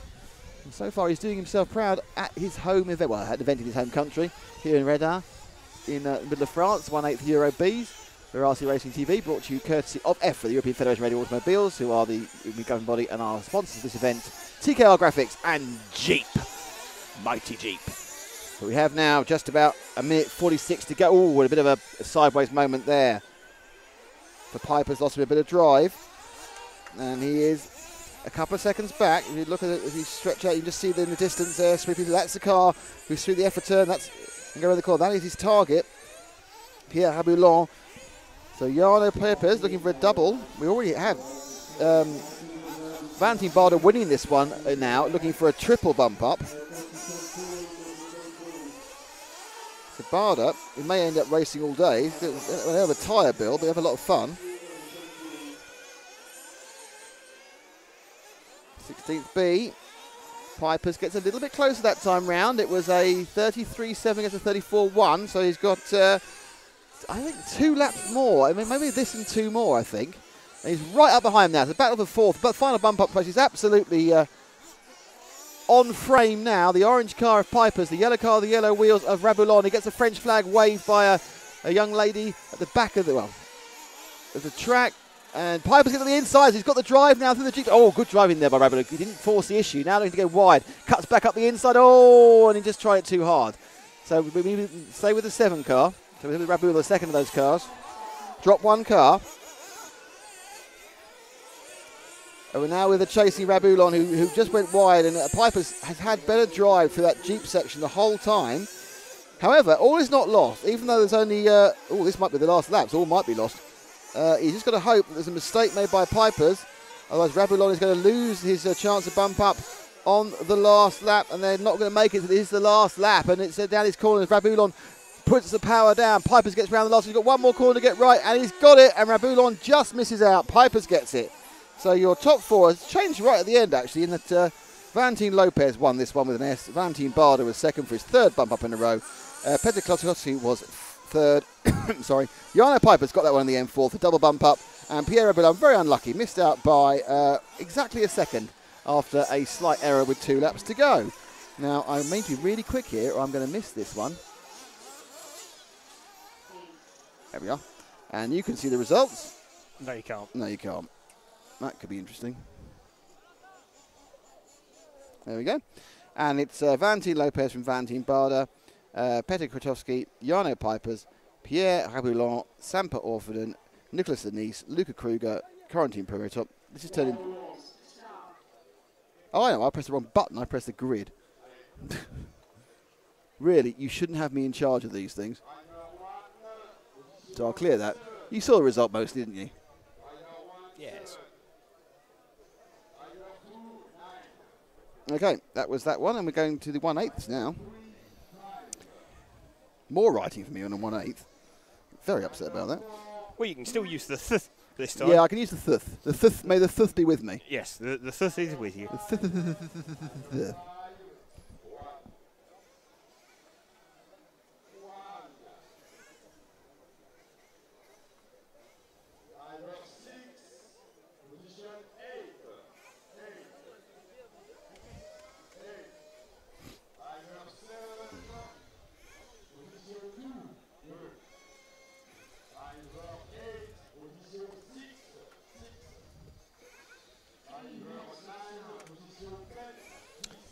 Okay, so here we go. Our grid lineup for the 1/8 A final.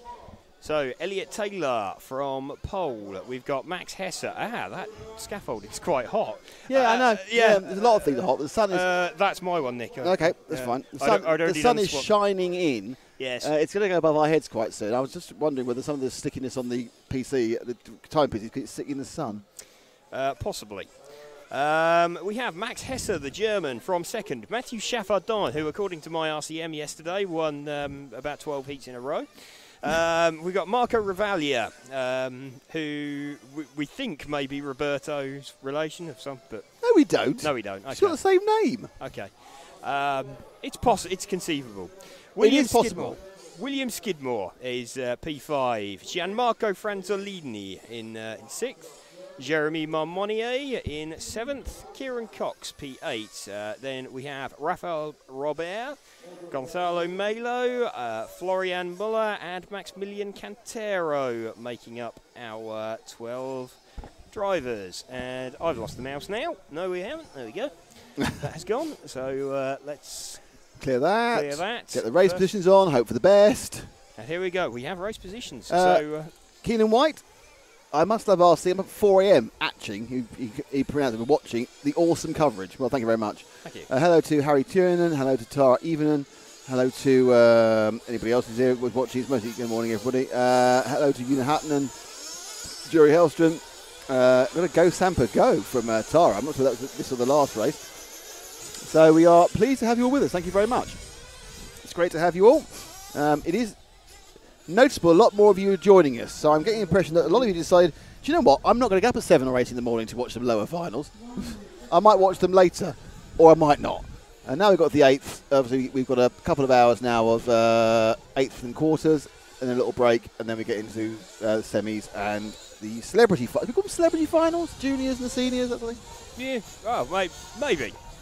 That'd be celebrity RC racing, wouldn't it? It doesn't work because No? they can't drive them. It's the same reason as the Motor Arena failed, because you can't have it as a corporate event because people can't drive RC cars, haven't driven them before. And you can't have salespeople looking stupid. I'm going to have a quick break, by the way. Okay. So we have the warm-up for the first 1/8 final, the 1/8 A final running. So this is now starting to get towards the pointy end of the field. After this we got the quarters and then the semis. So this warm-up now for some of the quicker drivers from yesterday. They're definitely going to have a shock when they reach that rutted up section. Of course, the track probably degrading a bit more because although there's not been as many races run, these races are much, much longer. So all of these finals 20 minutes that we're looking at. So definitely starting to heat up here in Reading, the northeastern France. Very close to the Swiss and German borders. So cars starting to be taken out towards the start line now. So mechanics just heading out there with their cars.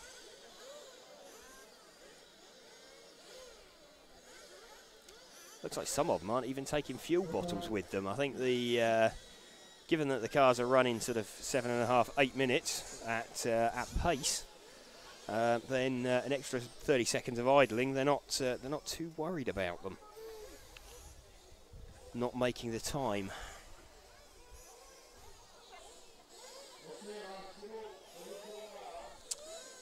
So cars being held in position. See if we can pick up the front of that pack. So Elliot Taylor off P1. So it looks like first four are... Oh, no, there's a big jam at the first corner, so we'll have to see who pops out. I think that's going to be someone from 8 or 9 that pops out in 4th place. But we're riding now with Elliot Taylor's car as he just comes across Le Marseillaise for the first time. So he is just heading round into the berm. So this is the number 1 car of Elliot Taylor, followed by the 2 and the 3. So they got through okay. It was the 7 car that's popped out in 4th place. So 7 and 9 occupying 4th and 5th. So let's just have a look and see who that is as the timing updates. The timing doesn't appear to be updating to us. No, it doesn't update for the first lap. Okay, so It's like, in the first lap on first half lap on a 12th event, it just says you've started. right, okay, yeah, fair enough. So that's not a problem. You have to do it in your head. We have to do it in our head, okay. So it's the first time I've spotted that. So mistake there from the 3 car, and the 9 car gets past him. So 9, 3 and 7 really close together. So let's see if we can pick up that sort of greeny coloured car with the yellow wheels. He is the P4 car. Just coming through ABC now. He's got the 5 car with him. So we are watching the 3rd, 4th and 5th battle, and he's on his roof. So, okay, we want to be moving forward. There's all kinds of chaos going on down there. This is the first time that many of these drivers have encountered those track conditions today.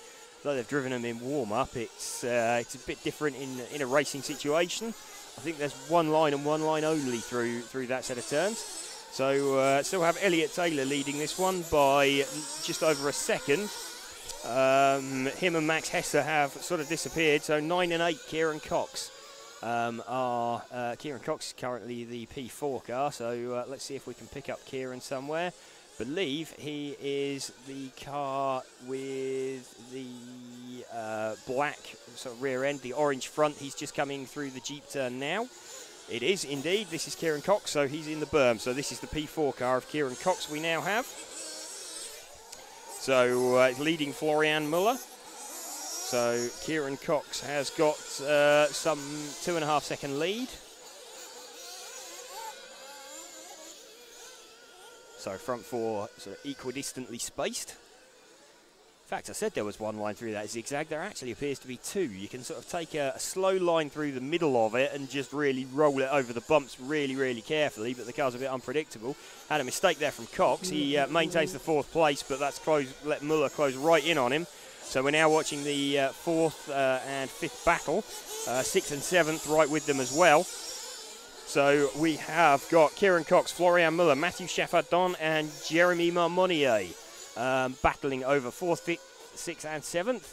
There's a couple of cars having a bit of a tango moment there. So still watching Kieran Cox, who's just edged away from that battle behind him.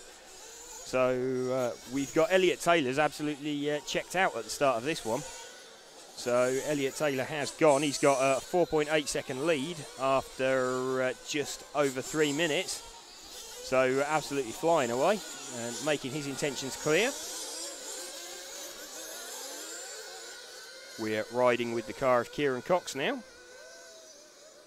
So, mistake there from Cox. So he just lands it on the top of one of the doubles coming into the zigzag, bounces over onto its roof.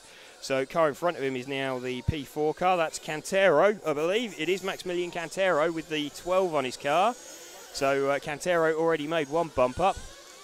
So the Cantero making a move forward, and he is trying to close down the 9 car as well of Rafael Robert. So Robert and Cantero both having experience of this track earlier. They've bumped up from the 16th finals, so making a extra use of their extra 20 minutes that they've had on the track little under an hour ago. As they head round the 9 and the 12, so Kieran Cox trying to close these pair down. This is the 3rd and 4th place battle that we're watching. So Robert and Cantero, and they're getting quite close to each other. Just off camera, we've seen Cox make a slight mistake and drop back from these two. So there's a mistake there from, I think that was Cantero that just put it on his roof. He's landed back on his wheels. So that's making Robert's 3rd place look a little bit more comfortable. So we hit the 5-minute mark of this final. So quarter of the way in, 15 minutes remaining.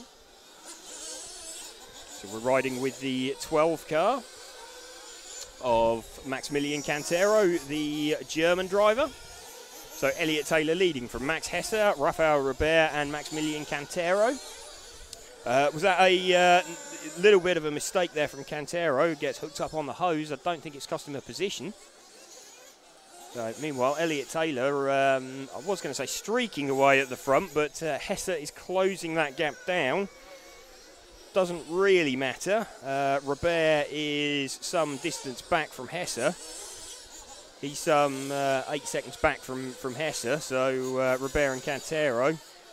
Skidmore starting to come into play in this one. He's 3 seconds off the back of Cantero, so if he keeps this one moving, we haven't seen anyone pit yet, so if he keeps this one moving, Skidmore's starting to make some fairly good progress as well. So riding with the car of Cantero, the number 12 car, so already having made one bump up so far today. You can see through that Jeep J turn, he's really being careful to avoid those bumps. So Cantero comes off of the EFRA straight through the ABC curve. He's just heading under the timing board over those jumps now, down through this zigzag section, this really rutted section. Everybody really struggling down through there, either taking a sort of fairly steady, slow speed through the middle of it. Alternatively, you can drive wider onto the smoother part of it. You're leaving the door open potentially for someone else, but it's a safer line if you can get away with it. So we're watching our car come into the pits. So 12 car into the pits, the 4th place car, and he's gone, and he's actually gained a position, and the other car came out just on his rear wing. Oh, he's made a mistake exiting the pits, just over those sleeping policemen. So riding over those double gendarmes. So as he now bounces down, oh, that's gone seriously wrong there. He's back on his wheels again, but that's really going to have cost Cantero. So let's see if we can pick up the new 4th place car. I think it might be Will Skidmore, the P5 car 5, who is the car just coming under the timing now. So this looks like the Agama car, the yellow fronted black rear car. As we follow him, he's not actually, he's still P5. So who's jumped? Oh, Matthew Chaffardon, so the car just in front of him. I would say, yeah, it is, although Chaffardon's just made a mistake, so actually Skidmore is now occupying P4 as we cross the line this time. So we did have it right just a few seconds early. So lottery numbers coming up next. So here we go through the berm for Skidmore. He comes under the timing loop, takes a tight line to avoid that divot that's developed there. So Skidmore occupying 4th place from Chaffardon.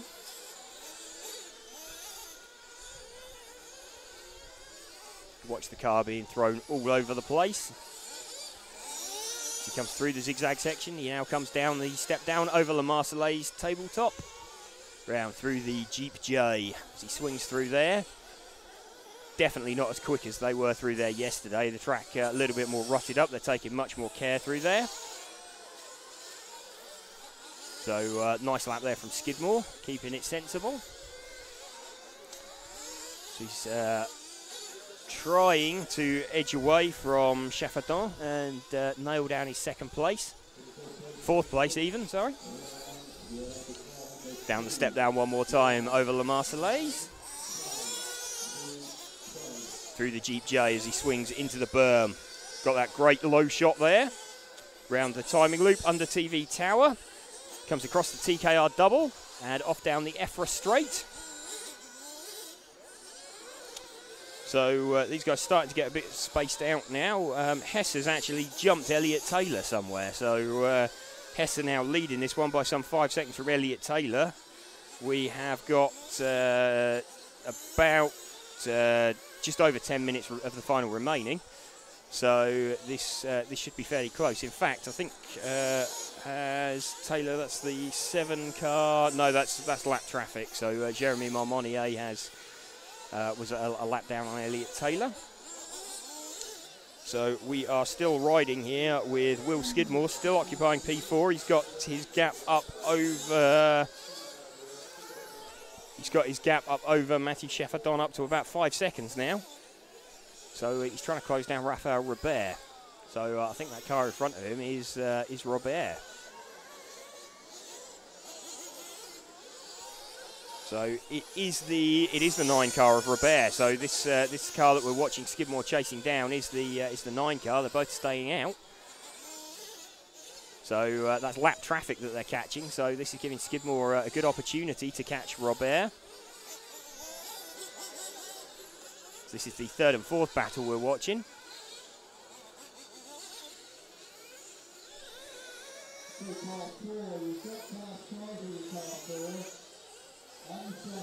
So watch them come through the berm now. Car 4 about to be called out their way, Marco Rivaglia.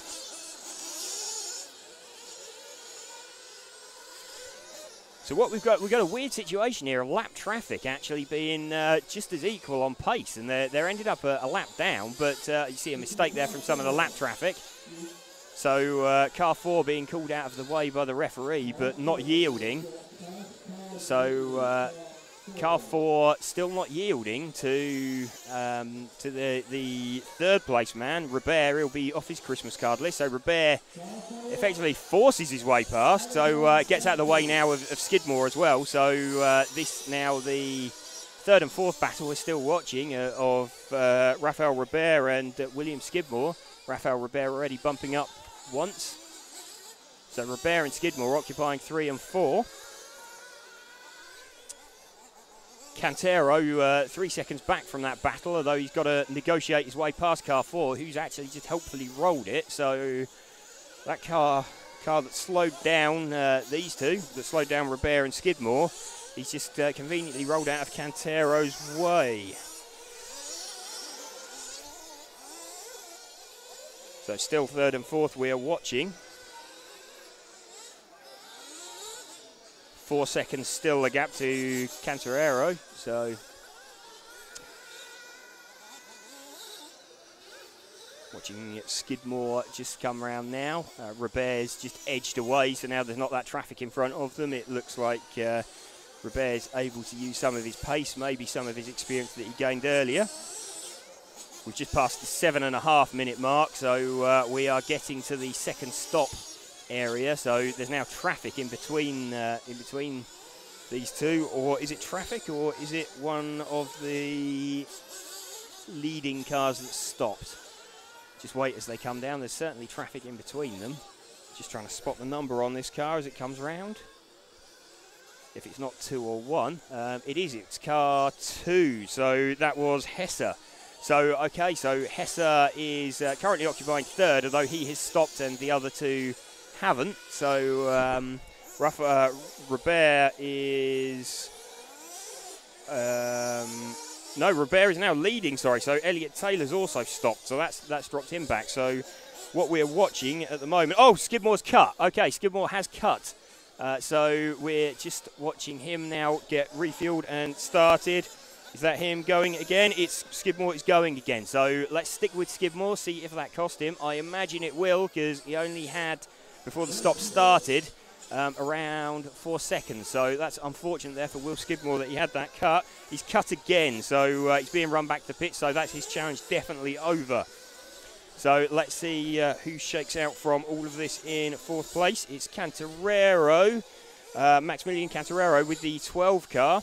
So we are just having a look. Oh, and he is that him that's parked on another car there? No, it's not. So let's just try and pick up the 12 car as he comes through, just trying to spot him.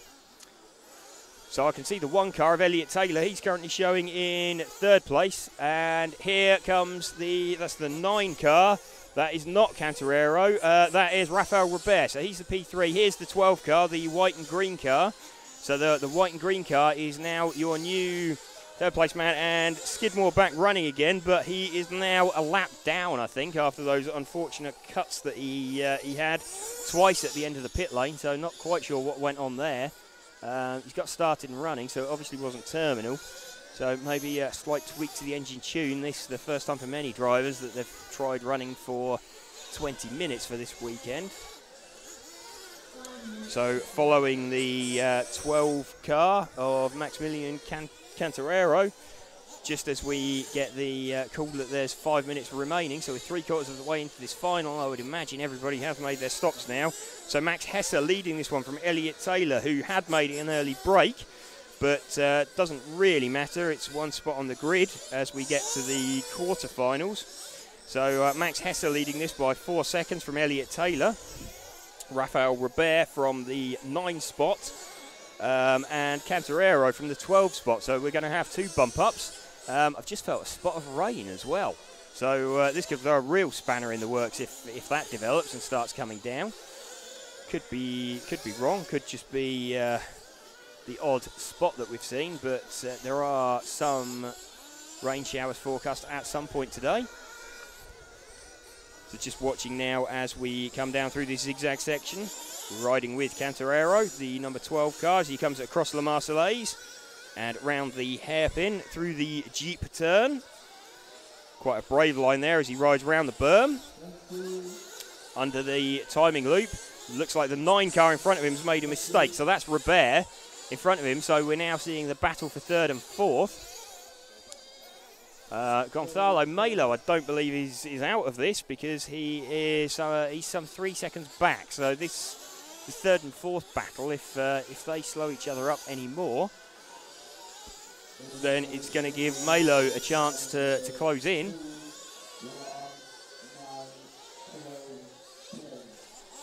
I think Robert's probably got a bit more pace than Cantarero, but he keeps on making mistakes. So he's still watching the 3rd and 4th place battle. Skidmore now a lap down. Couple of seconds behind them. So still watching this battle going on as they head through the zigzag section. One of them seeming to favour the line through the middle of it, taking the risk and travelling at a bit lower speed. The other taking the slightly wider line. They're popping out at about the same overall time. Carry more speed through the wider line, but you take more distance. So there was a move there for a change of position. So it's actually now the 9 car, the green-fronted, orange rear car.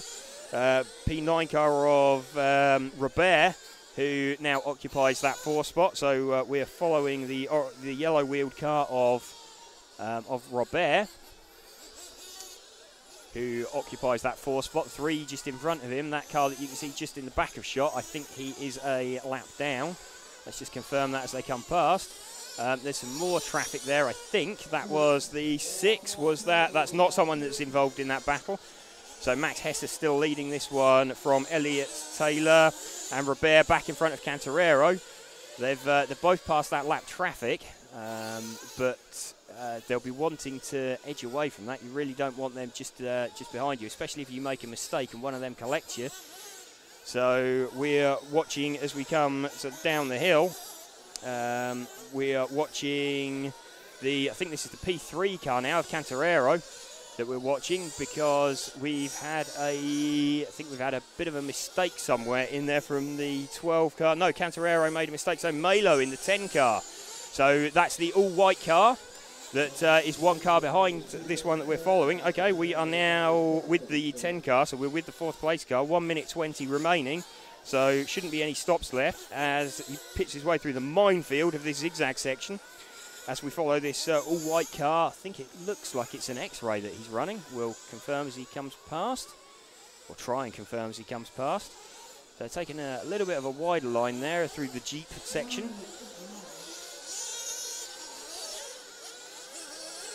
No, sorry, it's a TLR car that he's running. So as he's sweeping down now, he's come off the EFRA straight, so just under the timing board. We're into the last minute.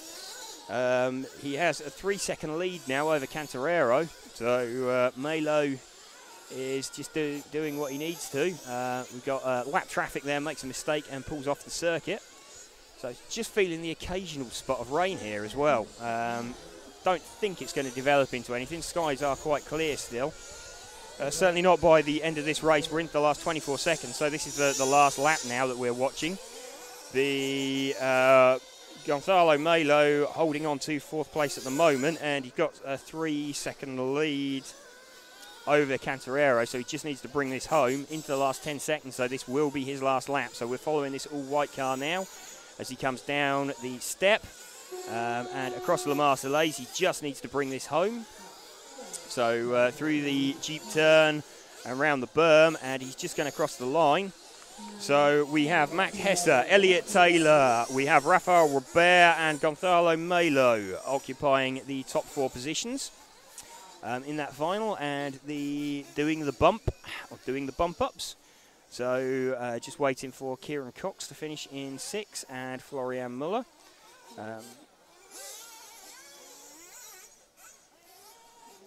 And we have results. So here we go. Max Hesse takes the win there from Elliot Taylor. Max Hess had just made it through for the extra lap. Robert got, in fact, Elliot Taylor sort of backed the pace right off at the end there, so perhaps felt he was secure. Sort of took that by 4.5 seconds from Rafael Robert, and Gonzalo Melo trying to chase him down.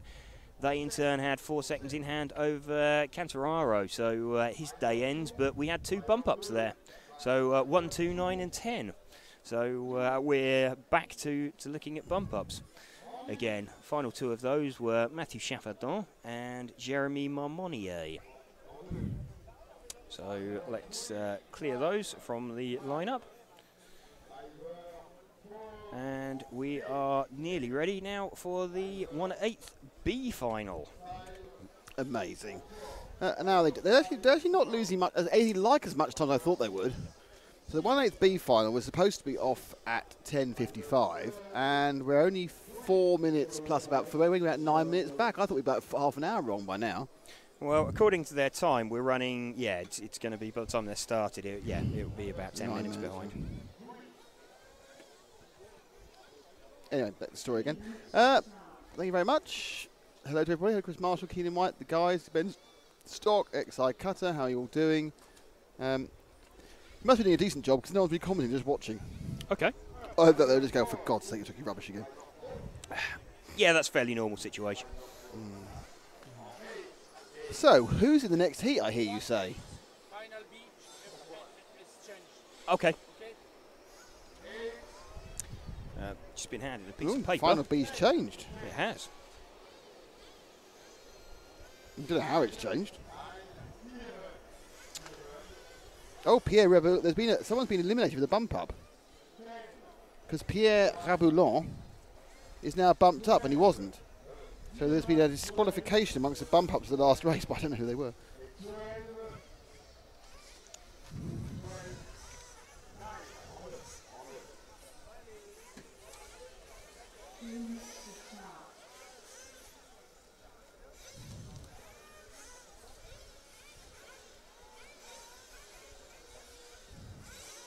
It's going well, isn't it? It is. Fantastic. That's the silence of people looking at pieces of paper. Yes. Desperately trying to figure out what went on. We could have a look at my RCM. No, it's all right. It's fine. Somebody who bumped up didn't bump up. There's obviously been a DQ somewhere along the line. Along the line, someone's not bumped up. So let's look at the grid. If you remember, tell us, and we'll probably might credit you with it. So you actually have Kevin Michaudet of France on pole, Julien Suger of France in 2, Alessandro Castellodi from Italy in 3, Mirko Belli in 4 from Italy, Cedric Nickel from Belgium in 5, Thiago Aguirre from Portugal in 6, Christopher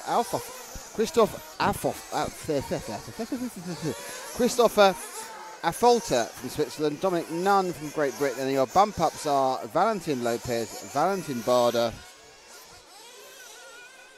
Jarno Pipers, and Pierre Raboulon. And there are your runners and riders for the 1/8 B final. 20-minute race. What was anybody do? I think we've got one person do a 1 stop so far. How about it's 2? Everyone else has gone 2 stops.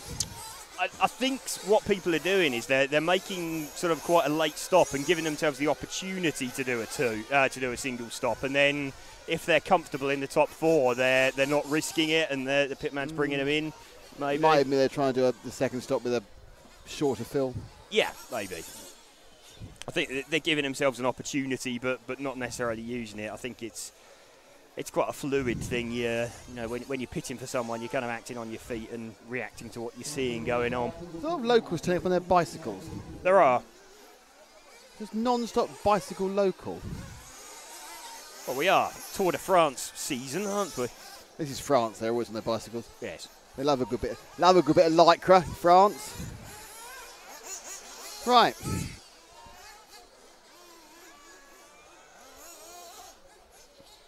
Yeah, they are 10 minutes behind as far as or 11 minutes behind as far as they're concerned, which is remarkable compared to how far behind I thought they'd be.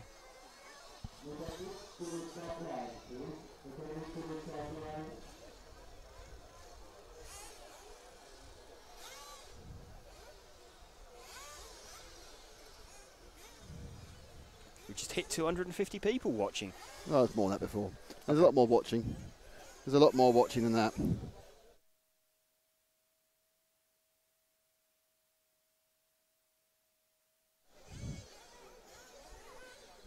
And we get ready to go with the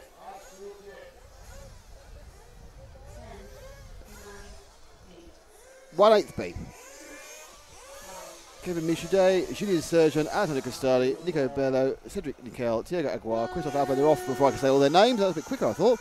I was trying to make a couple of seconds up. 11 minutes behind me at the moment, but this is the start. 20 minutes of racing action. They pick up. No, they pick the stands up as well after the start of the race. Don't leave them there each race. They seem to be a relatively clean start, remarkably. I'm not sure they're all in the right order, but they've all come through in a kind of a regularly spaced snake. And it is 1 from 2. 3 makes a mistake on the start-finish line, from 4, from 6, from 9. So 1 from 2, from 4, from 6. Michelet from Sergey, from Bello, from Thiago Aguirre. You'll be able to see they're actually saying when it actually hits the numbers on the next time round. First lap is like a starting lap as far as the time is concerned. It doesn't actually start counting until you do your second lap. We're looking at the leader, who will be, unless something very remarkably happens in the next couple of seconds, Kevin Michaud. He tried to lose it there. In second place is car 2 now of Julien Serget. And the car 9, wow, of Valentin Lopez has gone up from 9th to 3rd almost immediately. 4th place spinning round is Jarno Piper. So there's been some great, it really does seem to be an advantage to have run the previous race. And bump ups, you know, you would think the chance of getting a bump up is low.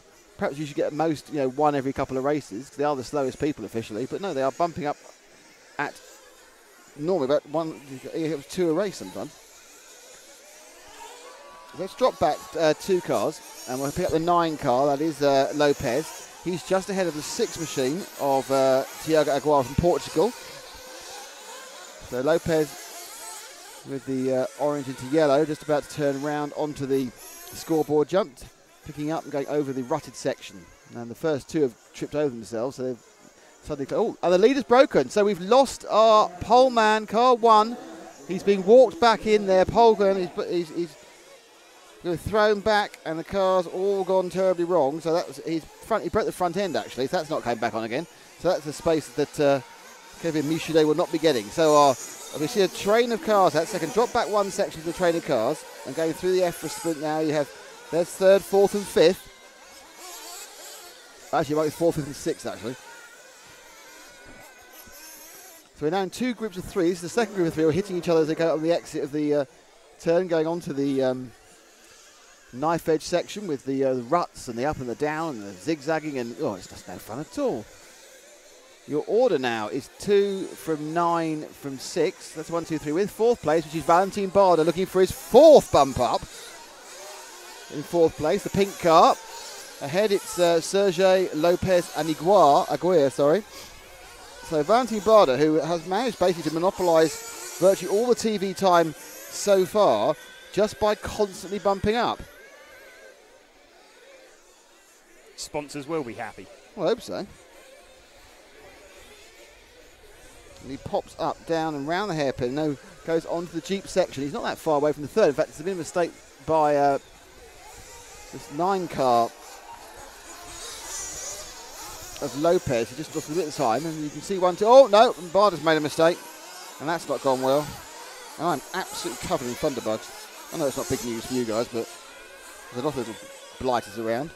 So I'm not sure whether that meant Barda actually. I think Barda lost his hard earned years. Barda's up to 6th now, so he's going to try and get 5th back here. No, he's hit the same person, but 7th. So Barda, 1 mistake early on. The mistakes early on, of course, cost you a lot more because the cars are much closer together, more in positions, no more in time, of course. The relative amount of time they cost is the same on the accident, but you just lose so much more because more people get past you. You haven't had a chance for an actual field spread to happen. So Barda comes underneath me now, and he's actually dropped down to 6th.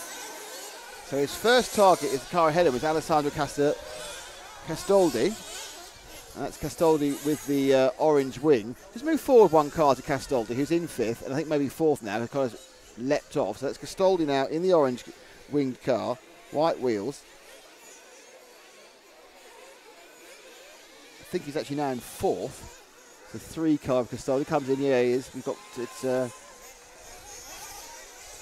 a problem, I think, for for Aguirre. The Portuguese driver has dropped down to 6th after basically having kind of a random accident coming over the rutted section at the top of the track where they are now. Just got to 5 minutes gone. They're still really trying to settle down into a pattern. A nice lead for car number 2 now. So Julien Serge has a very quite nice lead, and we have 2nd and 3rd coming through together, and 4th and 5th coming through together. And Barder now gets up the inside. Nice move up the inside there, and so much so he shocks the car 3 into an accident of Castaldi, and he's picked him up and he's now in 4th again. So after his mistake, worked his way back up to 4th again, Barder, who really has got, this is going to be his 4th bump up, some massive ground speed now, and of course some incredible track knowledge. Just kind of wonder how long his poor old chassis can take the constant pounding, because this is not an easy ride for your 1/8 chassis here. It's getting bumped about all the time. Sure, hopefully he's tightened everything up. He's now getting much closer to the 9 machine, who a fellow bumper upper of Valentin Lopez. And there's a trail of cars now looking to sight the bump up area. To give you an idea, there are 1, 2, 3, 4, 5 cars covered by 2 seconds on the track. Another car is broken down. It's the same car again. And we've lost another machine with a broken front end. The car 7's not doing very well. That's Christopher Alfoffer. I'm glad I can't get his name right. Christophe Affolter. He's dropped off. And as you see now, we've got Lopez. Barder's dropped down behind the 3 machine of Castaldi. So it's a fuel stop for Barder. So first stop, 6.5 down, 13 to go. This 1/8 B final here in the B Euros. We're RC Racing TV. My name is Nick Damon. Taking the pictures, Harry Blanford, and chipping in and doing half the commentary when I'm not doing it is James Stewart. Thanks to our sponsors, TCAR Graphics and Jeep, Mighty Jeep, and Fiat Chrysler Automobiles UK, and obviously thank you to EFRA, the European Federation of Radio Automobiles, as we come underneath with the battle that is 6 and 3, and we'll take them through the pits. So it's the 6 and the 3 coming together. That's Thiago Aguirre in 4th and Alessandro Castaldi in 5th. They come out pretty much the same way round. Did Castaldi get him? I couldn't see. I think Castaldi didn't get him there. I failed to stick the colour of Thiago's car in my short-term memory there, which was rather remiss of me as a commentator. As they spike themselves over the difficult zigzag section. Now here they come again. Under the line.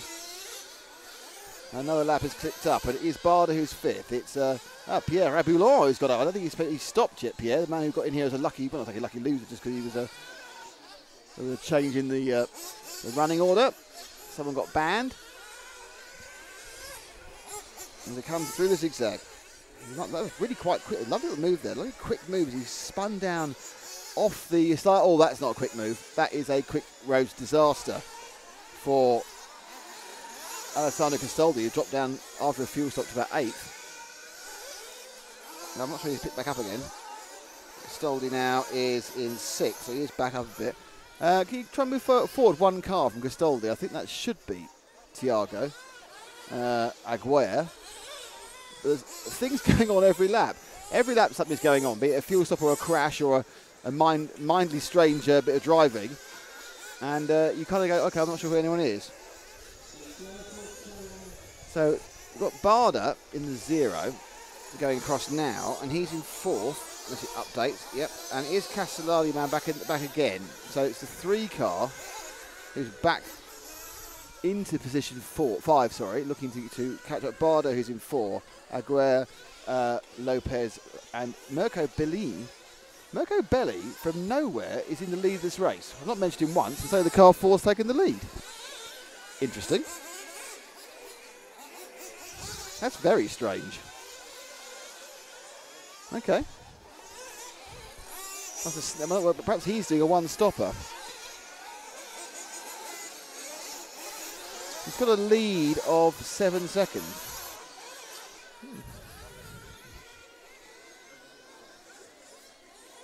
In the car number 4. It's about halfway round the time, about 10 minutes down, 10 minutes to go, 10, 20 to go actually. Let's pick up our leader for a second here, car 4, just beneath us. Looks like he's sort of JQ colours. Yeah, he is. He's one stopping. That's why he suddenly turned up in the lead, Mirko.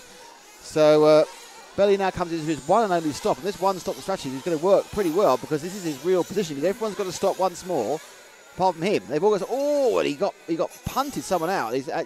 What was a good position has kind of gone off for him because he had about 11 accidents coming out with people getting out. So the interesting to see where he pops out, but he has stopped at 10 minutes and therefore does not need to stop again. So the Italian, the only one running the different strategy, and the different strategy being one stopping as he comes into the Jeep section. It'll be interesting to see where he pops out because he now has 6 or 7 seconds in hand over the other guys who have to stop in the next 3 minutes or so. And he drops down to 6th, but it's very, very close. His 6th place is only sort of 8 seconds off the lead. And that's all very possible. And not going well at the moment is Barder. So Valentin Barder had a couple of bad laps, and that quadruple bump up now looking more of a dream than a reality than it was a few minutes ago. So when you've got these mixed strategies, it gets very interesting because we really have to wait a lot longer to work themselves out. It may have worked done 3 minutes to work out where everyone is, but certainly Mirko Belli, who is on this camera and currently running in 6th, isn't really 6th actually, if that makes sense. He's got a bit of an advantage. More importantly, he's up the backside of Jarno Pipers, who has to make a stop yet. So this is the 5th, 6th battle. Mirko looking particularly good. He was obviously was just lurking, and now he's got held up, but he's going to get past Pipers. So Mirko going 5th as Pipers has a massive problem coming off the jump. So Belli from Italy on camera now moves it to 5th and has a pit stop in hand. So he should make 4th reasonably simply. In fact, he may even have made 4th this lap actually, because somebody else dropped back. And he does make it, yes. So Belli now has a bump up place and a rain hand. So just dropped back one behind to Pipers. He's got a problem now because not only has he got to get past Belli, he's also got to try and get 7 seconds on him for the pit stop. And that probably, off the record, is not very likely unless Belli makes a mistake. So the one-stop strategy and keeping out of trouble for the first few minutes, then get yourself in the lead for 3 minutes. And some good post-pit stop laps, in fairness, for Belli. Put him in with a golden chance as long as he's got his fuel usage right and doesn't run out. But he did make 10 in the first half, and he pretty much divided it in 2. At about 9:40, which was a lap. Let's take our man through the pits, if he can get in the pits, and he can't. And that's not a good stop by Jarno. He just completely doused that one up. And he'll have lost some spaces. So I don't think Jarno Pipers will be watching that one back again on the replay. And somebody else has crashed at the pit exit, which may have got him placed back again. Pierre Raboulon should inherit 5th place as Belli continues on his way. Pipers is a long way back, still being led by Valentin Lopez leading. Thiago Aguirre is 2nd. Alessandro Castoldi is 3rd. 4th place Mirko Belli, and Pierre Raboulon has picked up a 5th place ahead of Valentin Barder, who may have stopped early, and that's why he dropped out of contention. But we still have 7 minutes to go, so I'd be surprised if anybody has 2 stops yet.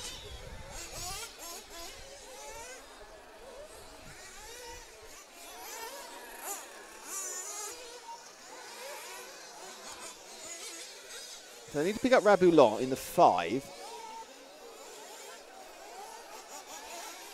who I have no idea where he is. Probably the 11. Oh, that's because Raboulon's disappeared. So as I look for Raboulon, he has had a problem to the extent that he's now 3rd. He's moved up one. That's a reverse problem. He's had an advantage and gone to 3rd. I was looking further down the list. He's moved to 3rd. Belli dropped down to 5th in that one, and Castoldi has moved into 2nd. So there's been a lot of shuffling around at the moment.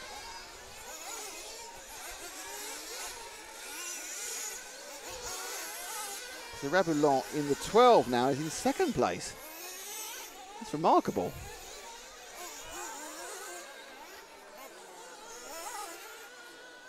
As we come over the into the Jeep section with the number 5 machine. of Cedric Miquel. So just wait there. We don't need Cedric. Pick up this, the 12 car. Here we go. That's the 12 car of Pierre Havilon, the bottom qualifier. I think he's going to come in for a fuel stop. So you see where he pops out. He got as high as second. Now my guess is that if he gets his stop right, he'll be out fourth or fifth as we come down to the last 5 minutes. So that's his final stop, Pierre. And he now is fighting for a bump up. 4 cars went past, but or 5 cars went past, but it wasn't necessarily mean that he went down 5 positions because we have lap traffic.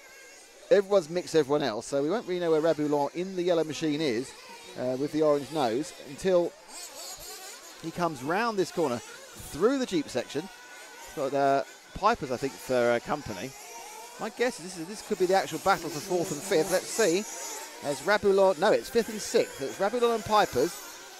They've got Mirko Belli ahead of them in 4th. This is the 5th and 6th battle. They sweep now through the ABC curve and take the wide line, will they? Yep, they're trying to avoid. No, inside line for Jarno. The Pipers does the inside line. Has a terrible problem getting any sort of drive at all going through the start of the zigzag section, but because no one can get any drive, he didn't lose much time. Drops off the cliff face, comes up and over the tabletop. And Pipers looks for the inside line. Oh, it looks like they just couldn't break it and turn it, so he stays as they are, I think, in 4th and 5th. They are. They've moved up to 4th and 5th because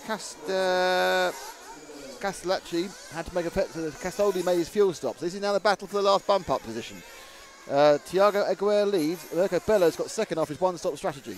It's Valentin Lopez in 3rd and Raboulon in 4th, who actually was timed ahead of Pipers there again. So Raboulon and Pipers going over the tabletop. And they spin back down. Oh, up the inside. So Pipers has got the drive, and Raboulon backs off and doesn't fight it. They come into the part of the berm. And, beautifully up at the inside there. Fantastic driving there by Raboulon. He lost the drive to Pipers, and then he picked it. There's some very respectful driving both of them. Then neither of them are trying to force the issue, and they're being very, very clever in not causing an accident. But that was a great double pass there because Pipers got the drive coming through the Jeep section, came round the berm, but then beautiful again, slow in, fast out, and Raboulon took him back. And these two, don't forget, were fighting in the last race in the 16th. They're now fighting in the 8th. Oh, and Pipers has gone over. And that now means that we have Valentin Bader is back in with a chance again. Because it's Bader in the pink car. So have the pink car just one back, who is now in 5th place. And behind Raboulon, he's looking for a 4th consecutive bump up. He's currently in 5th. He's got 2 minutes 55 to do it. Had a it started well, dodgy middle section. Fighting as they are across the knife edge. Behind him, he's got Jarno Pipers in 6th. So it's all very close. And just ahead of him, I think the car ahead of him is actually the car he's after. I think it is indeed Raboulon. And interestingly, Mirko is just ahead of him. So we have 3rd, 4th, 5th and 6th. As Mirko Belli is in the list as well. So 3rd, 4th and 5th are literally running together. 6th has dropped off. So we're with the 5th place man. The 2 cars ahead of him are cars he needs to overtake to get into the 1/4 in about 3/4 of an hour's time, actually. They come up the inside. Actually, about half an hour's time. So there you are in this frame, 3rd, 4th and 5th. Belli, Raboulon and Barda coming towards you. Barda in the 3rd of those cars. They sweep round. Barda looking to gain or looking for a mistake. Now, interestingly, there has been a mistake, but Mirko has dropped down to 4th. So through has gone Raboulon into 3rd. So Barda's target. Oh, Raboulon's had a late fuel stop. That's a real surprise. Raboulon, a late fuel stop with 2 minutes to go. He's dropped himself out. No, it's a stop go. He got a drive-through. A drive-through of Raboulon. It was not a late stop. Raboulon got a drive-through. That's taken him out of contention. We didn't see what the issue was, why he got the drive-through. There's a lot of nibbling and nubbling going on. I'm surprised they could really call it on anybody as deliberate. But Raboulon gets a drive-through. That's a ballsy decision in France to take out the French guy from 3rd place. But that could mean we're going to get the mythical quadruple bump up for Bader. Now, the problem he has is that he has a lead over Castoldi of 3 seconds. So we're still with 2 laps to go. We've got 3rd and 4th then. Barda now looking to go up the inside of Belli. So Mirko Belli in the all-green machine, or light green machine. Barda behind him in the pink car, looking for a 4th bump up. Behind them is the 7, that's lap traffic. And behind that is the 9 car, which is also lap. No, that's Valentin Lopez. In fact, there's been a big change, and Barda's now in 3rd. So we've now got So who's dropped out? We've lost someone from second place. It's dropped out. So we've now got Thiago Aguirre leading. Mico Belli is second. Valentin Barda is third. Valentin Lopez is fourth. And Alessandro Castoldi is fifth. So we're looking now for the 9 car as he'll start his last lap. So there's 9 cars should come around in a second. Where is it? There's 4. There's 0. There's 9 right behind. So we've got the right behind in 9. Still in 4th is Lopez. We've got Alessandro Castellardi in the 3 cars. So a mistake for the 9 or either the 2 cars. You've got second, third and 4th at various stages over the scoreboard. The car behind them, which is the 3 machine of Castoldi, is trying to catch up. Just watching them come towards us, all 3 of them. I can tell you, no mistakes from there. Castoldi also hasn't made a mistake. They come around, they've got 2 corners, these 3 machines. It's Belli, it's Barda, and it's Castoldi. Oh, but the mistake is made by the 3 machine as they all fly over. And your qualifiers, as Lopez makes a mistake on the last area, Castoldi doesn't make it. And our bump ups are Thiago Aguirre from Portugal, Mirko Belli, our 1-stopper from Italy, Valentin Barda, 4-time bump upper from Switzerland, and Valentin Lopez from France is also bumping up. So 2 out of the 4 were bumps up there, the 9 and the 10, and that was the 1/8B final. I'm not sure I can get the results because I can't see where the mouse is. Let's have a look. You could almost say it's Valentine's Day. Very good. There you go. Although it's not February the 14th, otherwise that would have really tied in well. So Castoldi was in a bump up. Rabulon, I think, is going to be an upset little monkey because he got a drive-through penalty with 2 minutes to go for I know not what, if I'm honest. And that took him out of contention when he was looking for a bump up. So his day was ruined by a drive-through. Jarno Pipers, I think, probably had some ground speed but wasn't keeping it on the floor often enough. Dominic Nunn didn't really feature at all. Christoph Alfalter also had nothing much going on for him. Kevin Michudet led the first few laps, broke down, and Cedric Nicol trundled around in 9th.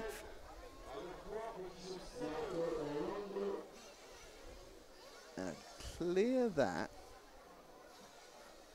And yeah, you only press a button, you should get published grid lineup. So that is the end of a quite exciting little second half of the B final. Is that mine? That's yours. Okay. Oh, yeah, I'll try to speed on now. So we are picking up, just about to go with the first quarter final, the quarter A final. Yeah. That we're wanting to see. Just a quick info, apparently, Barda has a Gama, and Barda the Remontada for his 20 years old. Well, he's 20 years old. He's got 4 bump ups. 1 bump up every 5 years of his age. There you go. So just waiting for the track to be open for warm up. We'll have a look at the grid lineup in a second for you.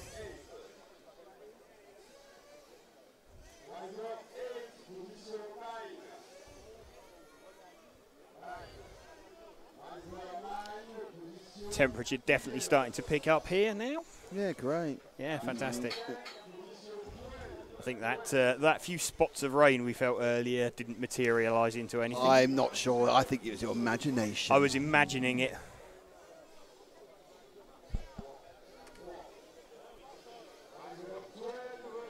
Good morning to Nick from North Carolina. Hello. Hello from Soldok Yep. Hello to Vioj. Hello to Golic67. Thank you all for being on the stream. Hello to all the Thunderbugs. There are about 1 billion of you. Yes. Bear with me. I'm just trying to find the mouse pointer. I actually left it on where it should be. Did you? Yeah. Oh, okay. Just so that we can identify where the grid lineup is.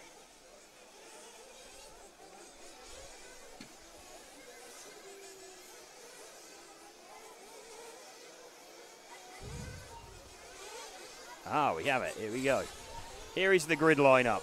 So we have João Lopez from Portugal from P1, Antoine Juillet from France 2, Marcel Kruger, German from 3, Richard Corentine from France in 4, Marco Orlando from Italy in 5, Felix Koegler from France, sound quite German, in 6, David Nardini from Switzerland in 7, Jean-Marc Lechaise, Frenchman in 8th, Then our bump ups, Max Hesser occupying P9, Elliot Taylor from Great Britain occupying P10. Then Rafael Robert, the Belgian, occupying 11, and Gonzalo Melo occupying the 12 spot. So let's clear those grids and let's get the timing up on the side of the screen for you. So warm-up is still running.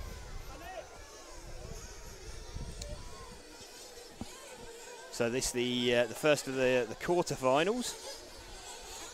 After the quarterfinals have run through, we then have the semi-final warm-ups, or the practice semis. 2 10-minute finals. Then we should have a little bit of a gap after that. Obviously, the drivers in the semi-finals then needing to prepare their cars for the, or the drivers in the practice semis needing to prepare their cars for the main semi-finals.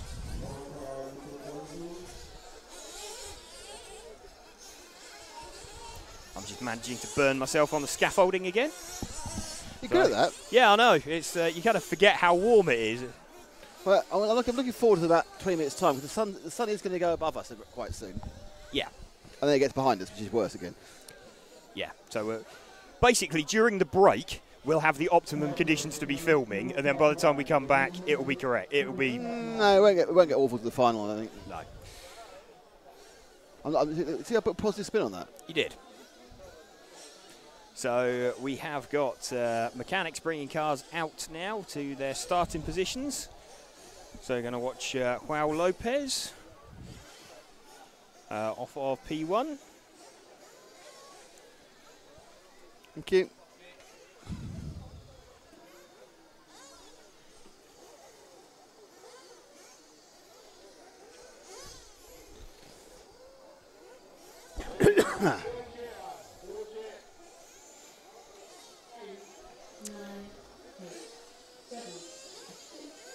Waiting for the start.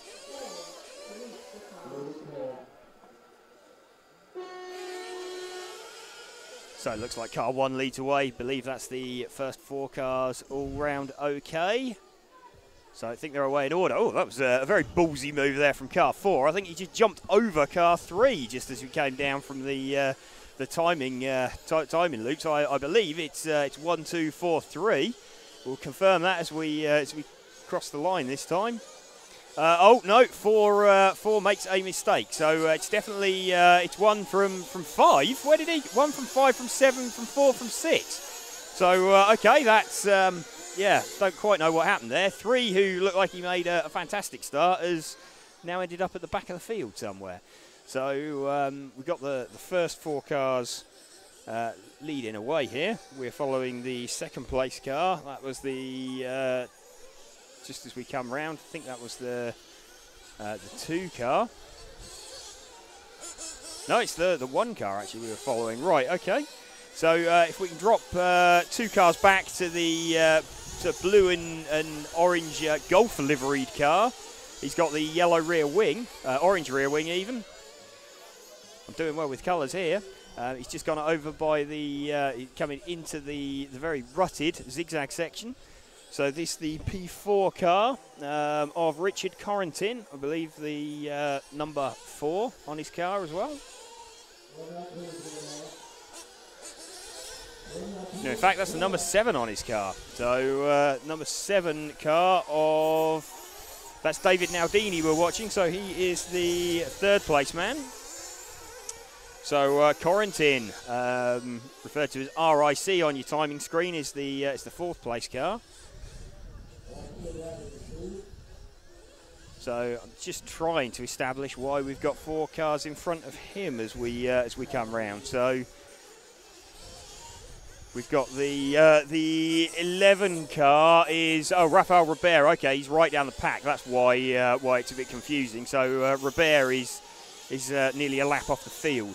Okay, so the 0 car, so it's the battle between the 0 car of Naldini, the 7 car of Naldini, and the number 10 of Elliot Taylor that we're watching. So Elliot Taylor having already bumped up once. looking for a second bump up. So Elliott running in 5th place at the moment. Now Dini, who we are watching, occupying the 4th spot with the, this is the blue car with the orange rear wing. Very Golf-esque colour scheme. So we see him around the berm. He's coming around under the timing tower and now across the TKR double. Taylor gets a bit of a run on him. Very close between them that time round. There was, in fact, Taylor is now showing in 4th, so someone has dropped down. So it's 1 from 5 from 7 from 10. So car 1 has absolutely disappeared out in the lead. So we've already got lap traffic playing in. So that's an absolutely huge lead there for Joao Lopez. Just looking at where he is, he's looks like he's already got about half the circuit. He's got a 9.3 second lead after 3.5 minutes. That's absolutely fantastic. So whether there's been a bit of sandbagging going on or he's just had a clear run, but he's well away. So no danger for him. He's setting a pace that he could lap the field here if he gets this one right. So Taylor now occupying the 3 spot. So we are looking at 9 and 10. Well, Max Hesse now in the 3. And, Elliott Taylor's dropped down a little bit. So now watching the car 7 of Naldini, which is the car with the orange wing. So we want to pick up the blue car with the orange wing if we can. So he's just coming down the zigzag section now. It's quite distinctive. He's just dropping off the drop-off and over La Marseillaise now. So let's check this car that he is following as well. So just coming into the berm, and now Dini's got it on his roof. Looks like he's got orange side guards on his car as well to match the rear wing on that. I would guess with the coloured apparel on that car, that's a Kyosho. I think they're one of the few manufacturers that make all the alternative coloured parts.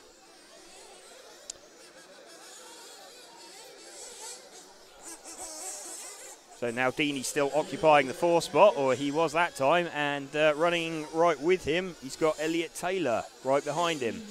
So now Dini versus Taylor. This is the 7 and the 9, and there's a move there. Sorry, that was the 10 car. So Elliott Taylor passes now Dini. So Taylor's TLR now off down the. He's into the pits. So pulls a fantastic move and then just gets in the pits and didn't appear to stop. He just got picked up. So we don't know if that was a stop-go there for Elliott Taylor. Not sure what that was for, but that's dropped him right back down the pack. It would have been a bit early for a fuel stop, 5.5 minutes. He probably could have just about made that. Certainly, yeah, you'd make it from there, actually. You'd do 2 7.5-minute stints.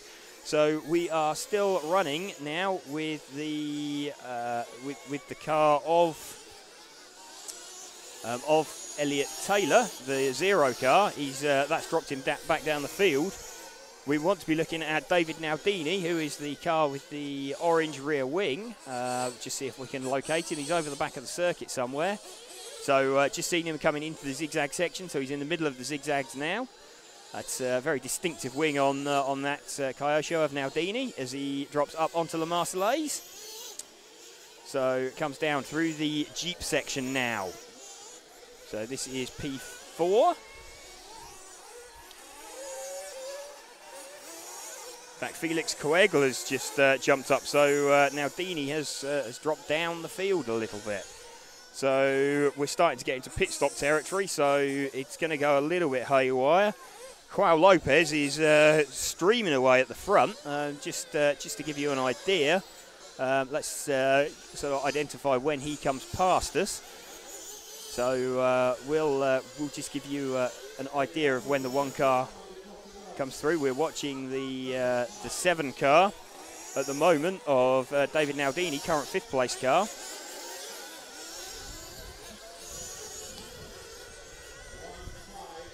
So okay, the number 1 car has just crossed the loop now, so he's just passing us now. So 2nd place car is the number 5 car, who he's just crossed the line now. So that's the gap between them. So gap is some 8.8 seconds. So Having sort of checked out at the start, Joao Lopez has he's sort of moderated his pace. He knows he's doing what he needs to. So seeing cars filtering into the pits now, one of them being Naldini. So there's a stop there for him. The car we are following is your leader, Joao Lopez. So following the lead around, what we want to be picking up is the 4th place battle. So I think that's still Naldini and Kurgler. So we want to be looking at the car with the orange wing. He's just coming through the zigzag now. So dropping down that zigzag, he's just about to hit the step. So he hits the step and onto Le Marseillaise. Let's see where he is as he crosses the line. I think he's in a net 4th place, even if he's not 4th place this lap. He will shake itself out. Showing in 7th at the moment. I think that will turn into 4th once everybody stops or has completed their stops. Just over 8 minutes into the run.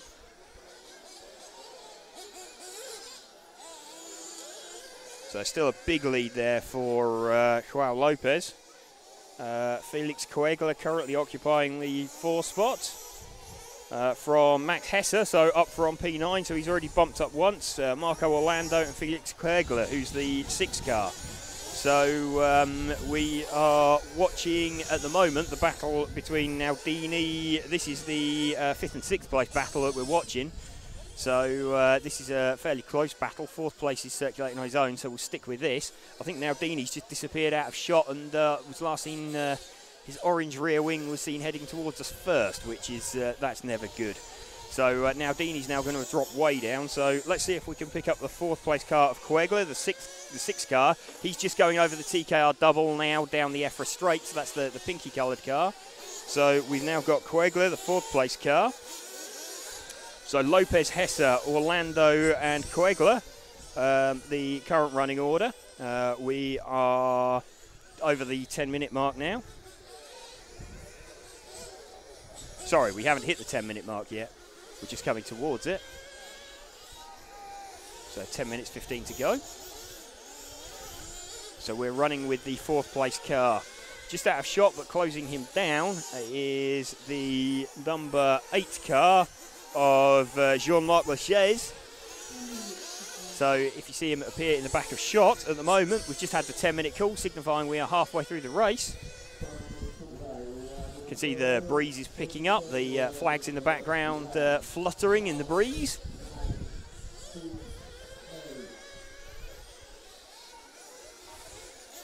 Koegler still occupying this 4th spot, but makes a bit of a mistake there.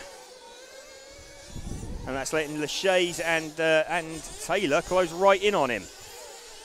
So if we drop back one position, and Taylor's all over the back of Lachaise. So Taylor, after his earlier stop going, in fact, he's just jumped Lachaise. So Taylor now up to 5th. So Taylor now hunting down, trying to hunt down a 4th place car of Coegler. Taylor's currently showing in 5th, but as they go 3 abreast across La Marseillaise. So we are running with the car of Taylor at the moment.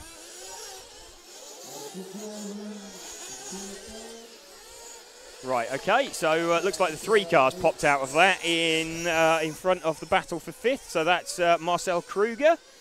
So he is the yellow-fronted, black-reared car. So just watch him. He's trying to chase down Coegler now.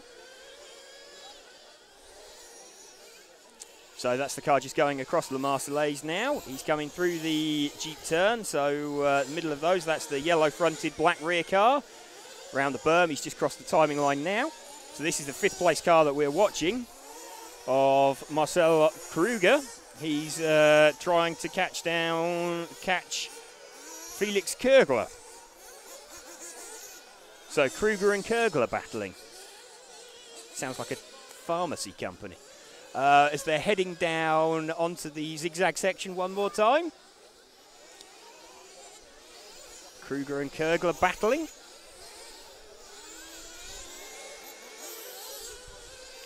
Koegler currently leading that battle.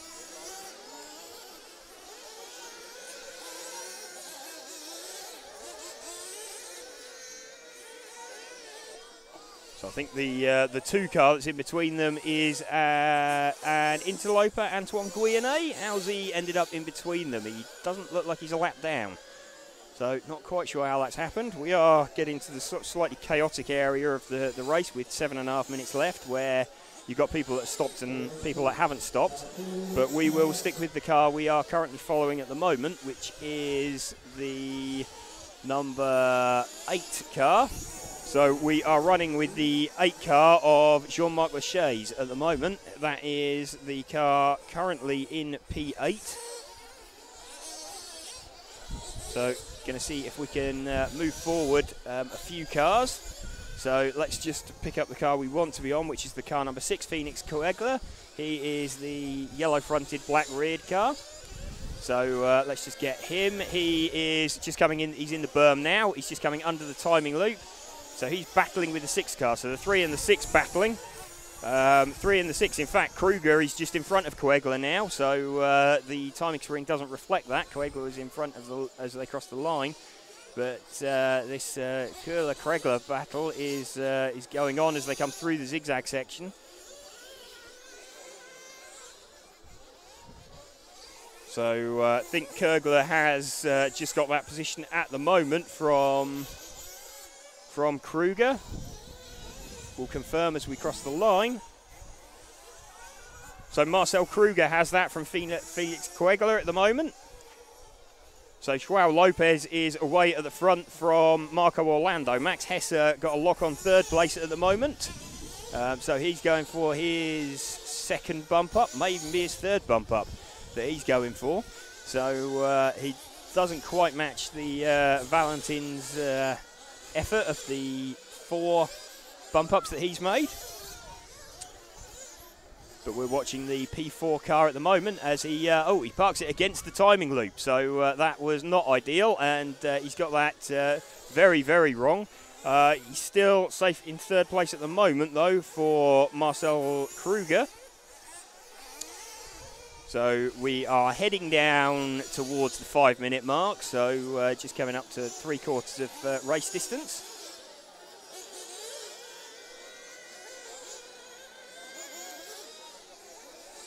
Still following the car through the Jeep turn. Still following the car of number 4 car of Marcel Kruger. Closing in on the 5 car of Marco Orlando, so he's closing in on 3rd place. And we've got a stop coming up here, so this is a stop for the P4 car. We follow him into the pits, onto the standoff, and off he goes. So exits the pits in a cloud of smoke as he puts a tyre on the dust. I bet the marshal will thank him for that face full of dirt and dust. And yeah, he'll have made himself really popular there, but he's now winding his way through the zigzag section. So it should become clear where he is. Oh, he gets it all wrong on Le Marseillaise and lands back on his wheels. So that's going to have cost him probably half a second. It will feel like much longer. But we're currently watching Marcel Kruger showing in 6th place at the moment. I've got a feeling he'll appear back in 4th when Corentin and Lachey's pit. So let's stick with him, because I think this is the car that we want to be watching. So just watching him as he drops down through the zigzag section, over the drop-off, across Le Marseillaise now. So gets it right that time. Bit of a little dodgy bump on the exit through the Jeep J as he flows into the berm, round the berm, under the timing loop now. He's coming under the TV tower, across the TKR double and off down the EFRA straight. Goes through the ABC turn and then negotiates the timing board jumps. Back into that crater-like zigzag section. You can see the car bucking around all over the place as he negotiates those. Back down the step off again one more time. So we are now just over 3 minutes of this race remaining. Richard Corentin currently occupying the 4th spot. In fact, it's Jean-Marc Lachey's. So it's the 8 car that we want to be finding. So let's see if we can spot the 8 car out there. There's the one car, who's Joao Lopez, who's absolutely miles in front. So no danger of him losing that if he keeps running to the end. The 9 car is just passing us now, who is in 2nd place. So it's the 8 car that we're wanting. So the 8 car is just, I think this is Jean-Marc Lachez now. This is the 8 car. So just watching him come past us. This is the sort of yellow and red coloured car. The dust making the red almost indistinguishable. It's got yellow wheels though, which helps. So we're watching him just coming under the timing tower now. He heads into this really rutted zigzag section, struggling to get the power down anywhere as he bounces through there, down the little drop-off across Le Marseillaise tabletop. So let's see who that car following him is as well. So this is the current P4 car that we're following him at the moment. Behind him we have car number 4, who is Richard Corentin. So there's not a massive distance between 3 and 4, P4 and P5. So we are watching Lachez versus Corentin for the, as we're into the last 2 minutes. So this is the 4th and 5th battle. So you probably can't see Corentin completely in shot. You might do on the slow corners. Sorry, Lachez. No, it will be Richard Corentin. You will see him. Although, Corentin's just made a mistake. Okay, so Corentin makes a mistake. That's promoted Marcel Kruger. It's taken the pressure off Jean-Marc Lachez. So Lachez still occupying the 4th spot with 1 minute 15 seconds to go. So everybody should have done their stops by now. Joao Lopez absolutely disappeared at the front. From Max Hesse going for his second bump up. Orlando running 3rd and Lachez running 4th. So this is Lachez that we are running with into the final minute now. Lachez having a lead of some 3 seconds. So Kruger's got 45 seconds to make that up. So I think they'll complete this lap and then do one more. So Lachez and Kruger should both make this extra lap that they're doing. So we'll watch Lachez come down with 30 seconds to go. So he'll definitely make the end of this lap, barring any disasters. So he makes it safely around the berm, so he's on to his extra lap. We've got the 3 car right with him now. So, okay, Kruger, he can smell blood here. So this is the 4th and 5th battle on the last lap. So Kruger really going for it. You can see Kruger right in the back of shot there. So Kruger is absolutely going for it. You can smell it, and he makes a small mistake coming off the bumps on the berm. So you see one car pulling out of the way. So we are still following the car of Jean-Marc Lachez with Marcel Kruger closing all the time as they come through the berm. You can see Lachez being really, really careful, just about makes it. And you see Kruger threw it at the line there, right at the deck, didn't quite make it. And so Lachez did exactly what he needed to do just to make that. So a win there for Joao Lopez from Max Hesse. Marco Orlando and Jean-Marc Lachez. So we should be able to publish the results and have a look at those. So Joao Lopez is the only driver to make 35 laps in that final.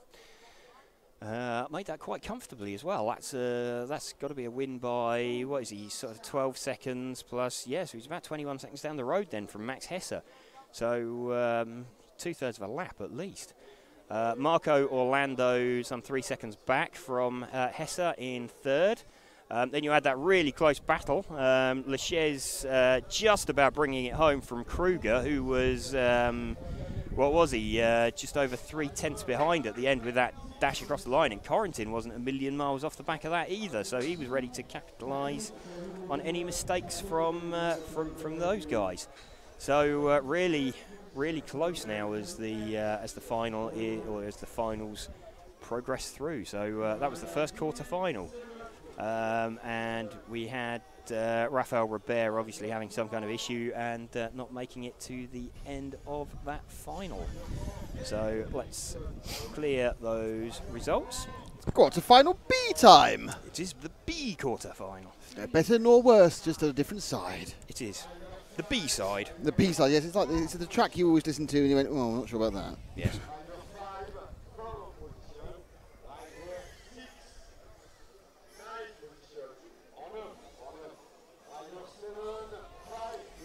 I thought the table was moving, but it's not. It's people leaning on me from the shot.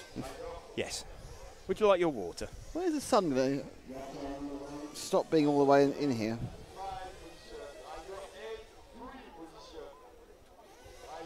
Okay, so we've got the rest of the rollout. We've got the coming up second is the in the second is the quarter-final B. Then there are some semi-practices which we will have the camera on for, but we won't be worrying about. Then there is a semi-final due to start at 20 to 1, 20 to 2. I'm not sure they are starting at 22 if I'm really honest. They might start later, they might start earlier. That's the joy of not knowing when they're going to start. Yes. We'll be probably sat there munching away on lunch, and then we'll have a hurried. My guess is they're going to try and get back on schedule at that point at 21. So it's going to be effectively, when this next one finishes, whilst there's going to be pictures for you to watch, so if I practice, there's going to be about an hour and a half of lunch break for us when we're going to go and talk to people. We've done the grid for this. We haven't, have we? We haven't had the grid, no. Not even sure we're going to get it, but I can't see them. Okay, here we go. That was the wrong one. It's very hard to see some of this stuff in the sun at the moment. Yes. So we have Lewis Beach. I have done the wrong one again. Here we go. It's great. This is just really impressive stuff. No, that's the right one, isn't it? No, it wasn't. It's got times on it. Oh, okay. This is the nationalities. Ah. So Lewis Beach in 1 from Great Britain. Joachim Callan from Switzerland in 2. Milan Dragovic from Britain in 3. Julien Latanzo from France in 4. Andrea Trevisan, Italy in 5. Adrien Brenz from France in 6. Justus Gies from Germany in 7. Patrick Avnet Jr. from France in 8. Tiago Aguirre from Portugal in 9. Mirko Belli from Italy in 10. Remember, he's a one-stopper, not a two-stopper. Valentin Barda, who has raced all day. He's already done 4 bump-ups, looking for a 5th. And in the back of the grid, it is going to be Valentin Lopez with an S.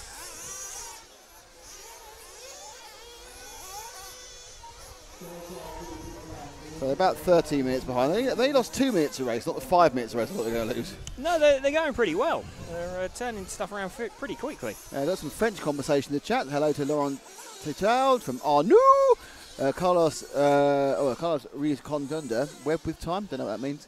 Daniel Pace, and anyone else, Sutquist, and everyone else who is watching us on the stream and commenting. Thank you very much. If we can understand it, we will. If we can't understand it, we'll just assume it's really intelligent, which is not necessarily the best thing to do sometimes.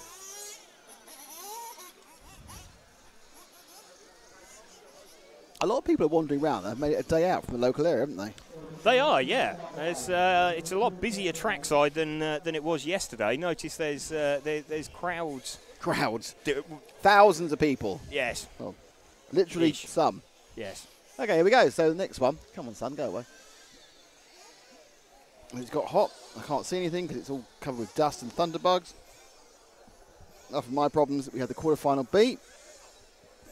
4 people will qualify for the semi-final. 8 people will see their chance of kind of beach up being gone, but the younger and the older ones may be in the junior or senior finals this afternoon. Lewis Beach will lead us off. Pointed in, as you say, in a strange direction. I'm not sure that's exactly the right place. He's kind of waited a bit to try and get where he wanted to be. And they get away in a reasonably clean order. I think one of the early cars got stuck on the inside, the leading cars got stuck on the inside one of the zigzags. But they drop down onto the tabletop, and they're going to come around through the Jeep turn. And the first time past us, it's going to be Lewis Beach who's leading, if he doesn't make a mistake in the next 2 corners.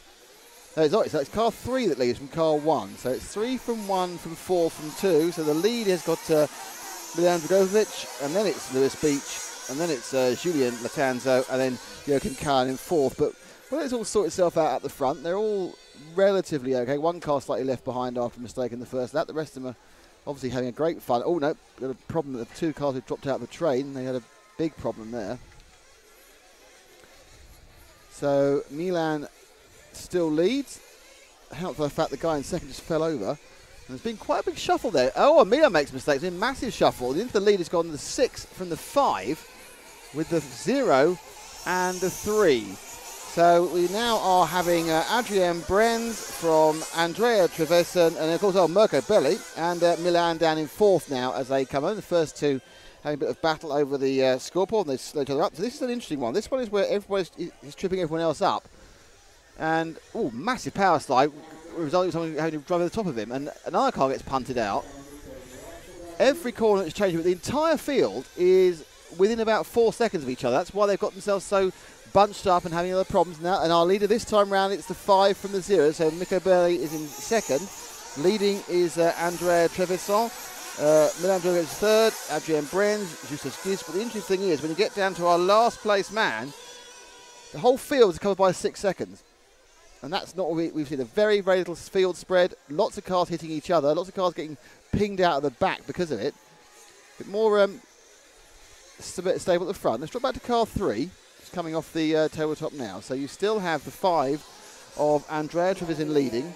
Second is the all-green car, 10, or green with black, of Belli. And we're with Adrien Brands in the 6. And he's followed by the... I think Adrien Brands might actually have dropped one down because somebody's got a David Ronnefalk tribute colour scheme behind him. And I'm wondering whether that is Brent, but it might be not. So I'll wait to come round again. 1 and 2 still ahead. So it's still Treviso from Mirko Belli. And it is the 6 from the... So it's the car 2 of Joachim Callan, who's running with the Ronnefalk tribute body. You'll see him just behind... trying to go around the outside there. The second, third and fourth are bunched up again. Our leader has a couple of seconds. Second, third and fourth are bunched up. So Mirko, bump up one stopper. Belli is leading this from Italy. Second, third and fourth are following him. Fifth place at the moment, I think, is Milan Dragovic. I'm not sure where Lewis Beach is. He's had a bit of a beating from pole, and he's in 7th. And Belli goes wide. So 1, 2, 3, 4 all together. They're all bumping up at the moment as well. We're just about 3.5 minutes down. Then there's 5th and 6th behind them, who are Dragovic and Lopez. So the top 4 all go into the zigzag, and one is upside down and been punted out, so that's bad news for him. Not sure who it was. I think it's the greener car. So it's the orangey car and the yellow. So let's take that 4th place car who's been separated from the pack. So the Wolves have separated the 4th place car from the pack. Drop back. That's the cars. That's 4th and 5th. The 5 and the 3. So the 3 we know is Dragovic, and the 5 is Andrea Trevisan, who was leading at one point. So yellow and orange is Andrea, and Milan is in the multicoloured car with a kind of purple feel to it. 3 machines. He hops over, and also coming up his inside now, Valentin Lopez, and Lewis Beach as well is kind of holding on. Valentin Barder not looking good for a 5th bump up at the moment. I think the pace is just outstretched what he can do, but it's many a slip. As our leaders go through, it's still Mirko leading. A mistake by the 2 machine of Joachim Callan. And we now have 3, 1, and another car. So the 1 machine of Lewis Beach is now up behind Dragovic. So the 2 Brits now battling for 4th and 5th. Dragovic, we need to drop back to the next 2 cars. And that is Dragovic, Beach, and Lopez. 4, 5, 6. 5 down, 15 to go. So we haven't even hit the start of the stops here in the 1/8. In the 1/8 B Euros. It's the quarter-final B, brought to you by RC Racing TV, with association with EFRA, of course, with Federation of Red Automobiles, T-Car Graphics, and our friends at Fiat Chrysler Automobiles, and particularly Jeep this weekend, the mighty Jeep. Cars moving around left, right, and centre here. So 1 and 2 are away. We're with 3, 4, and 5. Mirko Belli leads. Really very close between him and Joachim Callan. And they come under the line now. Treviso's just ahead of Beach. He's making a good strong comeback now from a problem. So Treviso and Beach are battling. And then they've just dropped Dragon. But there's been a problem for Belli. And Belli now is very close. So 2, 3, 4, and 5 have come together. Callan's taken the lead. So the green car at the front of this train, that is Belli. And then behind him is the yellow and orange car, which I want to say actually is Lopez. I don't know if it is Lopez. Oh, it doesn't matter. He's upside down and spun off badly and kept going, interestingly. And yeah, so now got back 1, and that's Lewis Beach in 3rd. Then you got Dragon Milan Dragovic is running in fourth, and then it's Valentin Lopez, who had got up to second for a while, and he's now dropped himself back down to fifth. As we get to the bit where it's going to get more interesting now, because we're now coming into the time that it's pit stops. The first of two. We know that we assume that Marco Belli won't go for two, he'll go for one. He's just moving outside, and Beach looks to get up the inside of him. This is the battle for second and third. Trying to bridge the gap is Milan Dragovic, I think it is. I must get this right at one point. I've tried every single version of the name. One of them must have been right.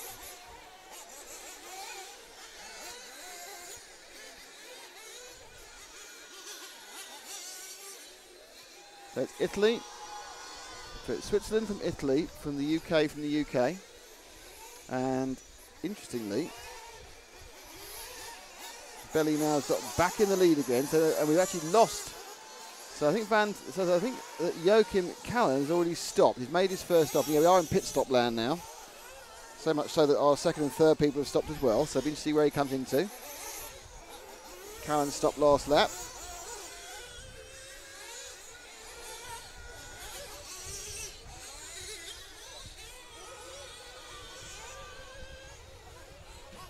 Coming off jump, over the tabletop. I think these are the guys currently in third and fourth. It is. It's Beach in fourth. In third, it is the 2 car of Callan. So Callan stopped, as has Beach. Now up ahead, Mirko Belli has not stopped and is leading, as neither has Milan Dragovic either. Now whether they're both going for the 10-minute run, I don't know. They've got that kind of 6-7 second gap. They should. This is third, but third and fourth we're looking at.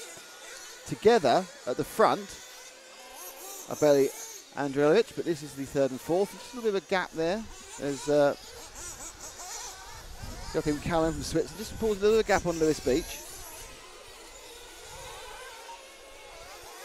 And there is Beach coming over TKR double now. You can see his quarry. This is third and fourth, fifth place, which is obviously the worry. That's Valentin Lopez, who's looking to do a double bump up, and he's back about 3 seconds at the moment. So again, we haven't got halfway yet. So there's plenty to go yet, plenty of time for something to happen. And as the temperature increases and the dust gets up, and the wind luckily is also blowing. It's blowing the opposite direction from yesterday. It's now blowing from behind the driver's rostrum. It's blowing into their faces yesterday. Beach, no harm, no foul. Drop back 1 car. Oh, we've made a mistake. Just drop back 1 car to the 12, because that is now the battle for Lopez. So Valentin Lopez from France, who bumped up, is now right on Beach's tail. I think what happened also is that Milan's taken his fuel stop at 9.5 minutes. So Milan's doing a late stop. Now, whether he thinks he can do the second half, I think that's Milan. Mirko Belli is on his own, yeah. So I think that was Milan. So he lapped the 7 car. So Milan's taking his fuel stop as well. So this is second, third, this is third, fourth, and fifth. Belli leading, Callan second. We've got Beach, Dragovic, and Lopez running together. We're at the back with Lopez.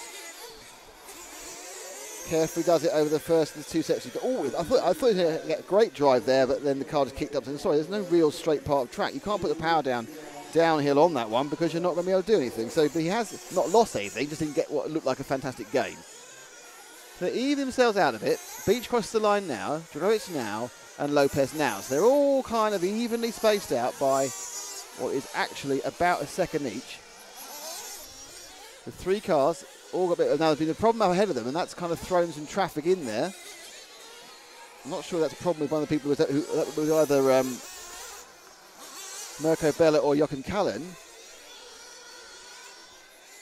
It may have been that Mirko took his fuel stop.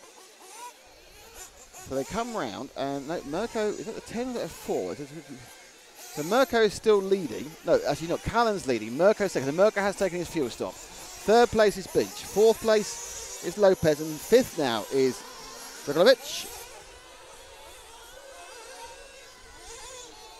As we stick with the yellow wheels of Lopez, who's in the middle now and currently looking pretty with a bump up in fourth. And we go down with 11 gone, 9 or 11 a bit gone, 8 3/4 to go. It's process really of turning laps and trying to get yourself in a position where you can attack after the final fuel stop. Now Mirko's had his final fuel stop, he's one stopping, but you can see as Lopez comes under, now he's got Dragovic right by him there, so they go the T-car double. Milan really having a go at Lopez, looking to get himself back into fourth place, gets up the inside. Now both of these I think have to stop again. Now Milan was very late, but only 9.5 minutes, so I can't see him doing 10.5 in the second half of the tank, so he will stop late and do a short fill, but they both will stop again. Lopez and Milan, try and keep them both in frame. Oh, beautiful. Milan came up the inside the hairpin off the tabletop, sweeps now around the berm. Now will Lopez get back? No, he wasn't. That was a move and a half there from Lopez. Now, interestingly, the 6 cars got involved again. That is Adrian Brenz, and he actually is up there. Oh, and Brenz is hit, and they had an accident, and Lopez decided to go for fuel. That is interesting, because he had the accident with Brenz. He thought, I've stopped now, and there's more than that. There's a problem with the car. That crash has taken Lopez out. They had a bit of they put fuel in and wobbled the wheel as well. That effectively is probably game over for Lopez, because it's just too tight to start mucking about like that. Okay, let's move down beneath us and let's pick up the 3 car here. That's Dragovic, who's just got upside down, but more importantly, he's got ahead of Lewis Beach. Now, I don't know, did Lewis Beach make his second fuel stop there? He may well have done. We may have made a mistake. So you've got Beach and Dragovic, who are currently your 3rd and 4th. It's still Callan leading and Belly second. Now the 5th place man is Giulio Tanzo now, and he is only a couple of seconds back. So obviously we've lost, unfortunately, Lopez. He will come back forward a bit, but he didn't have a standard stop. He lost a few seconds. And a mistake from Mirko has put him right back down. So that's now 2nd, 3rd and 4th here. Mirko made a mistake coming to the berm, just completely overshot it, rolled under down. Luckily, after a very slow, agonising and painful roll that must have seemed like an hour and a half for him, he got back on his 4 wheels. We now got the stop for Milan. Or is that Lewis's stop? Missed which car that was that went in there. It was Milan or Lewis. They both got quite similar colours. We'll find out in a second. 6 minutes to go. If you join him, he's going to come through over and down, apart the first of the uphill and downhill section of the zigzag. Whoever it is their final stop. And it was Lewis. So Lewis Beach made his final stop now. Now he hasn't dropped too far. He's actually just stayed in 4th despite stopping again. So that's good. He hasn't got to stop again. He's made all the stops he needs to. Mirko's in 3rd. Milan's in 2nd. Joachim's leading at the moment. And we have about 5 minutes and 45 seconds to go. So we're expecting some more stops quite soon. Let's just move a bit forward. Let's pick up our 2nd, 3rd here, the 2 and the 3 and the 0. I think that's 1, 2 and 3. 1, 2 and 3 got together on the track now. So our leader, Callan, in the Ronafalk Tribute yellow into green machine car. That is our leader. 2nd place is Dragan Milovic. He's going to lose the lead. In fact, he didn't to Dragan. Now I think the situation here, and Mirko Belli behind. I think Mirko doesn't have to stop again in 3rd. I think Dragan has to stop again unless he's very... so Milan has to stop again. Dragan would be a great name.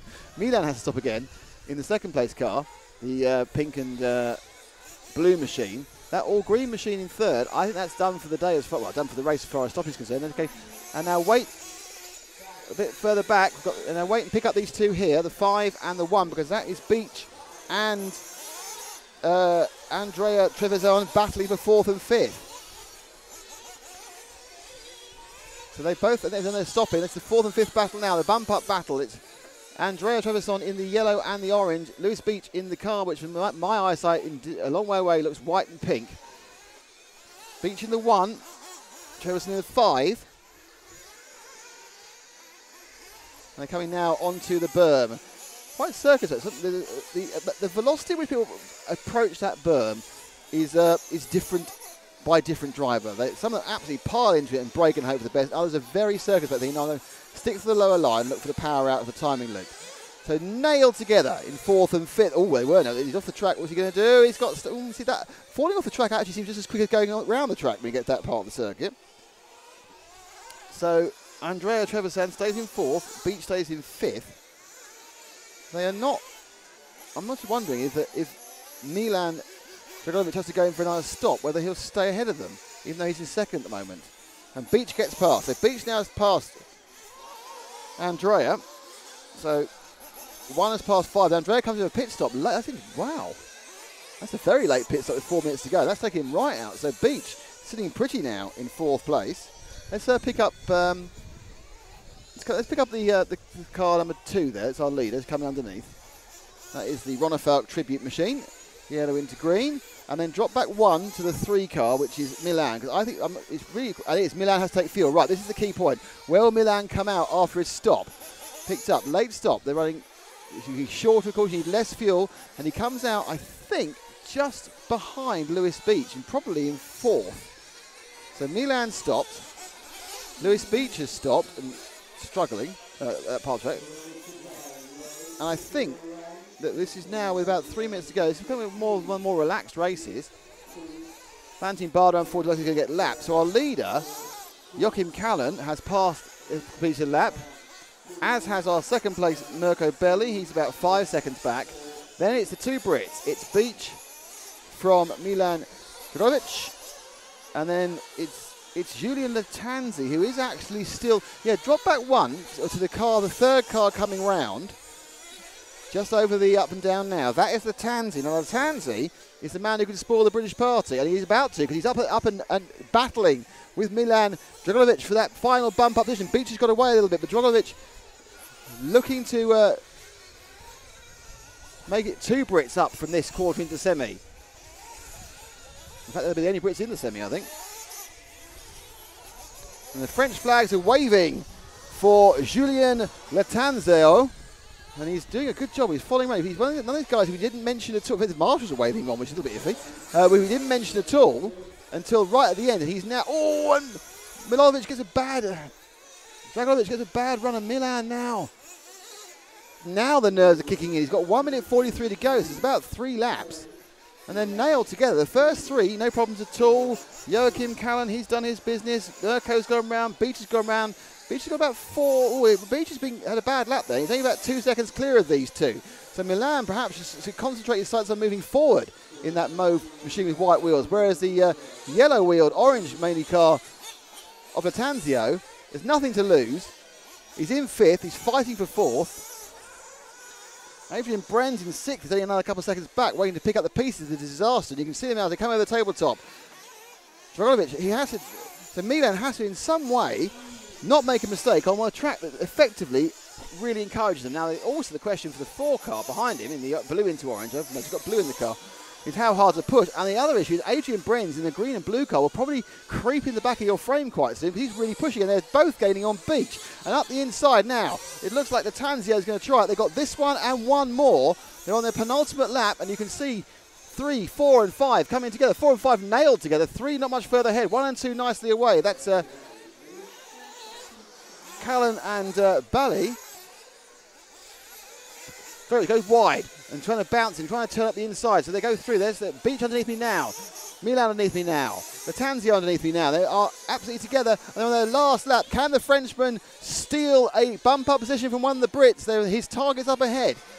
Well, Dragon there. Oh, gets a bad run into it, and then gets it. Had it for a second, then lost it as it came up, and he's got it back again now. The Tanzio is ahead as they go through the knife edge and turn onto the. But he gets a little nudge back there, and Milan takes it back again. They get another nudge, and they come tight. Now Milan has it back again. They've changed it 4 times this last lap. Milan's got 2 corners to go. What will the Tanzio go? Oh, he threw it up the inside. It didn't work. And 2 Brits get through. Great work for the Tanzio. Tries everything, just went for it. Oh, he smashed his car in frustration. That's not a good idea. But that was a fantastic finish there. He tried everything he could, drove it left, right and centre, and then he pile drive the thing into the time, broke the front suspension, which is a little bit petulant. You just zoom in on the car that's broken its front suspension there. That is the car that came in for the Tanzio. But after the position changing 4 times on the last lap there, your qualifiers are Joachim Callan, Mirko Belli, Lewis Beach and Milan Dragovic. And apart from crashing your car at the end and breaking it, which probably was, well, you're going home either way, is Julia Latanzio. Actually, Latanzio actually lost out to Adrian Brenz and was 6th in the end. And that is your quarter-final result. That's a good little run at the end there. He's made quite a good job of the front end of that car by the looks of it. That's a wishbone hinge pin brace. He's going home anyway. Kingpin or hinge pin. Yeah. Someone's going to turn around. You know you're in the Junior B for. Oh. Yeah. Yeah, that's always the danger. So yeah, so let's see if I can just run those results up for what was for a long time quite a calm final and got very entertaining, which is how we like it right at the end. Build it up slow. Slow build. And then I've missed it. I've missed it. Ignore it. Okay. So what we have now is semi-practice. And then a lunch break. I think. Yes, I believe so. So what we'll do is we'll have the camera on a nice shot. So you can see the semi-practice. Yeah, you want to just make it a little bit wider and a little bit more. So try and show as much of the track as you can. And we will have the timing up. So you just hit the timing up for the live position so you can see what people are doing lap time-wise. If I can find the mouse. Yeah, I know, it's a difficult thing. There it is. There we go. So we'll have that up for you. We won't be saying anything, and then there'll be a lunch break after that. So it's a break for us and a break for them. Yeah. But we think we're back at 22 local. I'll just put some text up.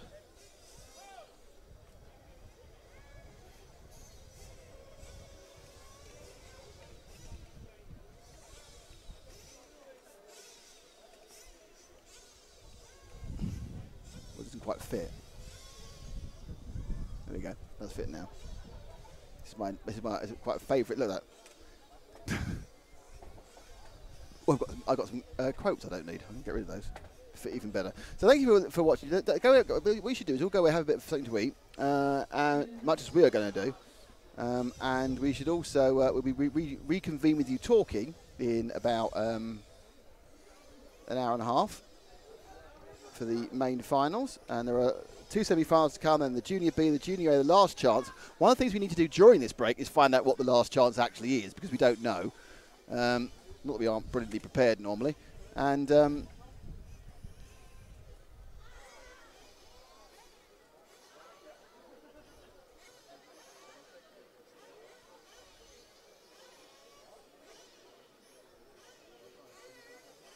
Well, we do know what it is. It's just how many people move forward from it, really. we'll come back 5 minutes before it's supposed to be on, so we'll come back at 13:35.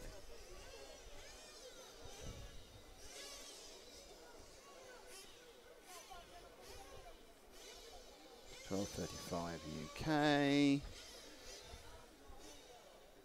Boulder already. We're eating bacon rather than back. I must be hungry. Ordering bacon for 12:35. Okay.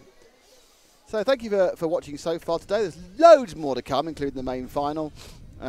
We will be back with you with the semi-finals in about an hour and 10 minutes' time. You can watch semi-final practice. It's going to go in front of your eyes, and you'll see the timing of what everyone's doing as well. And we will be back with you at that point, and we'll leave some microphones somewhere where you can't hear what we're saying for a bit of ambient noise. But until then, we will see you back in about an hour and 10 minutes. Catch you then.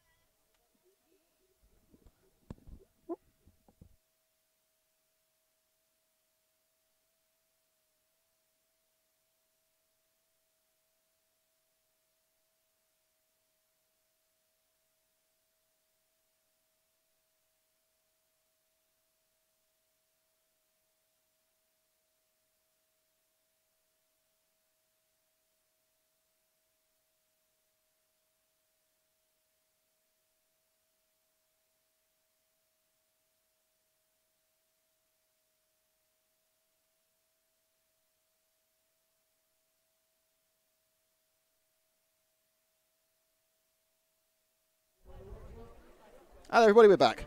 I know you missed us. I saw the sobbing on the stream. Hello, and thank you for sobbing on the stream. How are you all? Hello to everyone who's been having a chat without us. Thank you. I hope you all had a nice bit of food. We had kind of a porky thing, didn't we? It was nice. Pork cutlet, I believe. Pork cutlet. Pork cutlet a frites. A frites. Now, are they With actually, Dizzy Coca-Cola are they decided to keep their delay in? Oh no, they're 3 minutes when they should start. Yeah. So 3 minutes away from start opening the track. Yes, we're waiting for the start of the semi-final A. And let me run you through the exciting programme for the afternoon, everybody. Are you ready for the exciting programme of the afternoon? Absolutely. All-time CET. So if you're in the UK, whack off an hour. Not whack off for an hour, that'd be quite painful. Well, I don't know. What you do. That's impressive stamina. Excellent, yes. So we are starting with the semi-final A. And then they have the same at 13:40 officially, so in 5 minutes, but then the semi-final B. And from that, the top 6 will qualify forward to the main final. Then we have the Junior B final. Then we have the Junior A, that's 15 minutes. Then the Junior A final, that's 20 minutes. Then we have the last chance race. What's the last chance race? Oh, I'm glad you got there. The last chance race, as I found out from the powers that be, the last chance race is when the 6 people who didn't qualify from semi-final A and the 6 people didn't qualify for semi-final B go into another race, and the winner only becomes the 13th car on the grid for the main final.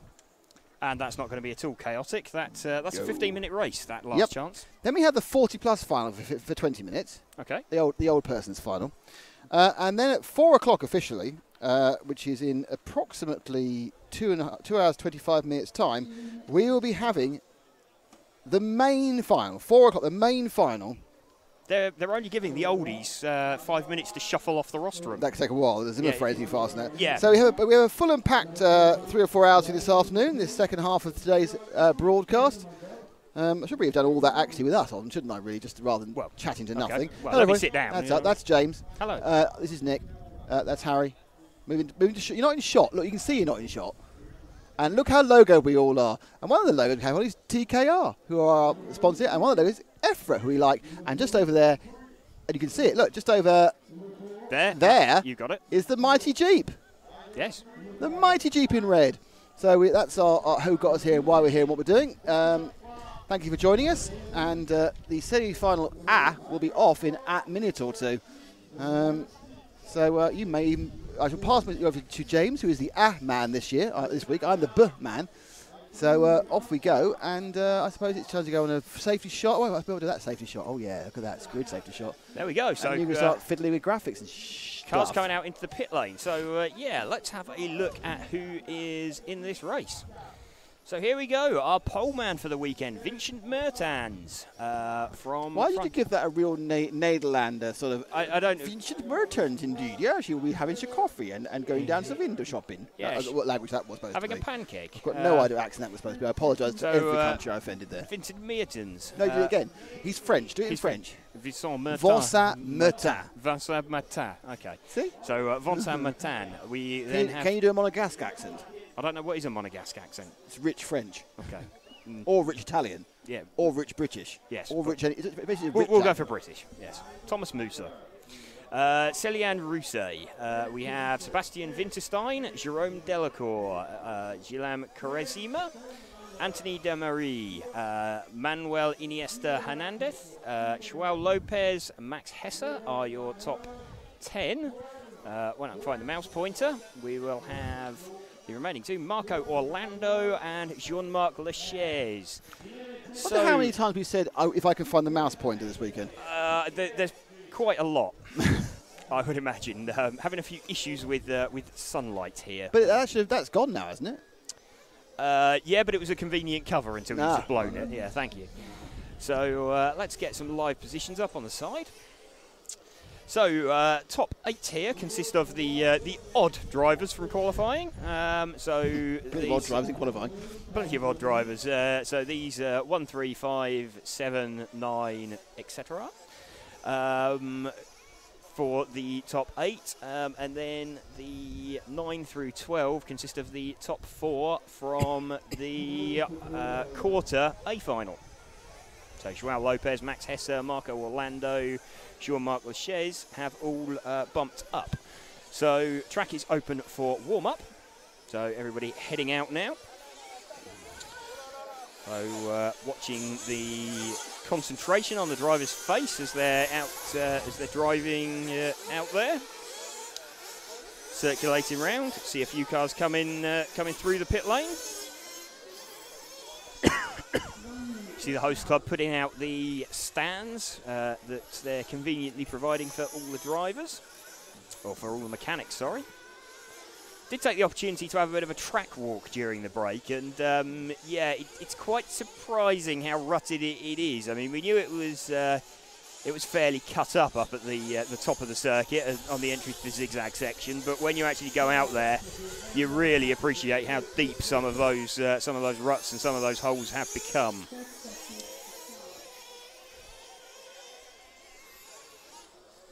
So just had the 30-second call till the track is closed. So I think everybody is going to be coming in this lap for their mechanic to pick them up.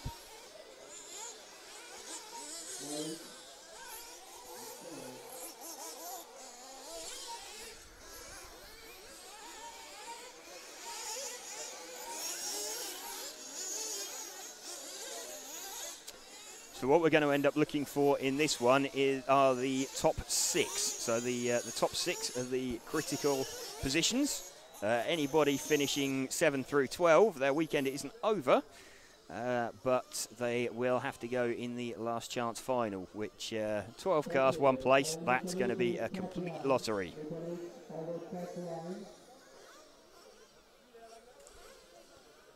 So cars just being brought out to their starting positions. See the mechanics bringing them out now.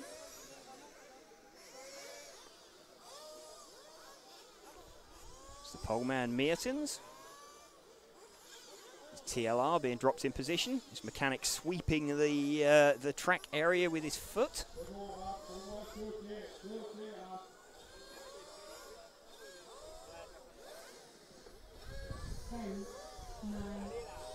Getting set for the first semi-final.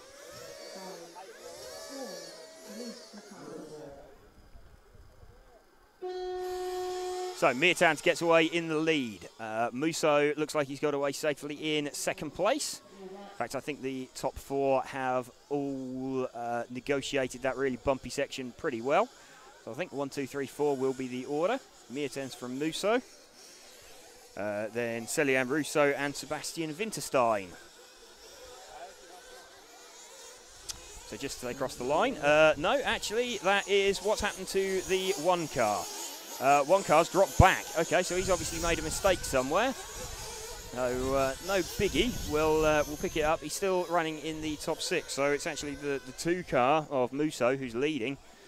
So that will reflect in the scoreboard as they come down. So we are watching the lead car of Thomas Musso. He's the white and red car with the yellow wheels. The black rear wing. He's just negotiating the berm now. Let's run with him for a lap of this circuit at Reading in northeastern France. So he's off under the scoreboard over these doubles into the zigzag section, this really cut up section of the track.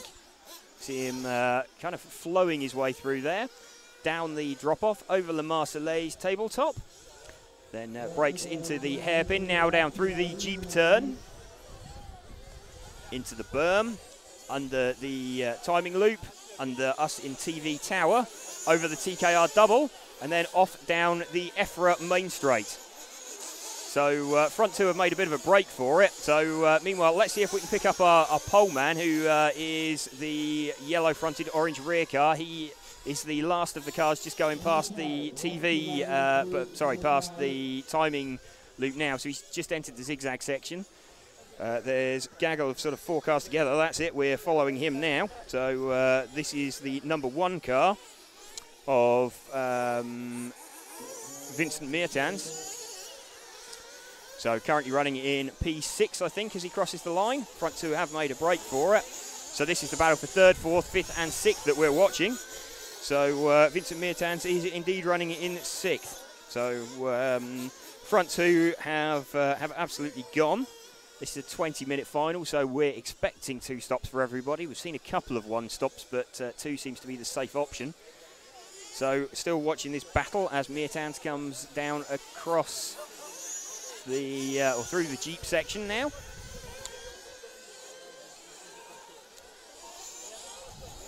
So Meertans is trying to get a move on Jerome Delacour. You can see the cars just in front of him as well. Max Hesse, Sebastian Winterstein. So all 4 of these just heading through. In fact, Hesse looks like he's made a break from it. He starting from P10 as well. So he's one of the bump-up drivers. He's got a little bit more track experience than everybody else. All of the drivers in this semi have had the opportunity of the semi-final warm-up. But we are riding with the P6 car, Vincent Meertens. He was your TQ man for this meeting. He is following currently Sebastian Winterstein, who is occupying, he's following Jerome Delacour, so Winterstein's got past Delacour somewhere out there. So still watching this battle. Let's move forward 1 car then, see if we can pick up Delacour's car. So they come through, so Delacour with the, I think that's the number 5 car occupying P5, it is. So Delacour, we're watching his, looks like a Kyosho, I think I can see, with the yellow wheels. It's a sort of white and blue body shell. He's heading around now under the scoreboard into the jumps. So Delacour trying to close down Winterstein and also trying to fend off Meertans. Just in front of him, actually, Winterstein's trying to put a move on Max Hesse. Max Hesse's made some great progress. He's up to 3rd from P10. So having bumped up once already, he's looking to make the double bump up and secure his place in the main final. Thomas Musso pulling away nicely at the front. Cillian Russo following him. Hesse's actually closing down Russo, and it's got within sort of 3 seconds of the lead. So actually, the lead 2, having got away cleanly at the start, now find themselves being chased down. Musso with the 2 car just coming underneath us now, and then we have the 3 car of Russo. And the 10 car of Hesse is actually closing him down. So let's see if we can pick up the 10 car. That's the orange car with the yellow wing and the yellow wheels. He's just going over the timing tower now, down into the zigzag section. So we've picked up him. This is the current P3 car, Max Hesse. He is closing all the time on Cillian Russo, who, having thought he'd got away at the start, actually, the sort of 4th, 5th and 6th battle, they're not actually fighting with each other, and they're all dragging each other towards the 2nd place car. So Thomas Musso looks like he's run away, and there's a mistake there from Hesse. So Hesse actually makes, sorry, that was Russo that made a mistake. So Hesse's, I think Hesse has got in front of him, has he? No, he hasn't. No, okay. So in fact, he's dropped back slightly. So Hesse, that was the 10 car we were watching, has dropped back slightly. I think he's now in 4th position. Yep, he's in 4th position, Max Hesse. So the number 4 car of Winterstein. Winterstein's made a mistake. So that has promoted Hesse and Meertans. So Meertans now back up to 4th.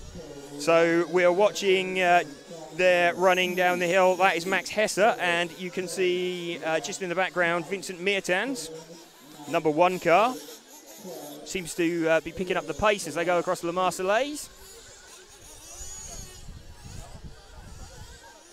So they've come round the berm, under the timing loop, over the TV, underneath the TV tower. They're over the TKR double down the EFRA straightaway. Okay, Hesse is in the pits, so Max Hesse is in the pits. There we go, fuel gun in, bang, off he goes, straight out of the pit lane.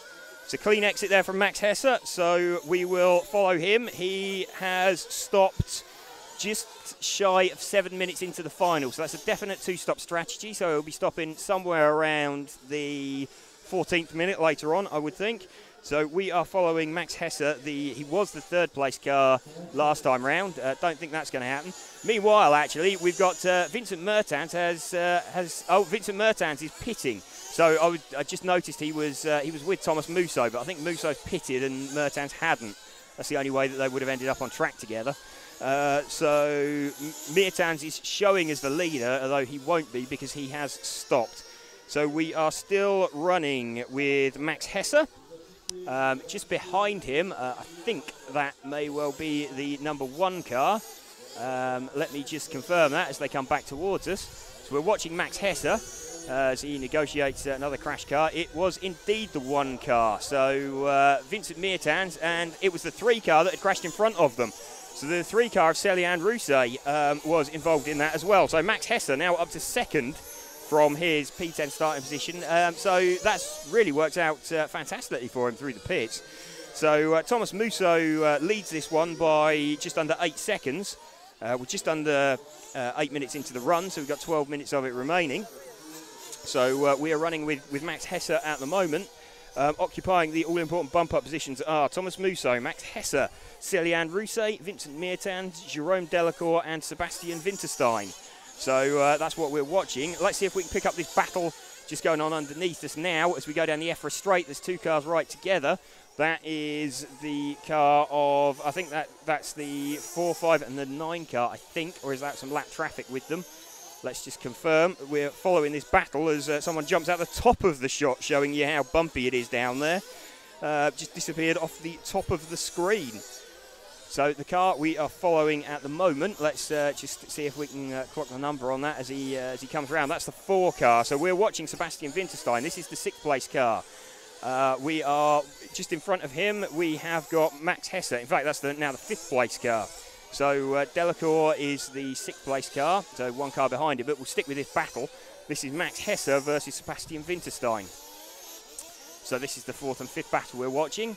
You can see Winterstein, the back of his car, kicking up. The car's really jumping about all over the place through that really bottled section, through that really rough section. And you saw Winterstein try a move on Hesse, tagged him, did the gentlemanly thing and backed out the throttle and waited. That was going over La Marseillaise. He decided to use his better traction. He'd taken a wider line and carried a bit more speed, but then had nothing to do with it when Max Hesse sort of managed to turn across the front of him. So they're coming now down the hill. That's a wide line there from Hesse, which is it's a longer line geometrically, but you can get the power down cleaner. So you're travelling at greater distance, but you can do it at a greater speed. So it kind of balances itself out. It's maybe a bit less risky. It does leave the door open. So this car we're following is the 4 car of Sebastian Winterstein, the German driver. So Thomas Musso, the Monegasque driver, leading this one still. From Vincent Meertans, our TQ man, Celian Rousset, Max Hesse, Sebastian Winterstein and Anthony Desmarais in the number 7, now occupying the 6th spot. We are still running with this this battle here, which we are following the 0 car. So this is Max Hesse we're watching. So we're watching Hesse chasing down Celian Rousset. So Hesse now trying to put a move with 9 minutes of this final remaining. So he's trying to make further progress and do a second bump up and trying that wide line again. So they come down the step down over La Marseillaise tabletop. They come through the Jeep J. Now round the berm, under the timing loop, under TV tower. Hesse's car pointing at all sorts of angles, but he's managing to get it round. Just going under the timing, the scoreboard now. So heading down into this really rutty zigzag section. Looks like he's quite brave and committed through there. Follow him down the step down. So heading round, and it looks like Celian Rousset's put the hammer down a little bit and he's gapping him. So let's see if we can move back a little bit, because there's a battle coming on through the Jeep J now, and see who that is. That's the 9 and the 7 car that we're looking for. That's Joao Lopez and Anthony Desmarais. So let's see what position they're in. They're just going down the EFRA straight now, having negotiated the TKR double. So those 2 cars were very, very close. They are currently occupying Joao Lopez, the 9 car, another one of the bump-ups, along with Max Hesse, is occupying the all-important 6th position at the moment. So the car we are following, he's come down the step down, and he's just heading round now. This is the 9 car of João Lopes that we are following, the Portuguese driver. So this is the 6th place car. If we drop back 1 position, actually, 7 and 8 are having a right old ding-dong battle. That's Anthony Desmarais and Manuel Iniesta Hernandez. So that's a Frenchman and a Spaniard. They are having this fantastic battle over 7th and 8th. Might not mean anything at the moment, though they both end up in the last chance saloon if that's where they finished. That's where they finished up. Just seen off camera, Max Hess has made a bit of a mistake. So we're watching this battle now as they go through the Jeep J. And you saw the 7 car of Desmarais run wide there. So Hernandez does jump him. So Hernandez is now going to set off and try and close down that gap. Starting to see the second round of pit stops now. We are just coming up towards the 6-minute 30 remaining mark. So almost 3/4 of the way into this semi-final A. So leader is still Thomas Musso. You've got Vincent Meertens has got his gap down to 5.5 seconds. Sebastian Winterstein some 19 seconds further back. So the front two look fairly comfortable in a way. Although I think we've just seen Meertens pit. So what we're going to do in a moment is wait for all the pit stops to shake out. This just watching this battle still going on in front of us. Let's have a look at the car we are following. I think this is the 8 car of Hernandez that we're following. So let's just watch him as he comes down the hill. So he negotiates the drop across Le Marseillaise tabletop, round the hairpin into the Jeep J. In fact, that's the 7 car we're following. So that's Anthony Desmarais. So he's dropped down the order quite a bit. That car in front of him, actually, 1 car in front, that's Thomas Musso. That's our leader. So let's run with the leader just as we come towards the 5-minute mark. So let's run with our leader for a couple of for a lap or two, just to see how he's going. He's got a decent lead, though. Vincent Meertens got that down to 3.4 seconds. So Meertens on a charge now. So we're watching the lead car of Thomas Musso heading round quite nicely now. That's the 2 car. So just had the 5-minute call. So there we go. There goes Musso over the T-car double off down the EFRA straight. So what we want to be picking up now is the 6th position car. That will be Célian Rousset, the 3 car. So as the cars come round, I'll try and pick up the where the 3 car is, and we'll get the camera on him so that we can see what is going on with that final bump-up position. Meertens really on a charge now towards Musso. See that gap closing out the corner of my eye. We are following this car that we're following down the hill at the moment. I think that's the 3 car that we have got. So we are following the Célian Rousset, the current P6 man. He is just over 2 seconds ahead of Jérôme Delacour. So this is the man occupying the final bump-up spot at the moment as we just go past the 16-minute mark. So would expect all the stops to start shaking themselves out. Meanwhile, at the front, Meertens has got the gap to Musso down to 2.3 seconds. So that's shaping up to be a good battle later on. So we'll keep an eye on what's going on there for you. That one could end up being important because it will dictate pole for the entire meeting. Well, potentially. The fastest time from the 2 semis will get pole position. So that gap is coming right down, actually, between them. So we probably want to be having a look at that. They are just going round under the timing tower now. So the not the timing tower, the scoreboard. So looking at the lead car of Musso, Musso stuck on a pipe. No, Musso is now back and running and clear. So here we go. So that is not Meertens behind him. Meertens is another 1 car back, I think. So there's the 2 car of Musso and the 1 car directly behind him is the car of Vincent Mertens. So Musso from Mertens, this is the lead battle we're watching. So we're just watching this battle go round now. So these two cars we're watching on screen are positions 1 and 2. They're reversed from their starting order. Vincent Mertens had a bit of an issue on the first lap and has been on a charge back through the field ever since. He's closed down a fairly huge gap that Thomas Musso had. So Mertens displaying some pretty awesome pace, and Mertens makes a mistake. Okay, so Mertens caught a bump there and flipped over onto his roof, so that's taking the pressure off Musso. So with just about 2 minutes remaining, let's see if we can get back to the battle for 6th and 7th, because that is looking fairly close. We are looking for Joao Lopez with the 9 car. So Joao Lopez, we are just trying to pick up. I don't think he's a million miles in front of the P7 car at the moment. So here's the 9 car now, just coming into the berm. In fact, yeah, he's got a fairly decent gap, but we'll keep an eye on that. So let's have a look. In fact, he's got a huge gap over the next car behind him. So Jerome Delacour, I'd estimate that to be 6 seconds or so back, looking at the gap on the track from them. So Musso still leading this one by now 6.2 seconds. So that mistake from Mertens pretty costly, because he'd done all the hard work. He caught Musso up, then he made the mistake. So we now have just under, just about 1 minute remaining, 1 minute and 10 seconds to be precise. So we are following at the moment the number 9 car of Joao Lopez. In fact, it's the 3 car now of Celian Rousset, who is occupying the P6. So I think that's the 1 car back from this one we're following.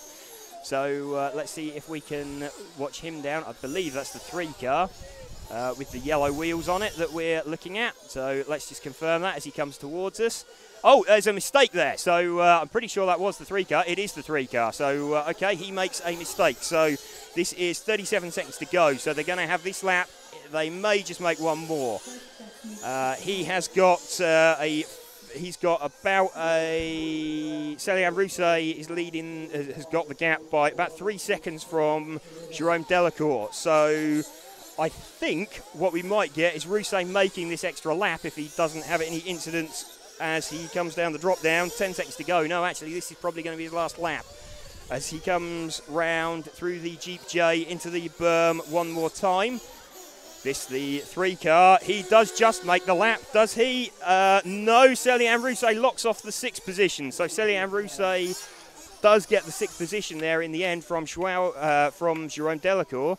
So Thomas Musso's also crossed the line to take the win. So Vincent Mertens just crosses the line now. Then we've got Winterstein, Hesse and Lopez. We're expecting to cross the line and come in.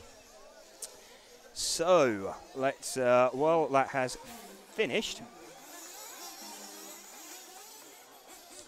So all drivers have finished. So let's have a look at those results. So Thomas Musso from P2 takes the win by, in the end, some 13 seconds from Vincent Mertens, who had a bit of a drama-filled first lap and then came on a charge back through the field, caught up Musso and then made a bit of a mistake in the berm and dropped back. I think he thought discretion was the better part of valour at that point and thought he'd settle for a safe 2nd and know he was in the final. Sebastian Winterstein takes the 3rd position. Max Hesse 4th, Joao Lopez 5th, and Celian Rousset takes the final locked-in position for the main final. Just missed that extra lap by about 100th of a second.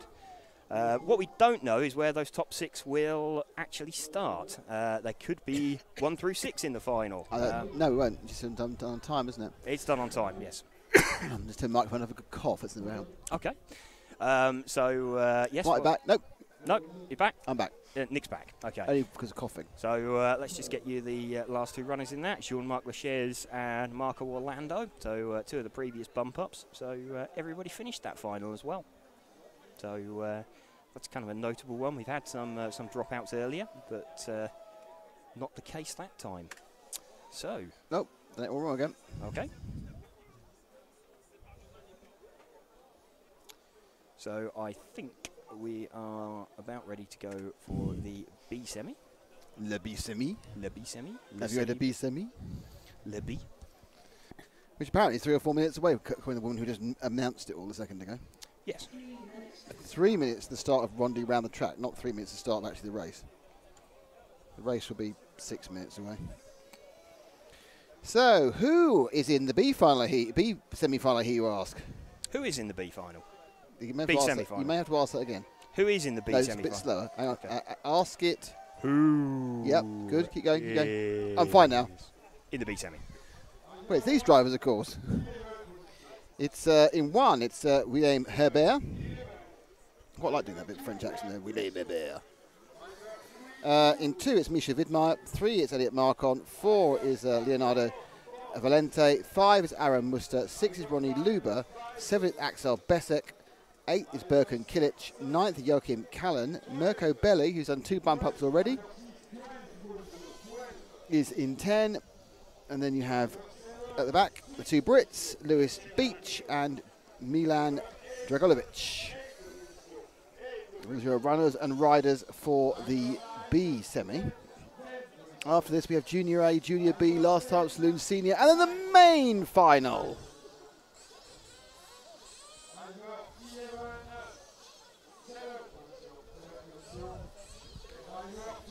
So, thank you for watching. We are RC Racing TV. My name's Nick Damon. You just heard a race talked to you about by James Stewart and filmed to you about by Harry Bamford, who's doing, oh, my arm hurts so much. Got important hours to do now. I'm just standing up. I just done some technical stuff. So yes, we have RC TV. We're here thanks to EFRA, the European Federation of Radio Automobiles, and of course TKR Graphics and Jeep. The mighty Jeep, our mighty red Jeep, averaging 44 miles per gallon, and we're going slowly. It's two-tone now. It's red and dust. Yes. Unlike us, we're kind of pink and Thunderbug. Yes. The chat section's got a little bit difficult because it's gone all French, which is fine because we're in France, but it has gone all French. So, semi-final B is about to get underway. And we will know in half an hour, half an hour and 20 minutes, who will be joining 6 drivers who will definitely be joining our 6 qualifiers in semi-final A. But of course the exciting thing, and it is exciting, isn't it, James? It is we have a last chance saloon. They haven't called it that, actually, interesting. I don't know whether Phil's copyrighted that title on Neo Buggy. Last chance race will be happening, and it's just the winner. 12 cars will start. 1 car will win. It might well be quite, what's the word for it? frantic. I'm hoping so. So, 20-minute race, 25 seconds, and they have to pull the cars back onto their grid positions. We're actually on time. Kind of. That's very hard to believe. No, we're late. It's about 14:05.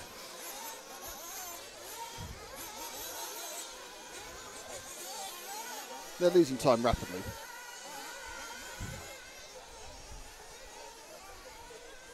Yeah. So the fastest time last time was 35 laps in 20 minutes 1 second, .442. It could come into play during this final to see where everybody's going to drop in. It might not.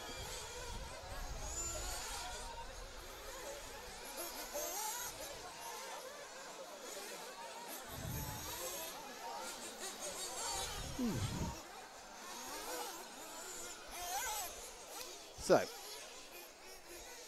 with the second semi-final get on the way, I can see Milan Dragojevic beneath me. I can see Mirko Belli, both bumped up. Position on the rostrum is decided by the drivers in order of when they where they qualified. So, person 1 gets to choose where they were. So, for example, Lewis Beach, who's 11th, was a top qualifier in his quarterfinal. So, he had first choice where he wanted to stand in his quarterfinal, and he's had 11th out of 12th choice in his semi. So, it's very unlikely to be even close to where he wants to be.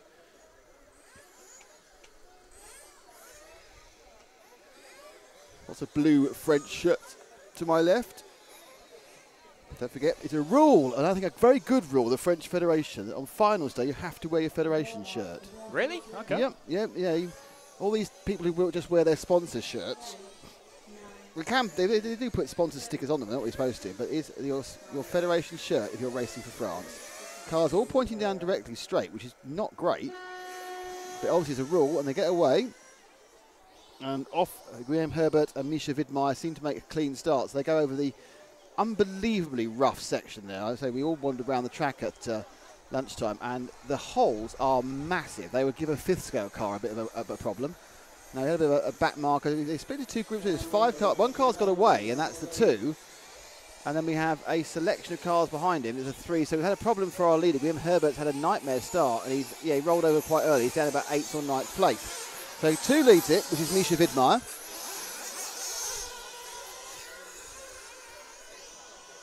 Yeah, Herbert lost 5 seconds on Widmeyer in that first lap.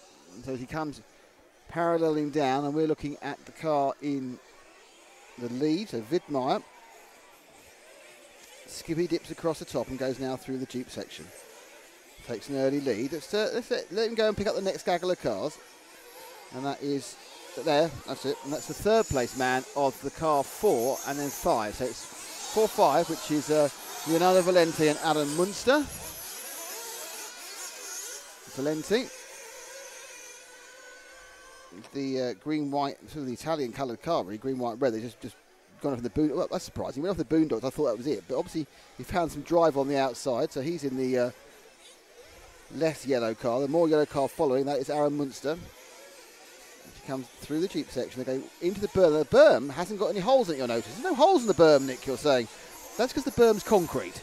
I didn't realise it either until we did a track walk yesterday, but the berm is concrete. That's why there's no holes in it. The ABC corner, that's paved. That's why there's no holes in that. The rest of it, the AstroTurf, no holes in that. The rest of it is dirt, and that's why it's been dug out. And here specifically, there are some of the holes are about 4 to 6 inches deep. So first 2 minutes down, and Misha Widmeyer's made nice starts up the ins. Nice move there by Widmeyer. So by Valenti up the inside of Marcon, who picked up second. So let Marcon in second. Leonardo Valenti in third. So it's second and third. It's Marcon now.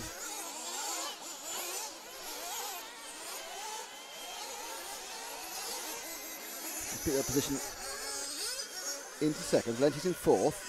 Still leading is Misha Widmeyer, and he's got a lead now of about a second and a half, but that may have stopped already. Some cars have fallen over. Let's see, there's a 2. And so Widmeyer is just ahead of Marcon, and then we're with the 3rd place car, which is car number 5 of Aaron Munster, and then behind him is the 4th place car of Leonardo Valenti in the 4, and then we have the 6th machine of Ronnie Luber, and Joachim Callan bumping up in 9th. He's currently enjoying 6th. It's Mirko Belli who's last at the moment, and the field spread is about 18 seconds, so it's quite a big field spread already. The first 2, I mean, a bit of a runaway. Let's go with our first 2 for a little second here. I'll go with the first 2.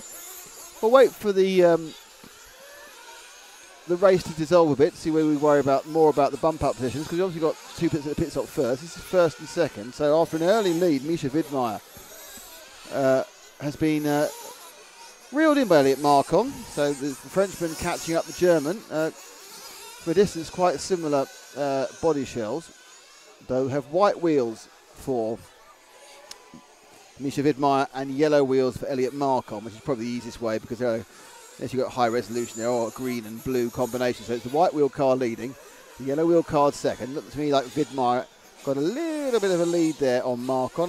That round he was, about 7/10 quicker.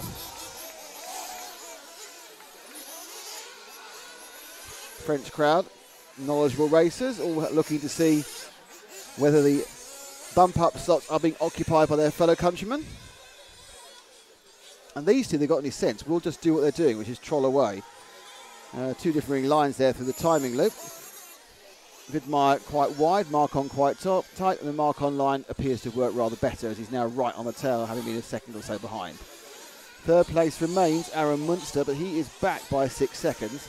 Then in 4th place is Leonardo Valenti, who's a further 4 seconds behind him. And an error there has in the lead has meant that we now have a bit of a gap between first and second. And we have a still Vidmar goes round, leading, and another problem. There's two problems in half a lap there. So I think Marco might want to see that one again. Let's see if we've got a replay of what happened.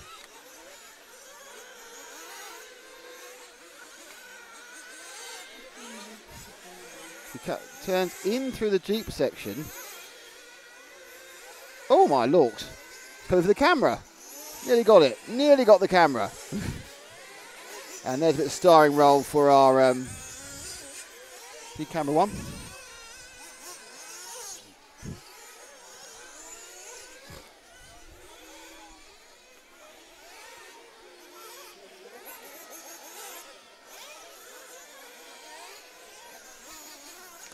So 6 minutes in or so, 5.5 minutes in, the order is Misha Vidmar, Elliot Marcon, Aaron Munster, Leonardo Valenti, William Herbert, Joachim Callan, Milan Dragovic from Britain has got himself up almost into bump ups. He's in 7th, but there's a 7-second gap between 6th and 7th. We're currently looking at the car who is holding 2nd place, the 3 machine of Elliot Marcon. Let's just hold it there. Wait. Pick up the next car, which is the 5 car of Adam Munster in 3rd. That's the yellow and the green. He's actually being slightly caught by the Italian flag coloured car of Leonardo Valenti. A lot of time to go. 2 stops, we think, for most of them. I'm pretty sure that Mirko Belli will do 1 like he has done recently. Some people are stopping quite late, though, to get a short fill for the 2nd stop. They're doing 9 and 8.5 and 8.5, and then only 2 minutes to go and doing a very short fill. But they're 3rd and 4th now, nailed together. Valenti's got a bit of drive and beginning now to start thinking about moving up the field. All he has done that because Munster made a mistake, rolled over and very conveniently let Valenti through. So Munster now stops being the chased and becomes the chaser in the battle for 3rd place. I think the car ahead of them, I think, is lapped already, that red machine. They go now going out very, very wide and running to the top of the first half of the zigzag, the first section of the right-hand turn off the back of the scoreboard jump section. It appears to be where it works, and having looked out there, whilst it's full of dust, it is actually quite smooth. So what you lose from lack of traction, you gain from they're coming to the pits, so that's 3rd and 4th into the pits. Picked up together, put down together. Oh, slightly better there. A little bit of a gain for, was it Valenti? I think actually Valenti got back behind him again now, isn't he? So it is in fact Aaron Munster who's got back by, and Elliot Marcon has stopped as well the previous lap off camera. So Marcon got down to 4th.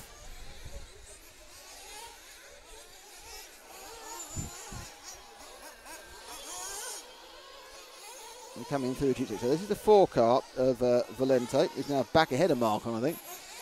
You've got the 12 car. Now, actually, that is Dragan Milovic. I keep saying Dragan Milovic, which is a much better name. It sounds more like someone out of Street Fighter. It's Milan Dragolovic. And Milan now in the multiple coloured car, in the pink, sort of mainly purpley pink car, but he's now coming back towards us. He's chasing down Valenti. So this is 3rd and 4th.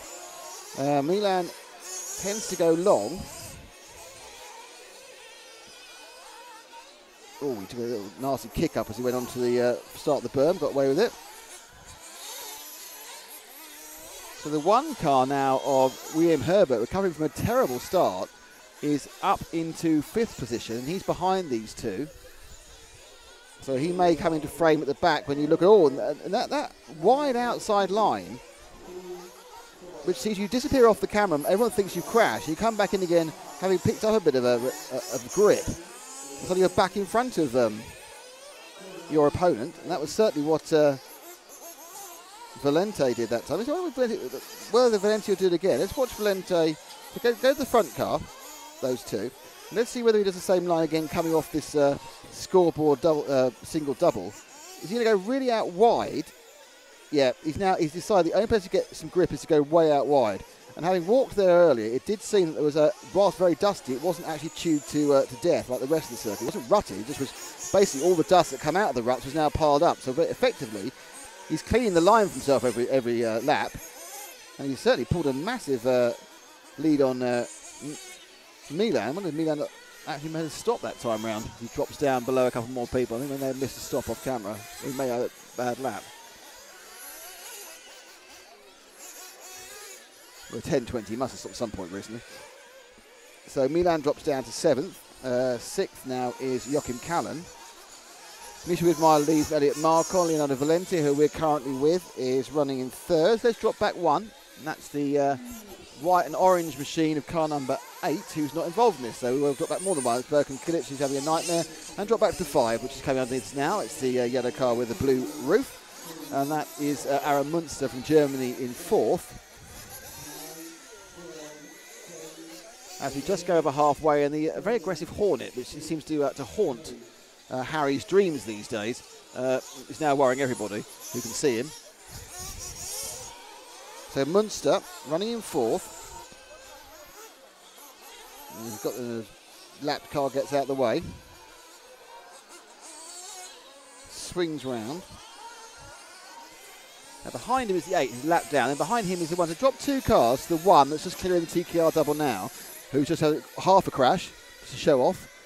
It wasn't quite cursed the cameraman. That is our pole man, William Herbert, who had a terrible second lap. I think that's the first lap, and dropped back a huge amount of time. We've lost a car, not sure who it is. It might be Lewis Beach we might have lost, I'm not sure.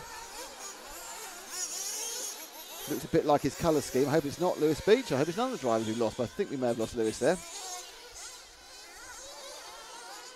Won't find out for a while.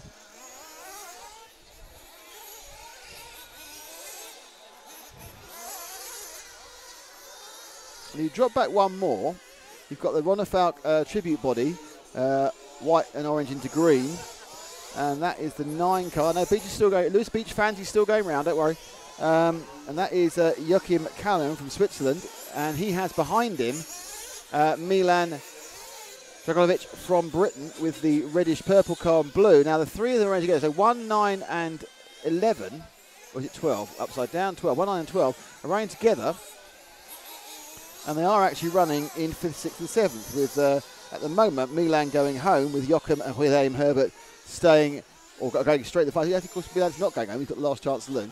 But the other 2 are going straight into the final. So Joachim Callan from Switzerland with the Ronner Falk body colours. That's the yellow and the red and the, well, yellow and white and the green. But he's been caught up a little bit by Milan. You can see the back of shots as he goes around the corner. You see Milan shooting up the corner there behind him. And he's made a mistake, and they both hit each other. So he made a mistake. Oh dear, that's a triple mistake on the timing loop. Now that won't come through. He'll have cropped the time, so he'll still show higher because he obviously triggered the timing loop before he completely made an absolute Horlicks of trying to get round it 3 times. So he's lost a lot of time there. And visually, as he recovers up and over onto the start of the move forward to the reddish car, just dropping off the step off now, going over the Marseillaise. That is Milan, who is doing a little bit better at the moment because he's managed to get himself into a bump up position. And 5th, in fact, as Munster's dropped back with 7 minutes to go. I wonder if Munster's made a second stop. The Hornet's back, by the way. If I suddenly sound a bit fearful.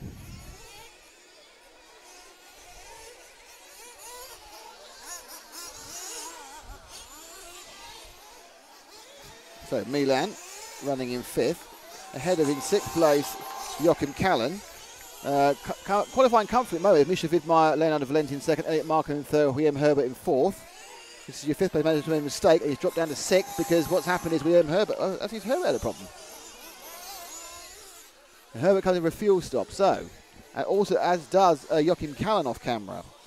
So we'll stay with Milan Dragolovic, who goes out wide, which is the place to go now, so don't get worried. That's where they place they can find a, not necessarily particular speed, but the lack of chance of being thrown off the track by a massive bump, I'd probably say would be the technical term for it.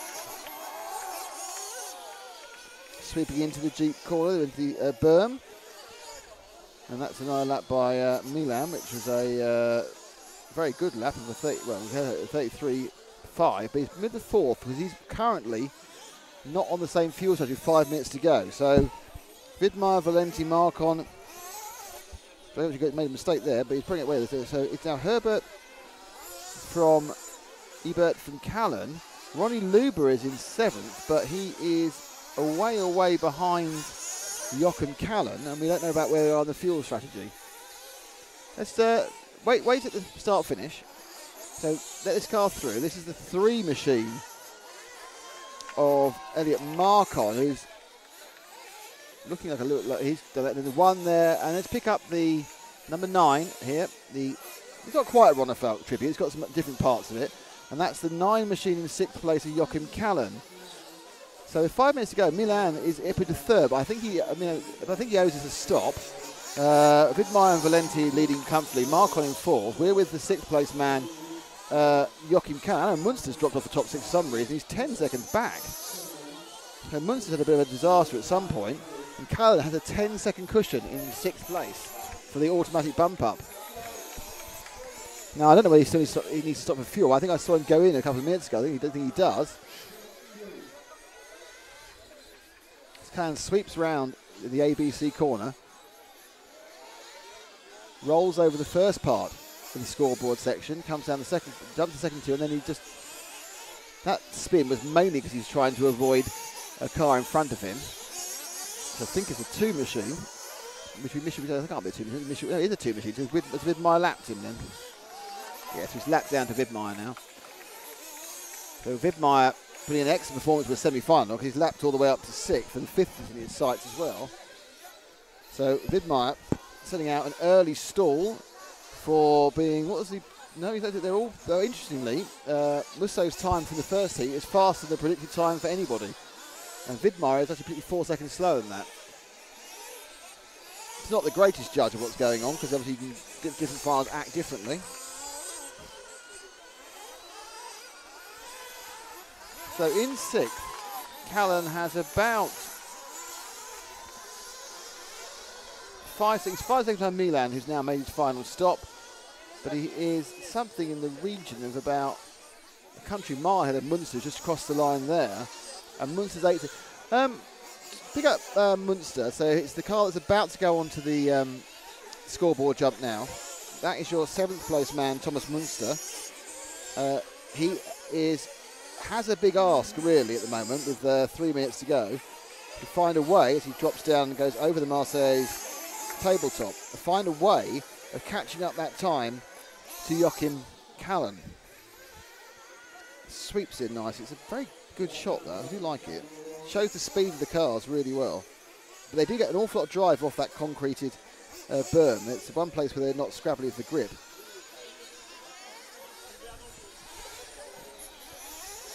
Big error made by car 6, but he's already a long way out of the running. And oh dear, that's not going to work well.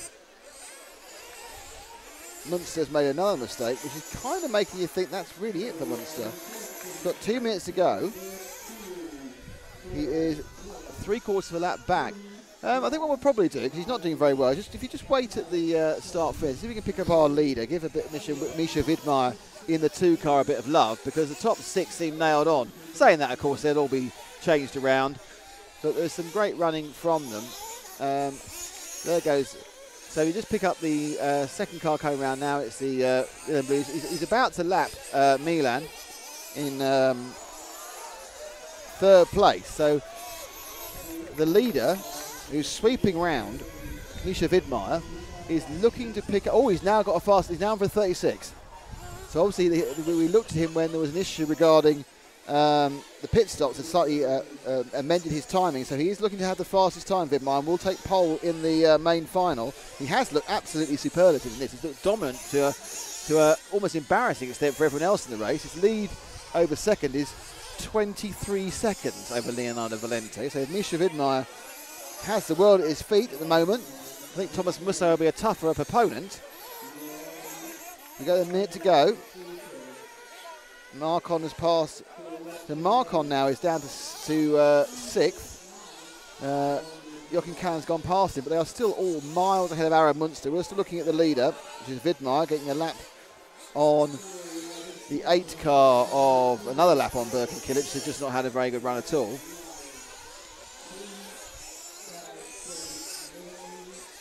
Milan Dragovic was upside down there, and that's dropped him down the position, I think, behind Callan. No, Callan's now much closer to him.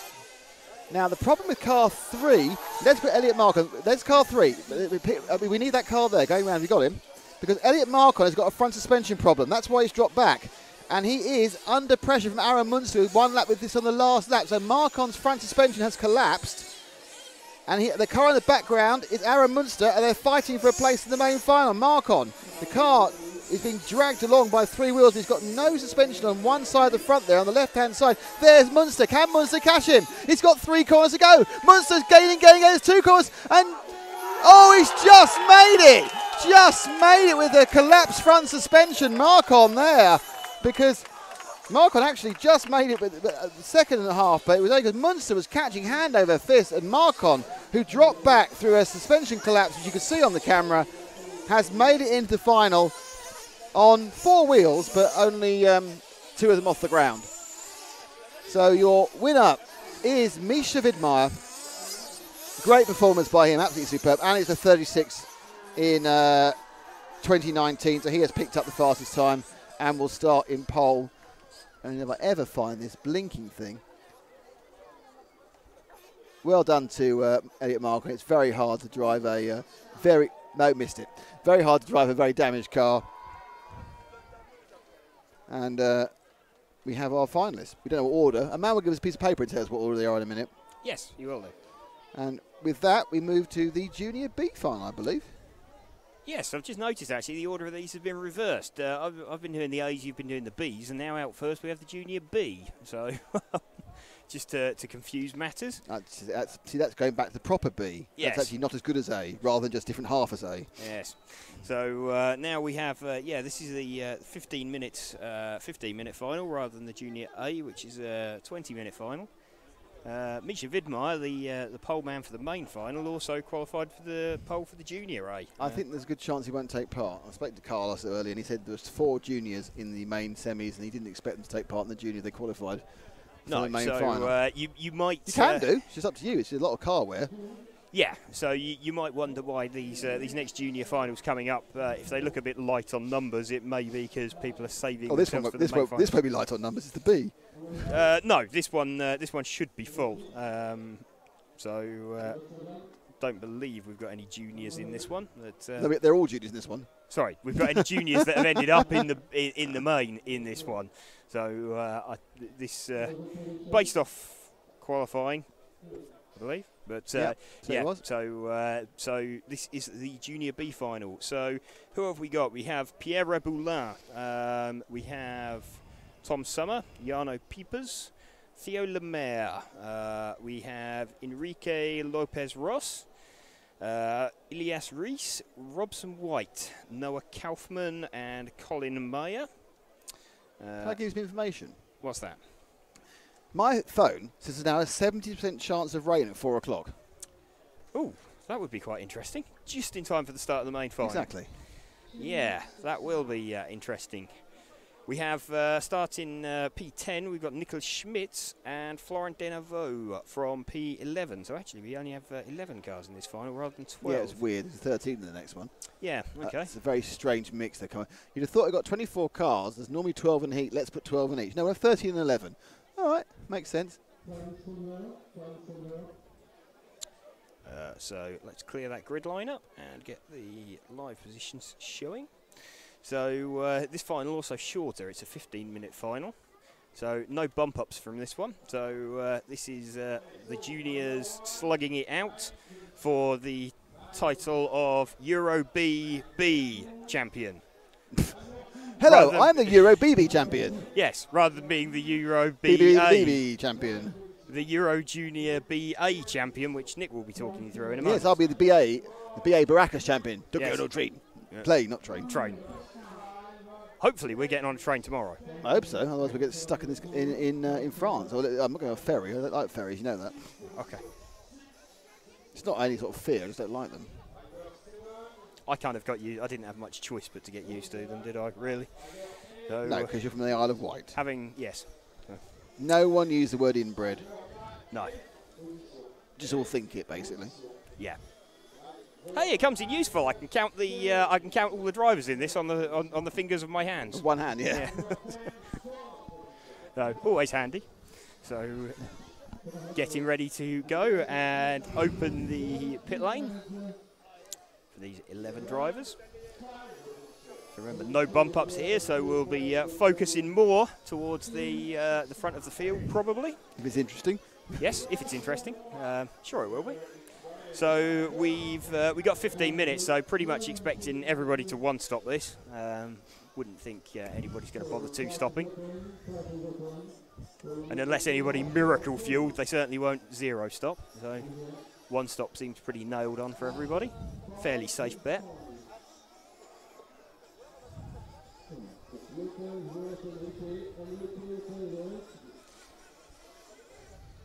So all the drivers heading out now. This is their opportunity to really figure out where the track is. I can already see some of the drivers actually experimenting with that quite high line. So it looks like some of the drivers have been fairly clever actually. If they've watched the previous races that have gone on, I think they may well have identified that up at the top of the circuit as you enter the zigzag section, that wider line, although you're on the dusty surface and you're taking a longer route around the track, you can actually get the power down better and there's less risk of being thrown off the circuit. So I think they're just being a little bit sensible there. It's got 45 seconds of the warm-up remaining.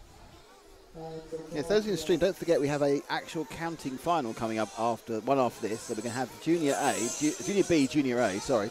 And then it's the last chance final. Not quite sure I gave that such a big build up there, but you know, hey. Well, that's going to be interesting. 15 minutes, 12 cars, all to be unlucky 13 in the main. Well, lucky 13 in the main final. So I would imagine that's going to be quite closely fought.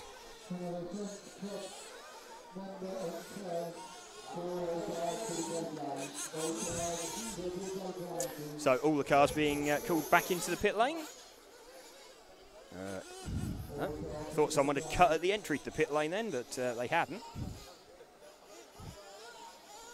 So car 9 is the straggler by the looks of things. Colin Meyer.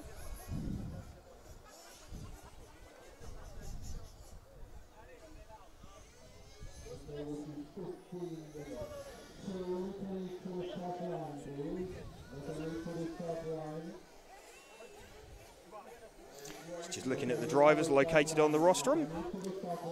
Mechanics have been called out onto the circuit now, so you'll start seeing them disappear from the pit lane. Interesting to know, not everybody's taking fuel bottles out with them either. So it's quite brave on their part, really. I think certainly whenever I've pitted someone, I've wanted to fill them up just before the off.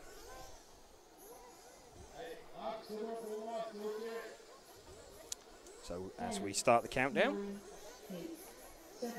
see if we can get on the shot of the leader. Okay, so we watch Pierre Rabouillant lead the field off. So he seems to have negotiated the first turn okay. First 4 seem to have got away fairly cleanly. Just confirm the order as they come around this time. I'm certain one's leading.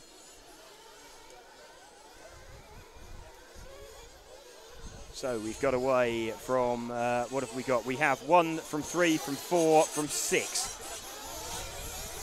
So 2 has had, well, 2 must have had an absolute nightmare start. He was obscured by the bank, but haven't seen him come around at all. So not sure what's happened to Tom Summer there. There's a little bit of activity going on in the pit lane, so I have a suspicion that may have something to do with it. So we're following the second place car at the moment, who I believe was Jarno Piepers.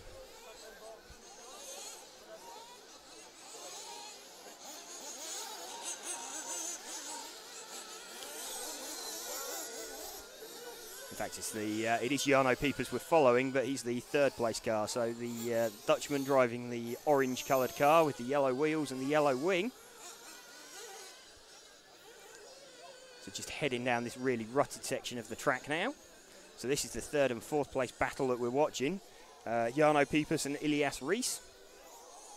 The German and Jarno Piepers, the Dutchman, and Ilias Rees, the German.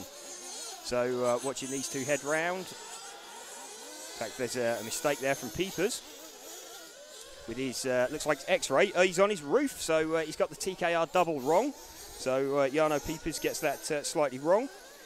So he's now out on clear track. Let's see if we can find a battle. There's, I think, the battle for 3 and 4. The battle for 3 and 4 was going on. It's now a battle for 4 and 5. It's just about to come down the step down now. So this is the battle for 4 and 5. I think this is Ilias Rees and Colin Mayer. It should become clear as they cross the line. It's the 9 car of Colin Mayer, and sorry, it's Florent Deneveau, the 11 car. So great start from Florent to jump up there.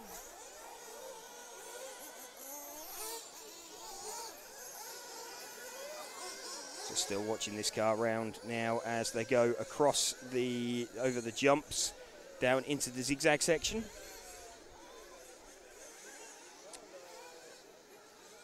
Starting to see more and more flags appearing around the track as they come across Le Marseillais. Round through the Jeep turn. Round the berm. Heading straight for the timing loop. Under TV Tower. Over the TKR double and off down the EFRA straight. Mistake there from, that was the car of Colin Mayer, I believe. It's the 9 car that ended up on his roof. So we're following that car at the moment. Let's just confirm the number on that car as he comes round.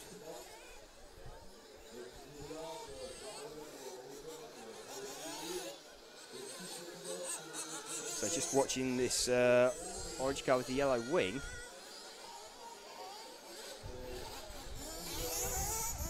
In fact, it's the 3 car of Jarno Peepers, though I could have sworn he had yellow wheels on his car, but clearly not. Okay, so having got that confusion out of the way, I'm realising that I couldn't see what I'm doing. We're following the car of Jarno Peepers. So this is the Dutch driver. He's heading down by himself, makes a bit of a mistake there. So Jarno running by himself in the 6th place position. We have out in front, we have Pierre Rabillon, who has a 2.2 second lead over Theo Lemaire. So let's see if we can pick up the leader. So we're looking for the 1 car out there. So let's see if we can get him. I think he is just coming across Le Marseillais now. Looking at where everybody is. Yeah, this is the 1 car. So we've picked up the 1 car as he comes around the berm. So we are following the lead car of Pierre Rabillon. Frenchman leading this final. Also French driver Theo Lemaire, the 4 car in 2nd place. The gap now up to 4.8 seconds. So Rabillon has got a good lead. You can see he's taking that slightly higher line into the zigzag section. So watch him down through the drop-off now over Le Marseillais, and he's now heading round the hairpin into the Jeep turn. So car briefly flicks up on 2 wheels, round the berm now, under the timing loop, avoid that big hole that is there, and now over the TKR double, and off down the EFRA straight. So Rabillon leading this one now pretty comfortably actually, 4.9 seconds. Everybody is fairly evenly spaced out actually as we're getting in towards or just past 1/3 distance of this 15-minute final. So watching the leader going round. Close battle actually, looks like it's going on between 4th, 5th and 6th. So let's see if we can find the 4th and 5th. I think they're just coming through the Jeep turn now. So that will be the 6 and the 11, Ilias Rees and Florent Deneveau. Jarno Peepers was involved in that at the start of last lap. He's obviously made a mistake somewhere off camera.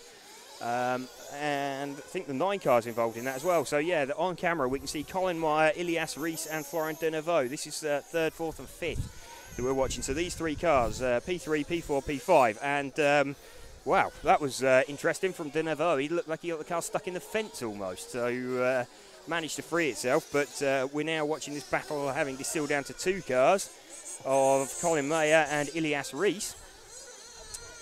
So Mayer and Rees leading, and they tag each other, and actually the 11 Deneveau, that mistake he made at the start of the lap worked fantastically for him. It dropped him off the back of that pack.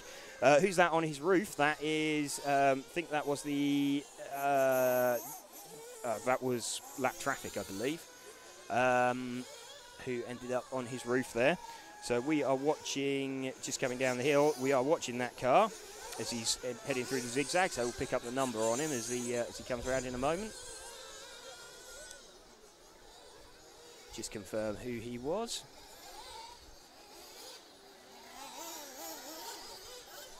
That was the 6 car, so actually that was Ilias Reis. So Florent Denevaux, actually at the start of that kicked it all off, he made a mistake and it dropped him off of the battle between Ilias Reis and Colin Meyer.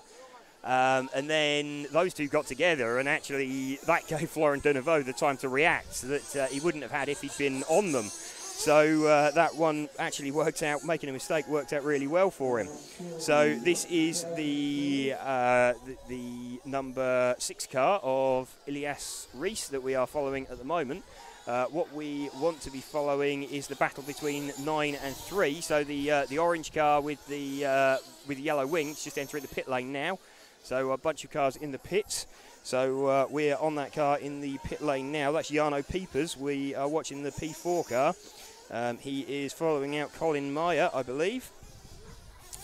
So they are really close together. I think that car in between them is a lap down. We'll confirm as he comes round. He was in the pits at the same time as them. So whoever it is has just put a move on Colin Meyer. So if he is a lap down, he's just taking it back. So let's just check to see what car that was. It was the 11 car, so actually it's Denevaux. So Denevaux has made an awesome launch forward through the pits. So he's gone from 5th up to 3rd through that lot of pit stops. Pierre Rabillon is still leading this one, 6.5 minutes remaining. He is, let's have a look at his lead. He's some 4.5 seconds still, so Theo Linamer not really able to take that gap down massively. Florent Denevaux, who we are running with at the moment, that's the sort of green coloured car with the yellow wheels. Him and Jarno Piepers are having a bit of a ding-dong battle here over 3rd and 4th. So this is the final podium spot. 6 car, Ilias Reis also wants to get involved in that, and not a million miles behind is Enrique Lopez Ross. So 4 cars all sort of fighting for position. Jarno Piepers currently occupying the P3 spot. Florent Denevaux had it as they crossed the line. Florent Denevaux has it again, it appears. So Florent Denevaux still occupying the P3 as we're going round. The lead battle is remaining fairly constant as we come up to 5.5 minutes remaining. Theo Lemaire has the lead down to 3.6 seconds. Doesn't seem to be closing particularly rapidly. So the 1 car leading from the 4. So just following round now. Seeing we're still riding with the 3 car of Florent Denevaux, the P3 car, sorry, that's the 11 car. So at the 5-minute call. So we could do with picking up the leader and running with him for a bit. That is the car just coming around the berm now, so he's on his own. So let's run with the leader, the 1 car. So he heads over the TKR double off down the EFRA straight. Just heading over by the timing board, over the jumps there. He's taking that slightly wider line as well, appearing to disappear off screen. So this is the lead car, Pierre Rabillon. Pretty dominant display really in this final. Sort of pegged the gap to Theo Lemery at somewhere around the 3.5-4 second mark. It seems he's kind of toying with the field really. He can gap him as and when he needs to. So he's just circulating by himself. Just coming up towards the 4-minute mark, seeing if there's any other close-ish battles going on as they come across the timing line. So we'll follow the lead car for a little bit longer.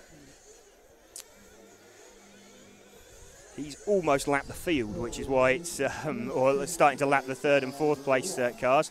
So there's the 11 and the 6 and the 3. So we want to pick up those cars coming down the EFRA straight now.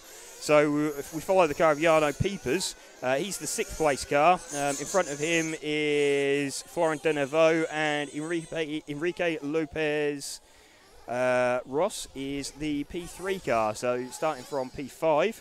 So seen a sort of mistake in the background there, so one of those three has dropped out of that. So we're watching the car of Jarno Piepers, the orange car with the yellow rear wing, the driver from the Netherlands. He's trying to hunt down the 5 car of Enrique Lopez Ross. So we have 3 minutes remaining.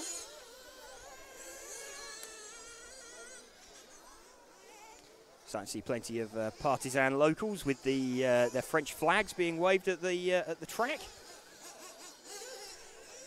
This battle's still going on for 3rd place, so Piepers trying to find his way past. The car's bouncing all over the place as they're getting on the throttle.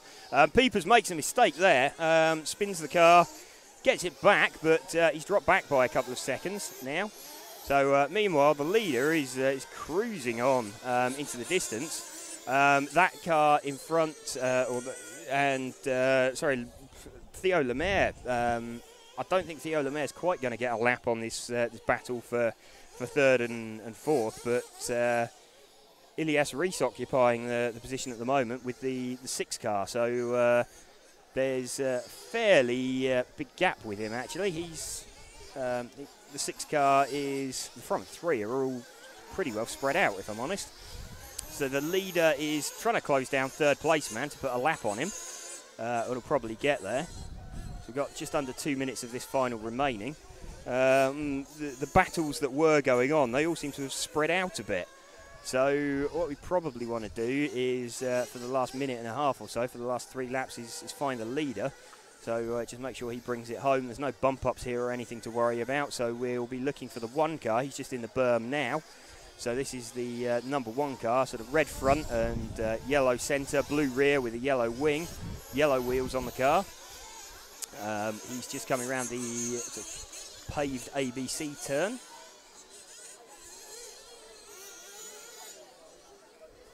He's dropping down through the zigzag section now. Car looks very well balanced. Just we come up to 1 minute remaining.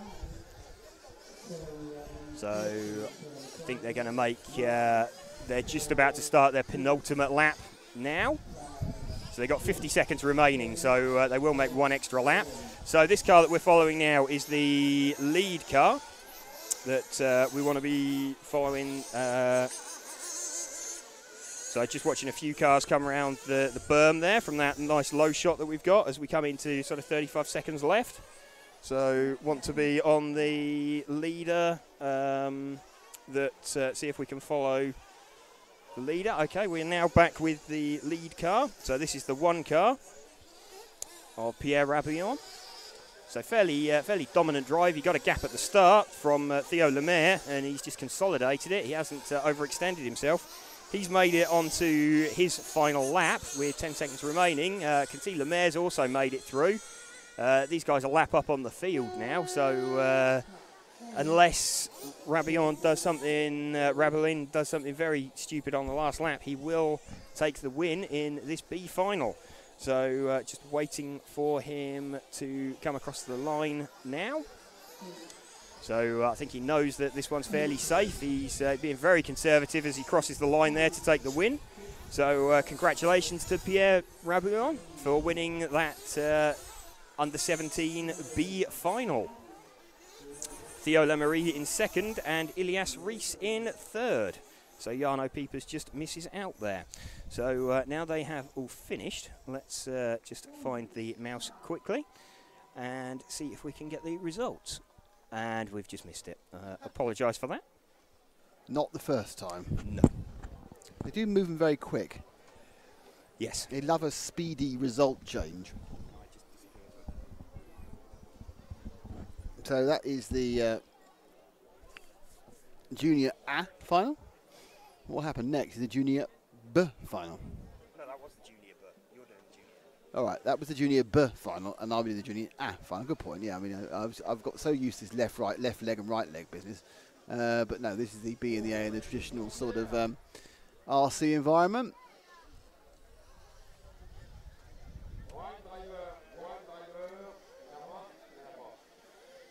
Let's see if I can find the mouse on the timing screen. 3 minutes to start.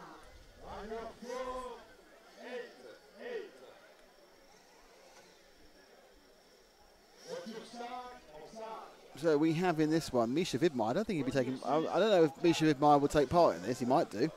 Then Valenti, he's also qualified for the A final. I'm not sure if he'll take part in this one. Axel Besek, Birkin Kilic, Antoine Guenet, Andrea Trevisian, Max Hess, Matthew Chaffardon, Marco Valia, William Skidmore, Gianmarco Franziolini, Kieran Cox and Alessandro Castellodi. So if you've been with us all day, you'll recognise a number of those names in this the A final. But I must admit, I'm not quite sure whether Misha Vidmar will run. He might do. He might want the extra experience of the track. I think possibly I'd be worried more about breaking the car. But we'll find out in a few minutes' time as they begin their march towards the A final. I just changed the textual bit, so it says A final. Here we go. Do that and do that. And we are in the Junior A final. A 20-minute extravaganza, possibly. It is 20 minutes. I don't know if it's extravaganza or not. Have less activity around the various people.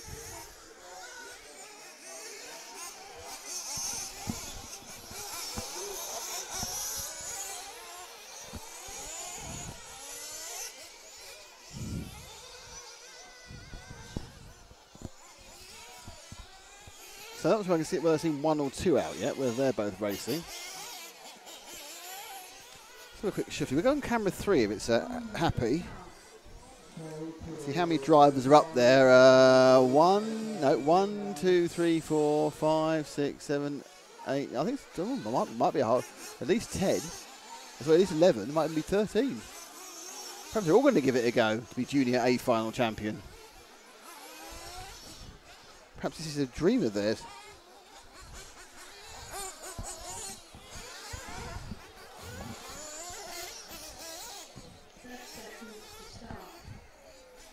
Tyres being mounted to my left for one of the main finals.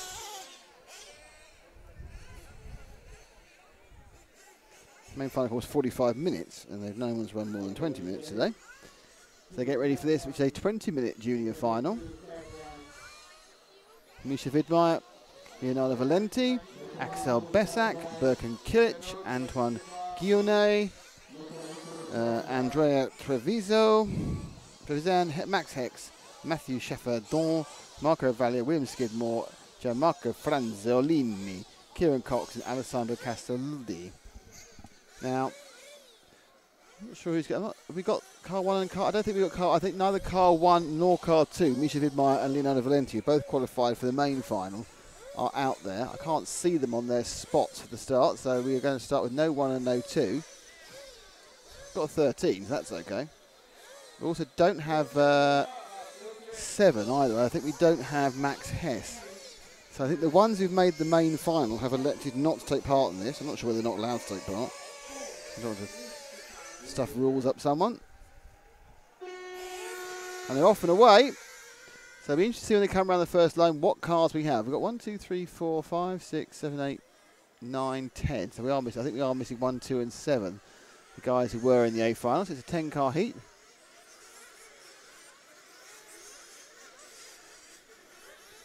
So car 3 is indeed leading it. Car 4's had a bit of a disaster.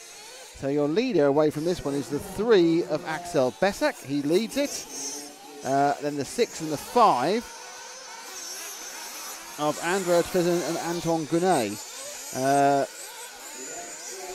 Some problems for 9 and 11, which is Valia and Franzoli. And they're at the back at the moment. But what a great start for car number 3. He's in a different postcode so far ahead. Axel Bessak. You wonder where this form was in the previous rounds of the event. And he has a lead at the end of the first lap. Well, he's obviously finished it. Just drop back now and pick up the second and third. His car 6 is second. and it's back by 6 seconds. They've got a 6-second lead in two laps. A little bit down to the mistakes of others, but a lot of it down just going fast, everybody. Okay, so we're now with the second and third, which is Andrea Trevisan and William Skidmore.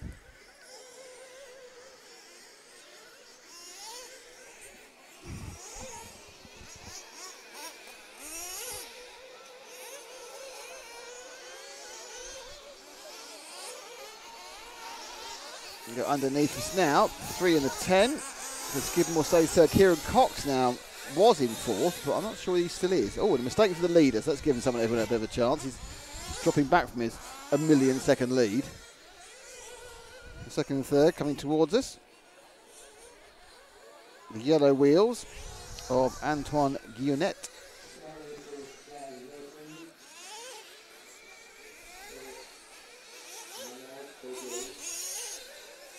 The 5 car from the 10 car, so Guillonette from William Skidmore, so it's yellow wheels and yellowy green, Guillonette, the white wheels, black wing for Skidmore as they're fighting for second and third. They sweep round the ABC corner. They're going to turn up and into the scoreboard for the roller first, and then this small double. Oh, and jumped off the track, did Guillonette. So Guillonette has had a bit of a disaster. He's no longer appearing on this film. It means that William Skidmore is a long way away in second place. So he's on his own. In third now, drop back 1 car, is the orange and white 12 machine of Kieran Cox. So 2 Brits in the top 3 behind Frenchman Axel Bessac. So Cox in third, and we are not really 3 and a bit minutes in.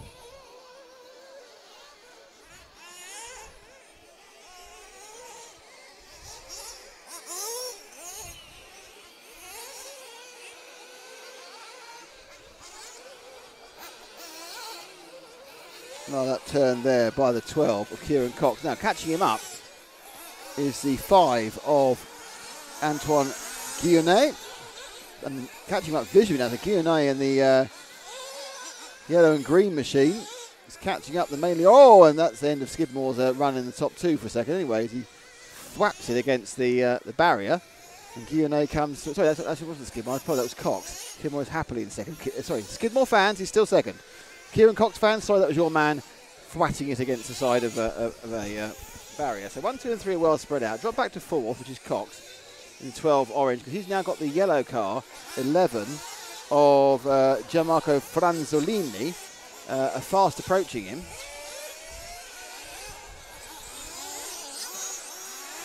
Franzolini picked up about 3 places in that last one. Our leader makes another mistake. And in many ways, William Skidmore is actually catching up our leader. It's a long way to go. He gained about 3 seconds in that time due to a mistake by Bessac. We're still looking at Kieran Cox, who's on his own in 4th. That time round, he gained the 10th on Gianmarco Franzoli in 5th. Kilic now takes 6th.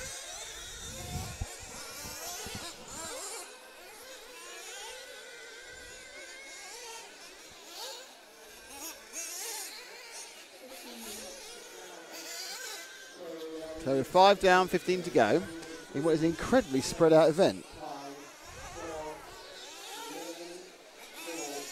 Drop back 1.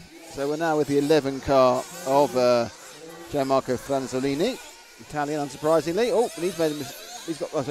He's carried behind him. 3 other cars are all taking turns to make mistakes. The leader is getting close to doing lapping. That time round, Axel Bessac turned a 32.9, which is a good time. 33.6 for Skidmore, in second still. The third place man, car 5, Antoine Guillonette, 33.2. Fourth place, Kieran Cox, with a 34.5. And Gianmarco Franzolini, who we are with a 34.4.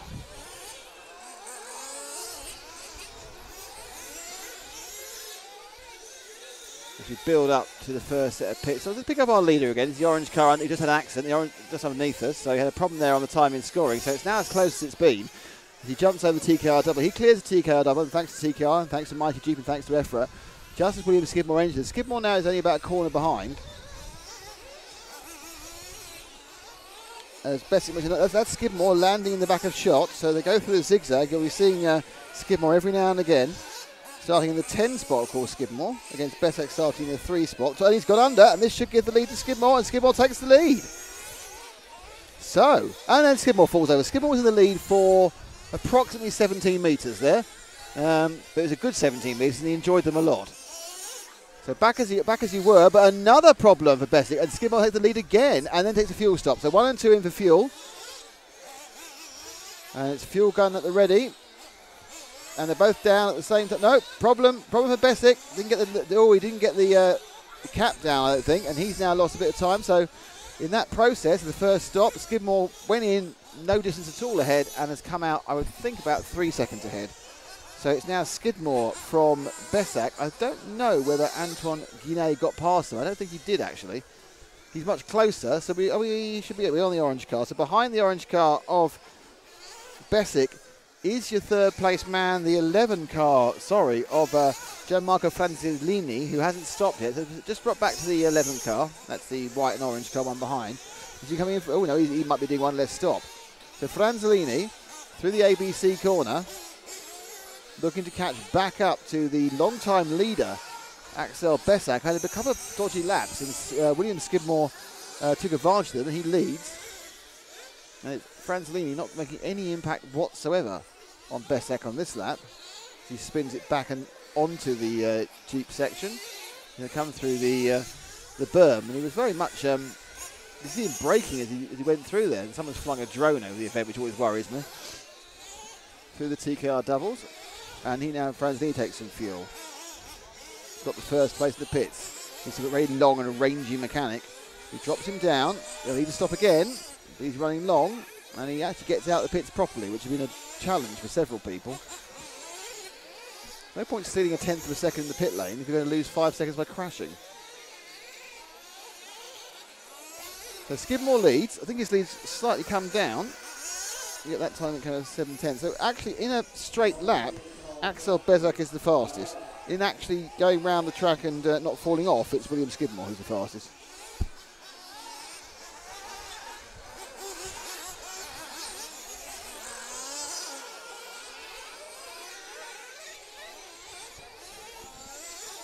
So Franzellini upside down.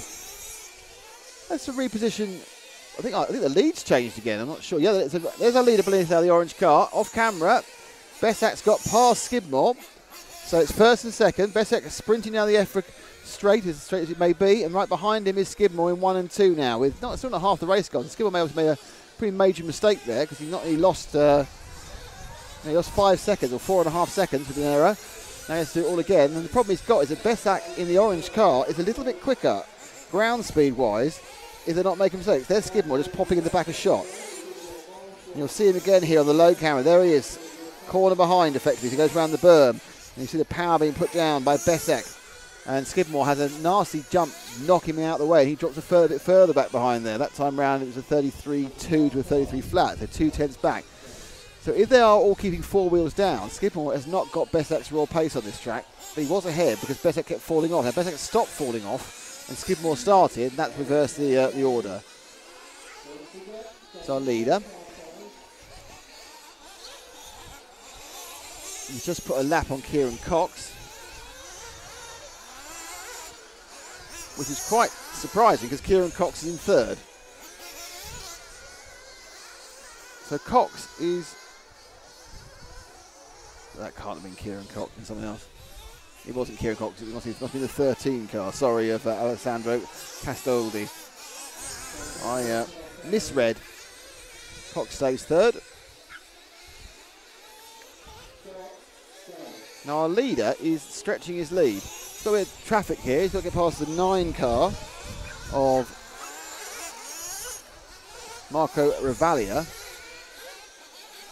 which he's done which he's doing. He hasn't done it yet. He's thinking about it. I'm sure. I think Revalia should be told to get out. Will be told to please give way. Oh no! And Besak makes a silly minor mistake, and then the key disaster of that is that the car who I thought was Kieran Cox, but isn't Kieran Cox, got back past him again. I think that is the 13 of Castoli. So what has happened is our leader has given himself more of a traffic nightmare. It was indeed the 13. So 13 and 9 are a lap back, become a lap down. And Besak,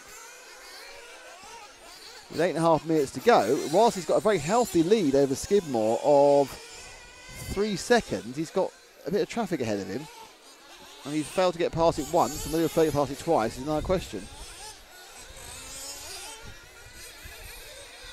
It's a mixture of orange cars. He's got two variants on orange in front of him as he sprints back towards the berm, goes wide up high, and he hits one but gets away with it. So that was a lucky escape, though it would be unlucky if he'd hit him. So our leader. Oh, and now blimey. The 13 car really isn't interested in the fact that he's playing with the leader, is he? He doesn't understand that actually really he shouldn't keep. There's no blue flags in RC racing, but there's a referee going, get out of the way, you silly boy. Getting out of the way, you silly boy, does not appear to be in the other orange and white for Cadbury. Actually, it's the 9 car, which is the car of Marco Revalia, who may not realise he's a lap down, as more cars end up in front of our leader. So the 3 car has managed to get more traffic than you get on the M25 on a Monday morning, and he doesn't seem particularly confident in dealing with it. And what the effect of that is that Skidmore gained 1.7 seconds on the last lap, because Skidmore did a good lap, and that's a good bit of luck there. He got 2 cars to hit each other in mid-air, so that's excellent news for Besak fans. Now got to deal with the next bit of traffic, and he's got another problem coming up. He's got a pit stop in a second, because 7 minutes to go. Probably, given the fact he's having a huge nightmare with traffic, and these 2 cars are relatively quick, I would pull him in now. I'll get the fuel in, because that gets him out of this position. Nope, he doesn't go for fuel. Skidmore himself has gone right, so Skidmore's taken his fuel. Besak, meanwhile, is going through the zigzag on that knife edge of ruts, and the ruts, you can see them, don't show up brilliantly because they're just darker bits of patch, but they are anything up to 4 to 6 inches deep, some of them. So Besak now would make sense to come in. He's got 3 cars ahead of him. You really think he needs to come in here. Brake hard and turn in. Right. So Skidmore is just going across start-finish now. And Besak seems to take a long time in the stop there. And when he comes out, they're going to be absolutely together. And in fact, Skidmore's taking the lead through the stop. So it did seem like a very slow stop for Besak.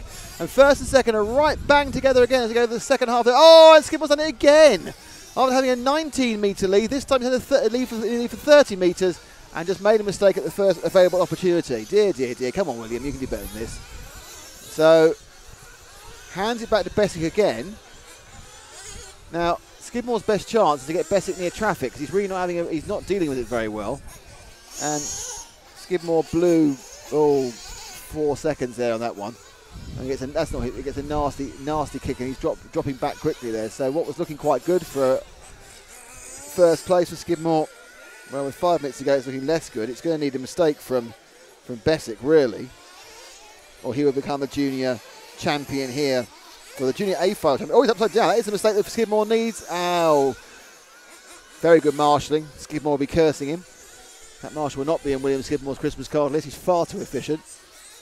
It meant he got a slight gain, not a big gain though, because Besak only lost about a second and a half on that. Skidmore in fact lost 2/10. He had his own problems that lap. So it's a net neutral lap. Let's just drop back to the green car, which is Skidmore, as he plans his last 4.5 minutes. Now he's actually done slightly better this time. He is closer to Besak. He had a kind of a bouncy bounce moment and lost about a second. So into Besak goes into the berm now. And there's Skidmore. You'll see Besak just there. So the gap's come down. There was a 34.1 against a 32.8. So 1.36. Actually, it was a very good lap for Skidmore. And suddenly he's found some drive. And now he's back on it again. So having been previously that Besak was the man who had the ground speed, it now appears that at this phase of the race, or this phase of confidence, it's more Skidmore.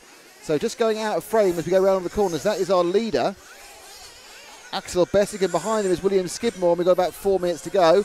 They're putting on a bit of a show, so a mistake, and Bessick makes a mistake, so Skidmore now leads this, and then behind him is Bessick. So Bessick made a minor mistake, Marshall quickly again, but he's dropped back and Skidmore now leads. Can Skidmore actually lead this race for more than a few yards? And the answer is yes, at last. William puts the power down and doesn't make a mistake. Now, the first tricky period after he took the lead, he'll come off the exit of the double, rolls it. Now, interestingly, none of them are trying that high line that was working really well for the guys in the junior in the semi-A's. So, perhaps not watching, perhaps tried it, didn't like it.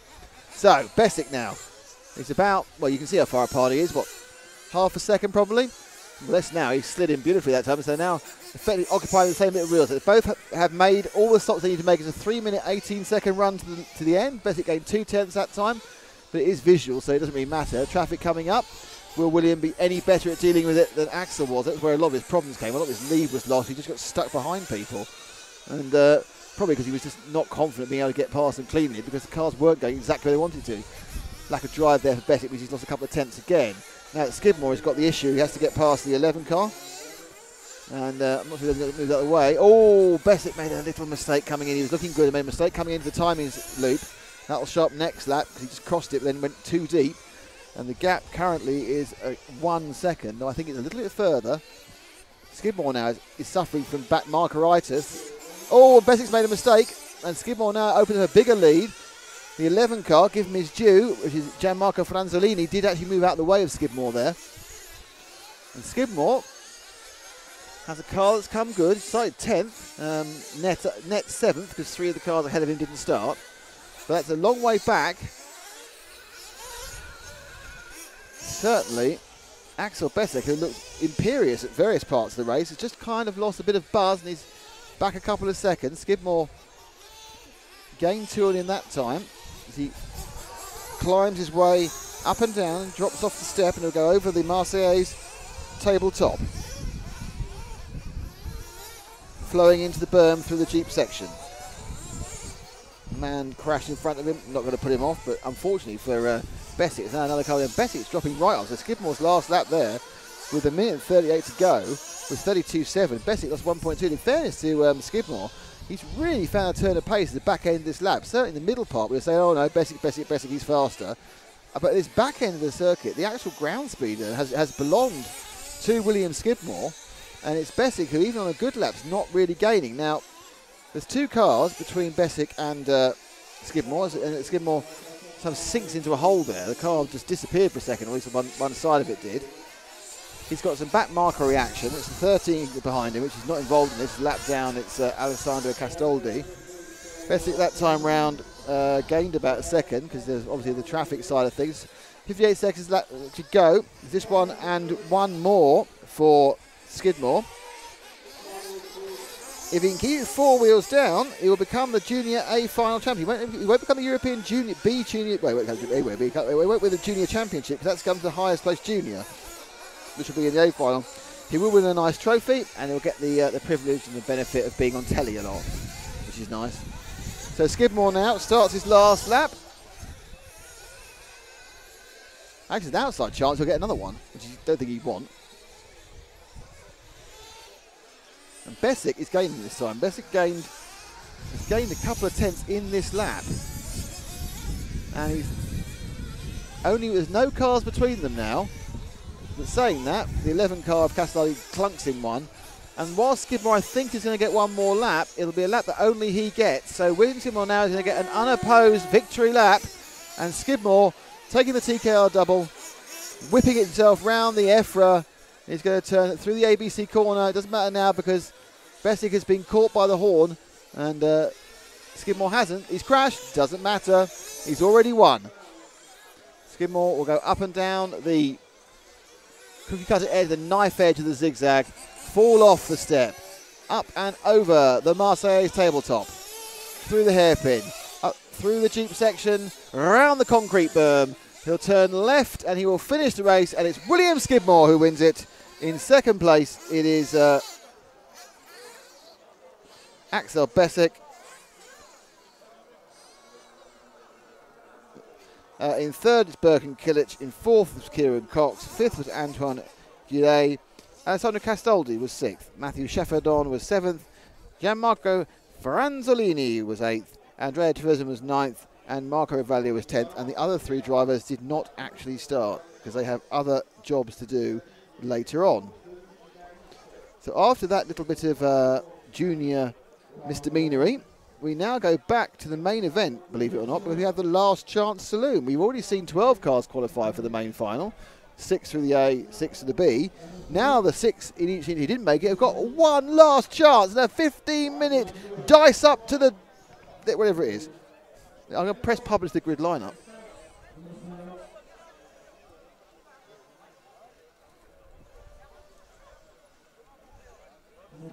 There you go. There are your runners and riders for 15-minute. Ooh, I might still get the A final run. So who do we have? We have got Aaron Munster from pole. We've got Jerome Delacour from 2. Mirko Belli from 3. Manuel Iniesta Hernandez of 4. Anthony Desmarais from 5. Axel Besek from 6. He's going to be doing well because that's hardcore. He'll be well practiced on the track, put it that way. Axel having a break of about 3 minutes total. Fuel it up, roll it round. Roll it round again. Here goes Lewis Beach from 8. Jean-Marc Leches and Marco Orlando. They are 10. Your 11 and 12 cars, when I can find them, Miles. Ronnie Luber and also Burkan Kilic as well. Did we just have Burkan Kilic out in that? There's only one. The other one didn't qualify. Yeah, okay. Or did overqualify. Overqualified for it. Okay, so yes. So Burkan also out in this one as well. So got a couple of drivers that were both in that last race. So that's quite interesting. So this is a 15-minute final.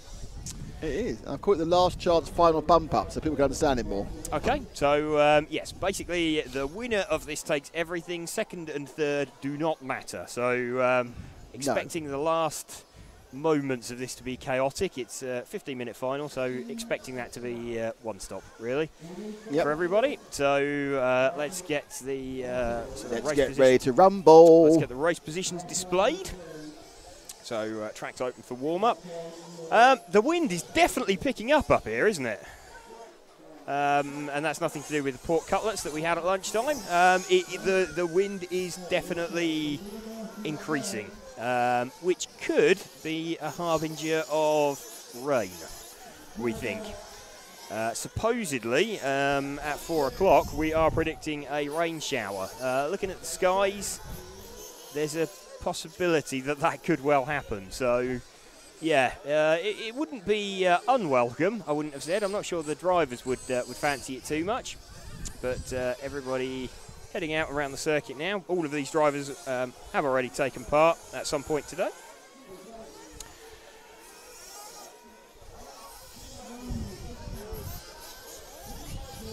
So they're all familiar with the track layout to some degree. Marshall's just heading out there to their positions. See the Marshall battle with the wind to put on the high-vis jacket. The eternal struggle.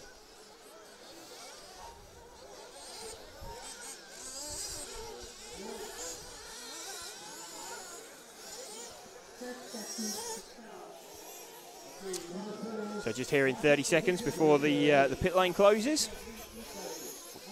Or the track closes, sorry. The pit lane will open. We got Marshall out there with a flag that will direct everybody into the pit lane. See a car being hurried back to the pits. That actually looks like it's the number 2 car, Jerome Delacour. So, yeah, just seen a car being hurriedly rushed back to the pits. I think he's got some kind of issue.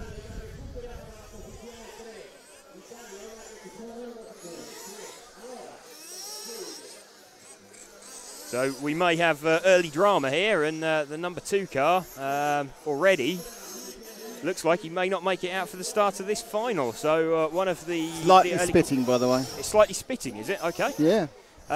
Just saying, we've seen a number 2 car be sort of rushed back to the pits, and a bit of frenzied work going on it down in the actually in the pits itself. That'd be Jerome Delacour then. It is Jerome Delacour, yes. So not sure if he's going to make it in hope time. they can't call a 10-minute timeout because I don't think they can. There's spanners flying everywhere.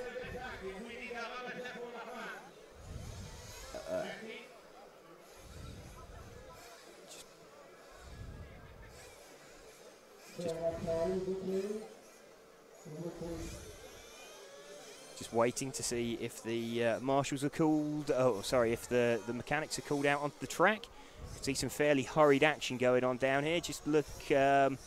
It looks as though they're changing a hinge pin on the front of the car. I think he might have caught a pipe and broken a front wishbone, possibly. Looking at some of the frenzied action going on down there. Looking at some of the parts that are being changed. They do seem to be holding.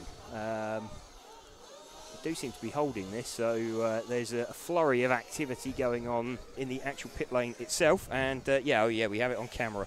So okay, so yep, you can see spanners flying everywhere. Someone hurriedly hunting for those parts that they know they have somewhere, and they come across absolutely every time they open their box. There's two shops, it's fine. Yes.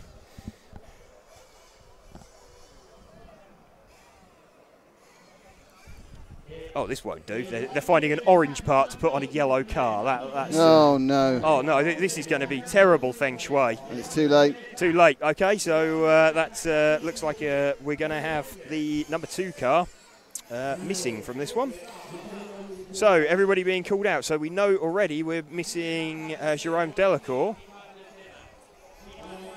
It doesn't look like Axel Besek took part in that warm-up either, looking at this. It doesn't look like he crossed the line. So deciding to refer the junior final to the last chance saloon final. I think the track has been opened again. By the looks of it, we've got some cars driving round, so it looks like we have called a delay to allow Jerome Delacour's car to be fixed. Blooming delays. No, here's the 6 car of Besek, so he is out. So he's probably quite glad actually of the extra gap. And also, here comes another car. It's a 5 car. Who's that? This Anthony is Demarius. Yes. Why are some cars running a lap round and some cars just driving?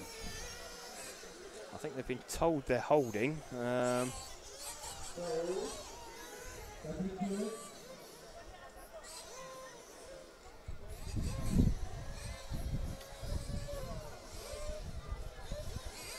So we're missing the 2 car. Don't think he's going to make it out.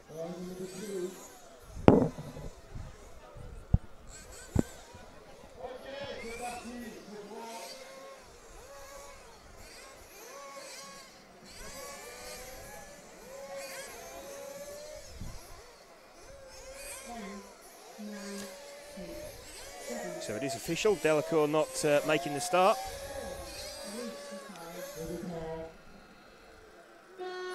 Okay, so Aaron Munster leads away. He's got a nice clear track behind him as the P2 car didn't make the start. He'd obviously had some kind of breakage. We believe it to be hinge pin or front wishbone related on the warm-up lap. So watching Aaron Munster leading away. So it's only the lead, really, of this race that anyone who's in it is interested in. Nothing else matters. So looks like the Kyosho of Aaron Munster leading across the line. He's already got a fairly sizable lead. He over the, I think that's the 3 car of Mirko Belli, running in 2nd. So we're watching Munster now negotiate a lap of this circuit. So he's across Le Marseillaise tabletop. He is coming round the, sweeping through the Jeep turn, round the berm. He's under the timing loop, past the TV tower, over the TKR double and off down the EFRA straight. Now into the paved ABC curve. Under the timing display and over the jumps there, then onto the really, really rutted zigzag section. So he's flowing away. Let's see if we can drop back 1 car, which is the 4 car of Manuel Iniesta Hernandez. So this is the battle for 2nd and 3rd we're watching. It's a 15-minute final, so we'll, although it's the lead battle we want to be watching, Aaron Munster's making it quite boring by disappearing away at the front at the moment. So we'll keep track of what he's doing. He's got 2.9 second lead already after 3 laps. Wind is definitely picking up again. Can feel a very strong breeze coming across the circuit. I think I've just felt a few spots of rain possibly. Hasn't developed into anything yet, but it's starting to feel a little bit more moist. Definitely. Aaron Munster has absolutely checked out as we're watching this third place battle between Iniesta and Axel Besak. Besak, very well experienced, having just taken part in a 20-minute final some 15 minutes, some 5 minutes ago he finished, so still circulating now. Besak did make a bit of a mistake there, actually. He's dropped back slightly, so we are watching the second place car of Iniesta at the moment as he comes through the Jeep turn. One car's got a fairly huge lead, although now freed from Besak. I think Iniesta might actually fancy his chances here of chasing down Munster. I'm not sure Munster is aware of the danger. So let's stick with Iniesta at the moment. And in fact, it's Hernandez, sorry, that is second, Iniesta Hernandez. So it's displaying as INI on your screen. It's Manuel Hernandez. He's bringing the gap right down. It was 2.2 seconds last time out. Let's see this time round. He's got the gap. Still 2.2 seconds. It looks a lot less than that. So Munster is leading this one after 5 laps from Hernandez. So closing all the time as he's dropping down the really bumpy section. Just seeing Munster disappearing out of shot now. So there we go. There's our lead 2. It's only the win that anybody's going to be interested in this final. So this could get really interesting. That's definitely less than 2.2 seconds that time. Let's just wait for the timing to update. It's 1.4.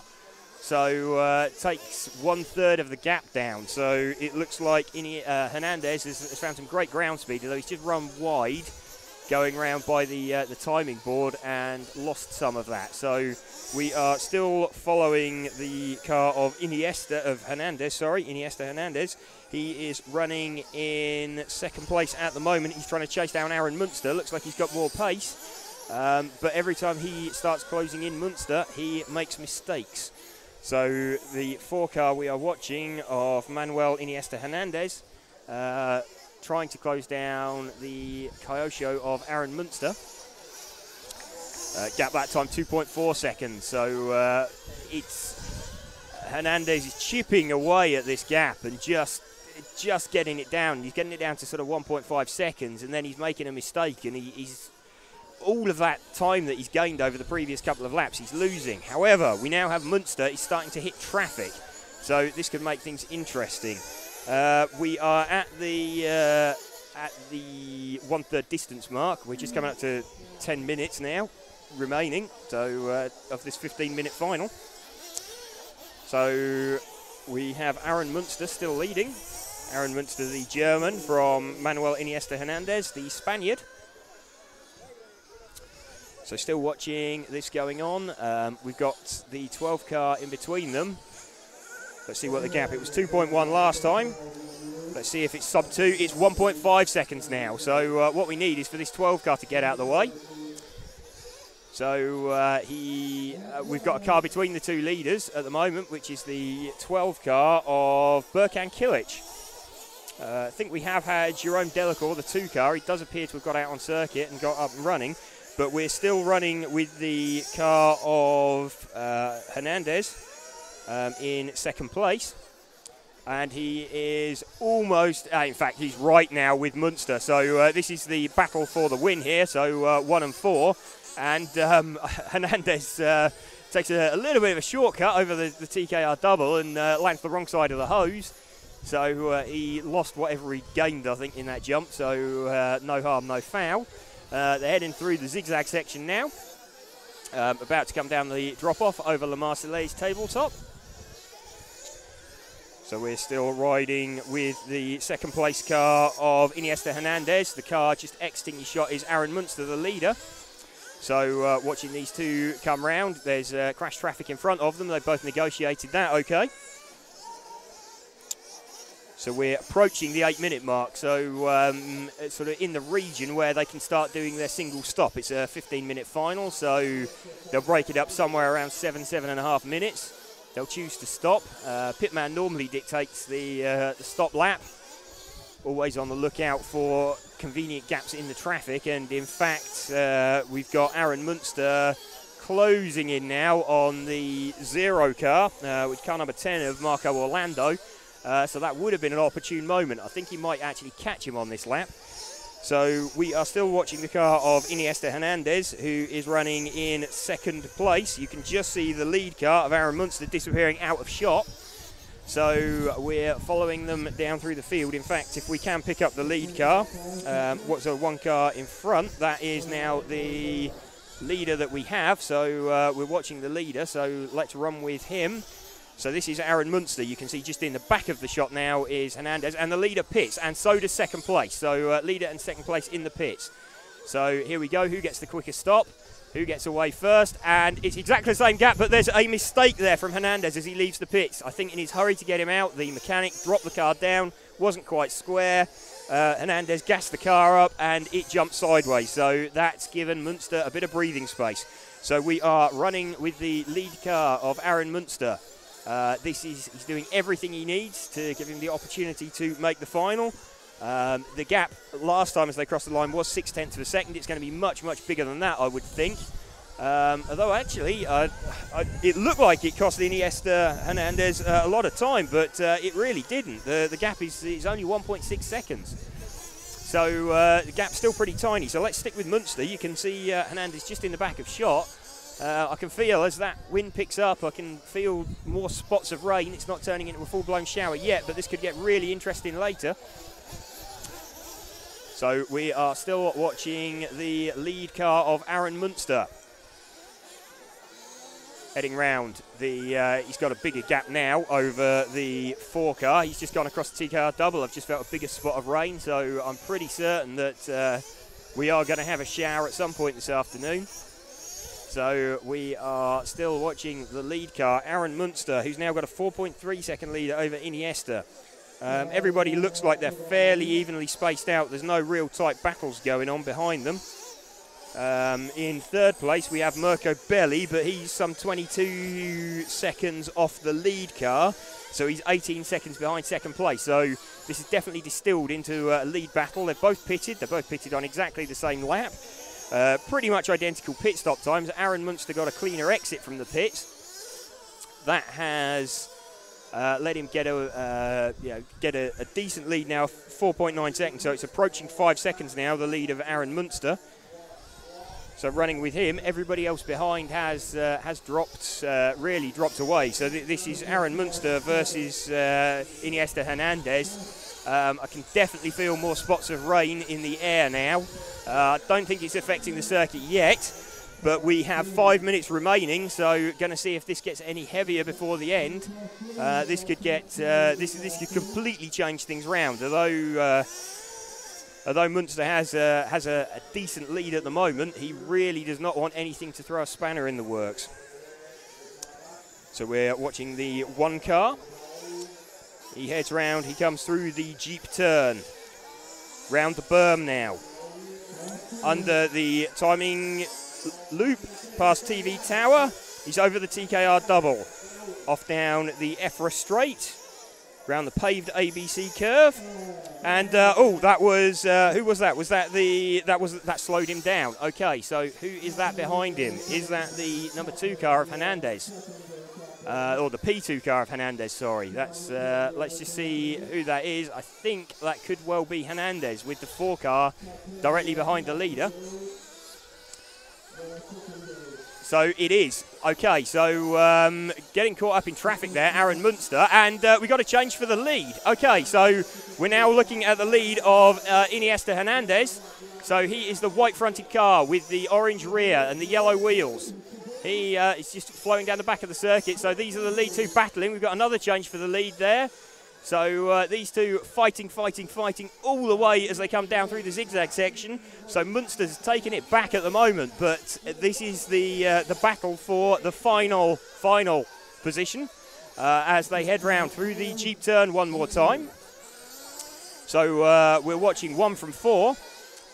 Absolutely nothing between them. There is 0.3 recurring seconds between them, so exactly 1/3 of a second across the line that time. Got 3 minutes remaining, all stops completed. See differing lines from the two drivers there as they come down the zigzag. They cancel each other out. One of them taking the most direct route where they can't put the power down. The other one taking the longer line where they can get the power down, but they've got to travel a greater distance. So around the berm one more time under the timing loop, and there's a change. So Munster now leads, and Hernandez now leads, and Munster does a very, very fair thing. He just tagged Hernandez, and he actually stopped, got completely out the throttle and waited. That was, I mean, that's incredibly fair given what's at stake here. But absolutely fair play to him for doing that and having the presence of mind to back out of that one. Obviously, you don't want to run the risk of a penalty, but we're still following the number 2 car, the number 1 car of Munster. He's now right back with Hernandez, so 0.35 of a second. So this is a fantastic battle going on with 2 minutes remaining. They're coming up on more traffic, and there we go. Munster's got it back again. So Munster now leads again from Hernandez. So Munster, despite having tapped Hernandez round and waited, and he makes a mistake, and that's now put, Hernandez ended up on his roof, gassed it up, and ended up back on his wheel. So actually that mistake from Hernandez has given him a bigger lead in the end as Munster tried to avoid him. There's a car doing an endo under the loop. So that's lap traffic in between the two leaders now. So up to all of 1.4 seconds. This lead battle, so we are still watching the leader of Iniesta Hernandez with 1 minute 20 seconds remaining. They're dropping down through the zigzag section.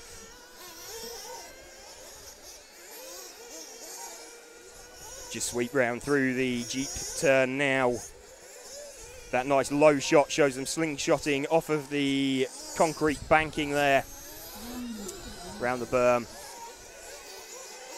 1 minute remaining.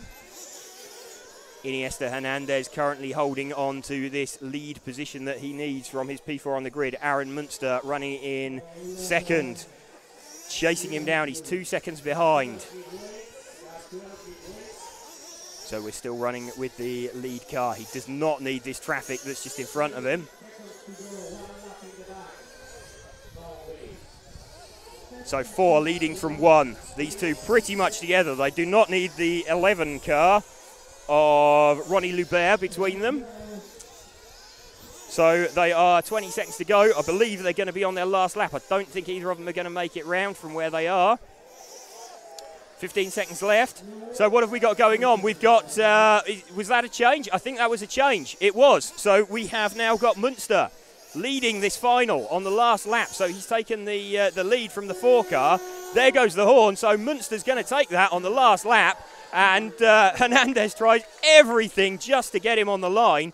Gassed it up across the loop, but that's a fantastic finish there. So Aaron Munster just gets that one by 0.24 of a second. Here's the replay. So Aaron Munster takes the conventional line across it, and Iniesta Hernandez, realising he had absolutely nothing to lose, just threw the car at the line with no intention of making the turn. That was fully pinned, trying to make that over. So as things stand, Aaron Munster takes P13 for the main final. Let's see in all that if we've actually been quick enough to get the results, and we have. So bonus present for that. Yeah, absolutely. Aaron Munster has taken the final position. Final.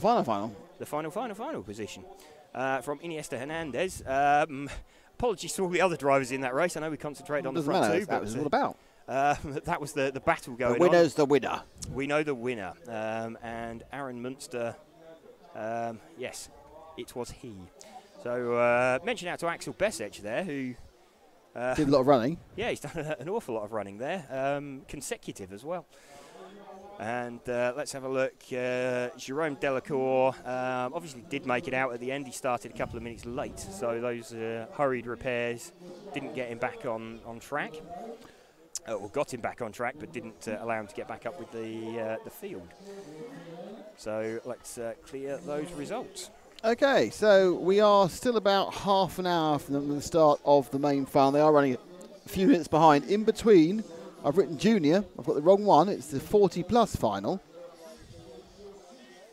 It's the 40-plus. Apparently that's senior. I refuse to believe that, seeing as I am 40-plus myself. So we have a 20-minute 40-plus final, and then we'll be into the main A running. And that will happen. So there's 20 minutes of this one. Who's in the old boys final? Can you see it? There we are. Oh, no, where is it? Just so irritating, this mouse. Excuse me. Zip lower. That's it. So we have the grid, and it's Jörg Horniger from Austria, Steve Shakespeare from Great Britain, Guido Erler from Germany, Ben Billing from Great Britain, Oliver Freitag from Germany, Etienne Charon from France, Eino Muller from Germany, Clive Malland from the UK, Francis Nironi from France, Yeng Chan Chung from Germany, Thierry Coudant from France, Kulda Ilis, I think it's Ilis Kulda, I think his name, from Estonia, and Mark Heim are your runners and riders for the junior. I can't say junior. I just wanted it to be junior. For the senior final, as a 20-minute before we have probably 10 minutes of folder roll and the main final gets on. I can see rain. Yeah, I was feeling drops of rain then during that, but yeah, it's coming. It's coming just in time to throw everything out. It doesn't look thunderstormy. It looks showery. Yeah. We had a very heavy rain here on Friday for, what, 10, 20 minutes? Yes. It was quite nice. It was quite nice. It damped it all down. So cars are running for the seniors.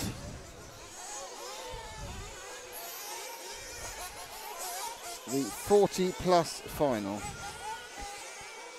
Nick, you're on my cable. Thank you. That sounds like a really, really bad sitcom. It does. Oh, Nick, you're on my cable. Oh! That is a great catchphrase.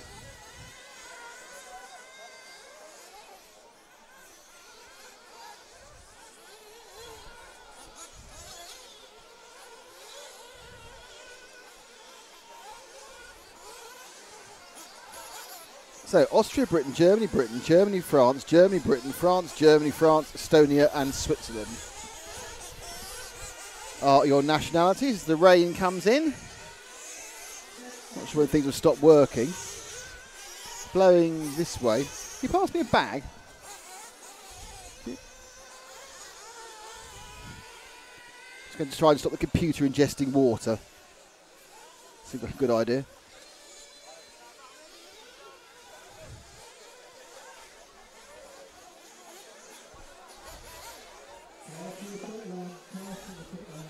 Pass tape. Doing a little bit of weatherproofing on the fly here. We've got kind of protection, but not from every angle. We won't get rained on. Unfortunately, the rain's blowing in the wind, which is the problem. It is now beginning to come down a little bit more. A few spots on the TV screen.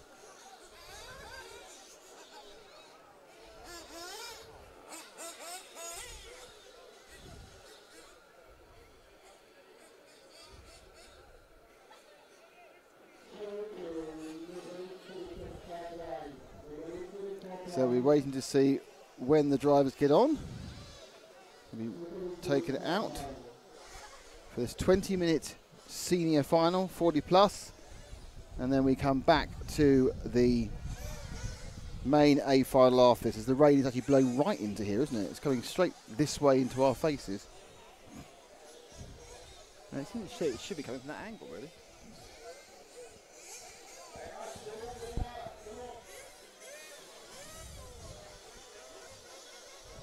Locals don't seem too bold. There's no mass rush to umbrellas, so we should be all right.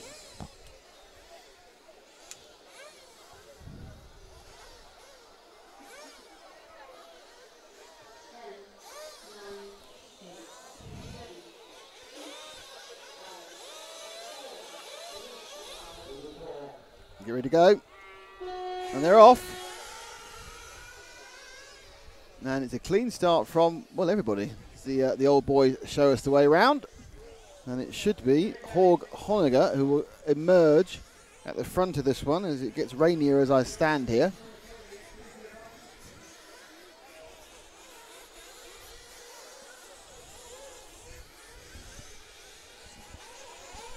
So Horniger now is indeed in the lead by a country mile, in fact, from the number 2 car of Steve Shakespeare. And the third, 1 and 2 have absolutely broken away. Third place is car 11 of Thierry Coudant. So 1 and 2 are away.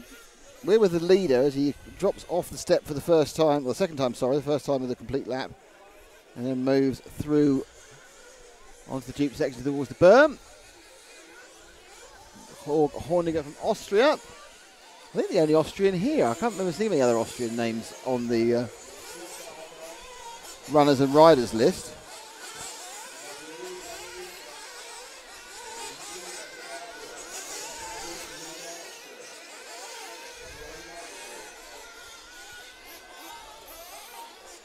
So it's settled down now. In about 2 minutes, there's already a massive field spread because obviously the front to the back of the talent of this is quite large because it's just some old guys they've lumped together. So Horniger now goes across and he's leaving Steve Shakespeare. He's got a lead of, well, Shakespeare just crosses now and he is 5 seconds back already. Third place is car 9, which is Francois Neroni. And then it's Teddy Coudant, Eino Muller, Mark Heim.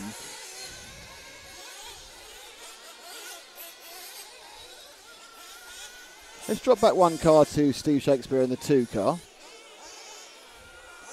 Not really gaining. 4.2 behind the leader. He will be lapping people soon. Another lap is ticked off by Shakespeare, and this time round he is 4.0, so he's gained 0.2 of a second. From Horniger, who will be in traffic soon, believe it or not. And then, of course, the third place man, as you can see, is 9 seconds back from the leader, so 5 seconds back from Steve.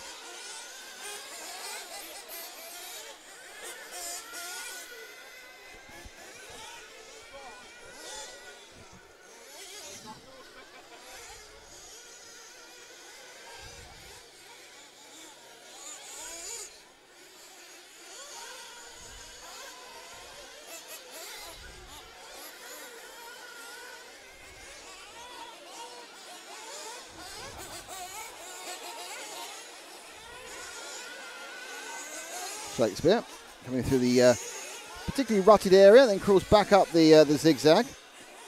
Lost about 7/10 on the last lap.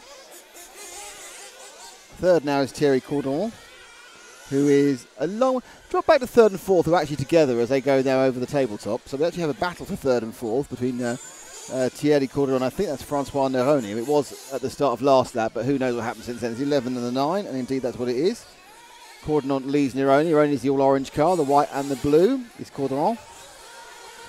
Coudant. Add an extra R in his name there.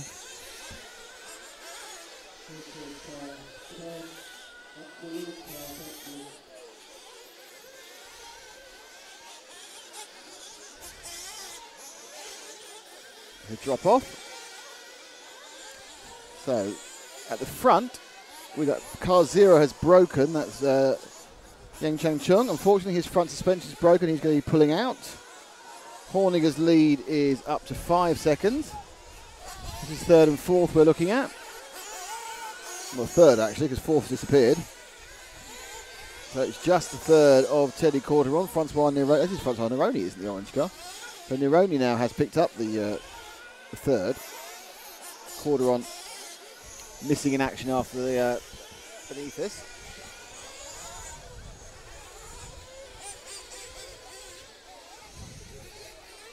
Oh, it was a mistake by the leader. Oh no, it was a mistake by Shakespeare in second, unfortunately. So Shakespeare made a mistake, which you won't see at this moment. But he made a mistake and got stuck on the timing bar, as happens a lot.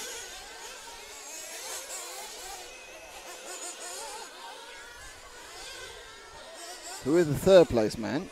No one's stopped for fuel yet. We're just about 5 minutes down, 15 to go. So fuel stops will be happening at some point in the near future.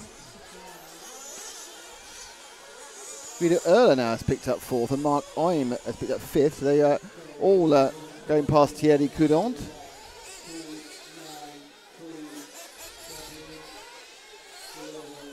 Drop back one to car 3.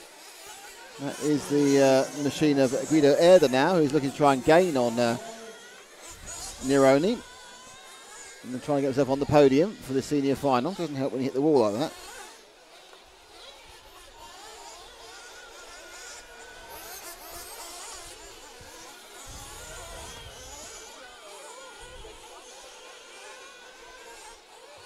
Ooh, that's not good. You're that far away. There's not an awful. It looks spectacular. There's not an awful lot of grip though. You're just running on dust. He spins around the berm. Another lap completed there for the 3 car. Drop back one more. We're back on the 11 of Coudant, who's managed to get himself up to 5th and past Mark Heim in the white and the blue car. And there's a car that's flamed on refueling. I'm just wondering where that Shakespeare is gone. Not sure.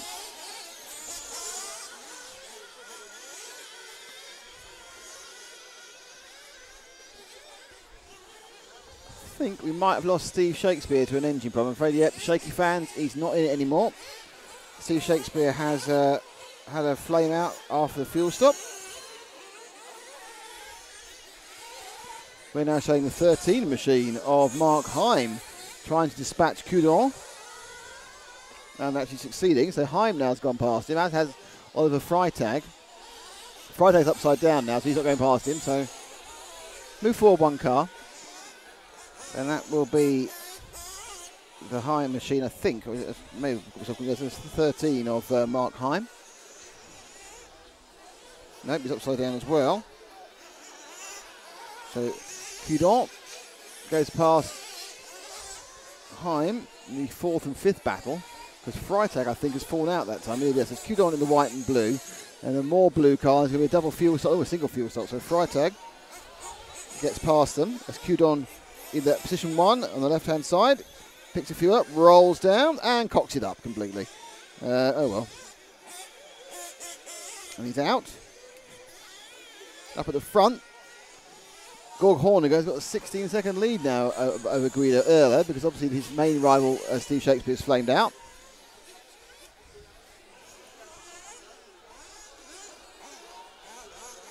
Well, actually, now he's just taken fuel. And so, oh, someone stopped in the middle of the road there. Who's that? Who's just there? So we've got a dead car. It's an upside-down car, dead car, and a car that's hit someone's ankles. So we have a little bit of a confusing moment here. Horniger only has a 2-second lead, obviously, because he's fueled and Erda hasn't. So Guido Erda, for a while, is close to the lead. But not anymore. As Guido Erda is now officially missing. So both the people who might have challenged, well, they had a 46-second lap. He missed a 46-second lap. So another car breaks down. It's not a good reliability run.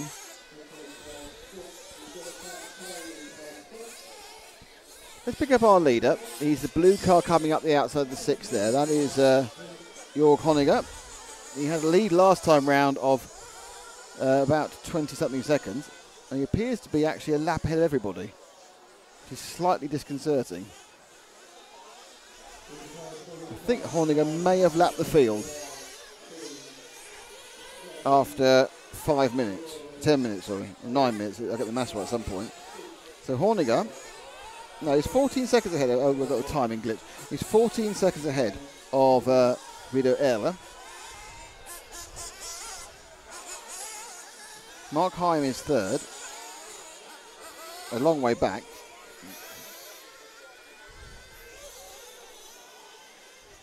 And it's Thierry Coudant. Clive Malland has moved into 5th place in the 8.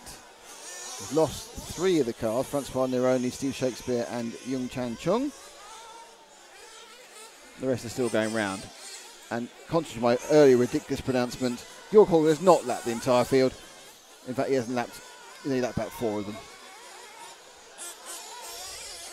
So let him go, and we will pick up the 4 car of Ben Billing. He's down a bit, but he's not been on camera for a bit, the red car. He's picked up a place just then because someone came at the pit stop. Billing in 10th at the moment. I think he's actually in 9th. Oh, no, he's not. And he's, oh, I thought he stopped dead then. Move forward one. This is the car we saw popping out of the pit a second ago, which is the number 8, the yellow into white machine of Clive Malland. And he is running in a relatively severe 7th at the moment. So Malland sweeps around the EFRA turn, turns left around the ABC, over the rumble strips. Take a wide line on the entrance to the the complex about the scoreboard, the loop, and then the he's in another accident there. He's not going anywhere for a mile. He gets no drive coming out of the corner before the zigzag. And drops again.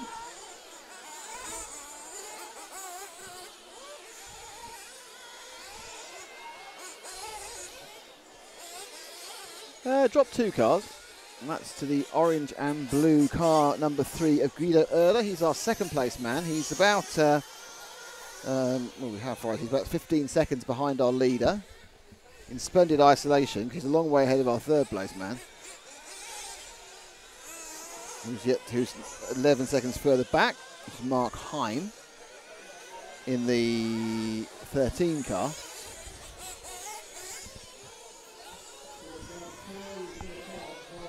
There goes Erler, sweeping past the back markers and making a bit of a pig's blanket of it. Problem for the 5 car, which is a Freitag, which you can see Freitag lapped by the second place man.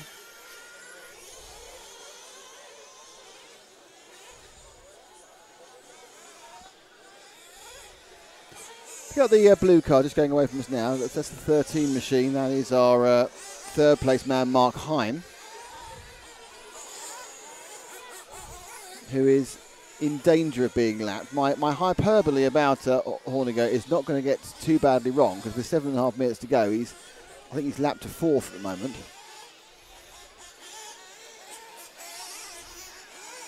Pulling underneath us now, third place man Mark Heim.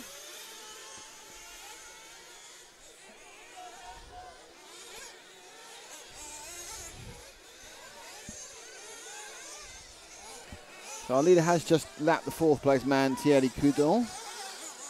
We're with 3rd place man Mark Heim. I'm not sure how long he'll survive. There is some fueling going on. Another car's had some problems. 2 cars had problems getting in the pit.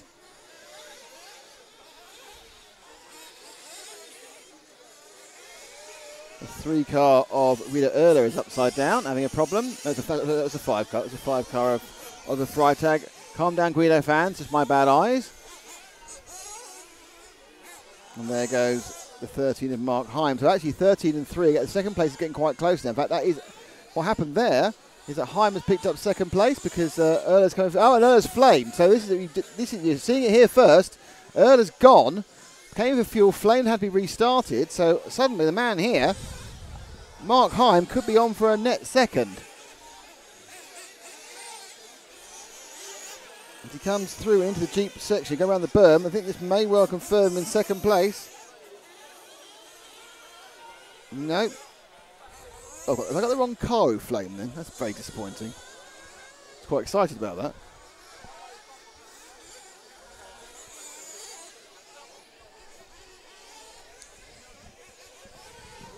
It was the 5 car who had the nightmare. It was Oliver Freitag and the 5 car who had the flame issue, so he's dropped back. I'm trying to manufacture some excitement in this race, but actually really not very easy. This is the definition of people just trolling around. Having lost the most likely challenger, as another car breaks down. It's the 4 of Ben Billing, I think, being lifted off the track. A lot of cars have had problems. In fact, realistically, only 9 cars so far have made the trip, and some of those are way off the pace. Our leader is underneath us in a second, Harry. There he is, car 1. I think he's taking it easy now, because he's that easy. He's got about 19 seconds of a lead over Erler.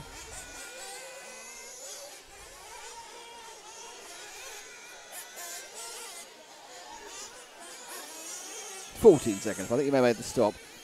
So, in third place, man. Second and third are actually close. I got that quite right. So Erler and Heinen were very close at that point. They've stretched back out again. It's not a second now, that's for sure. I think we may have had a pit stop as it came round. Okay, leave our leader there and pick up car number 3, who is nowhere to be seen.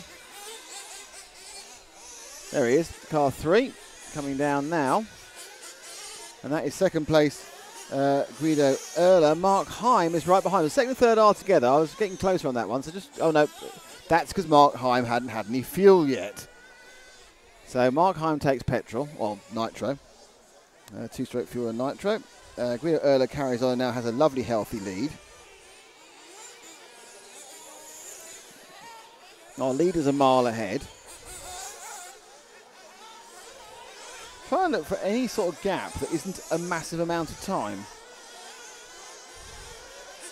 I think 7 and 12 are close together on the track, but I think they're battling for about 7th. With 4 minutes to go. We are down to 9 runners. One of whom is running much better than all the others. That is Hjorg. We are looking at our second place man, who's having a bit of a battle here to overtake or to lap one of the other cars.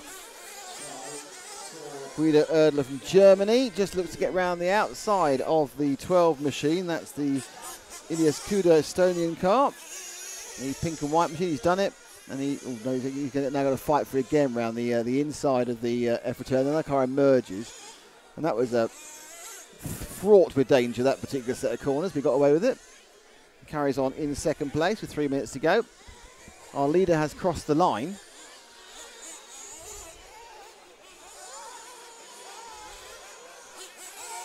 I don't quite think he's going to have to push something if he's going to lap up to third. I don't think he's going to lap Mark Heim. He crosses the line now.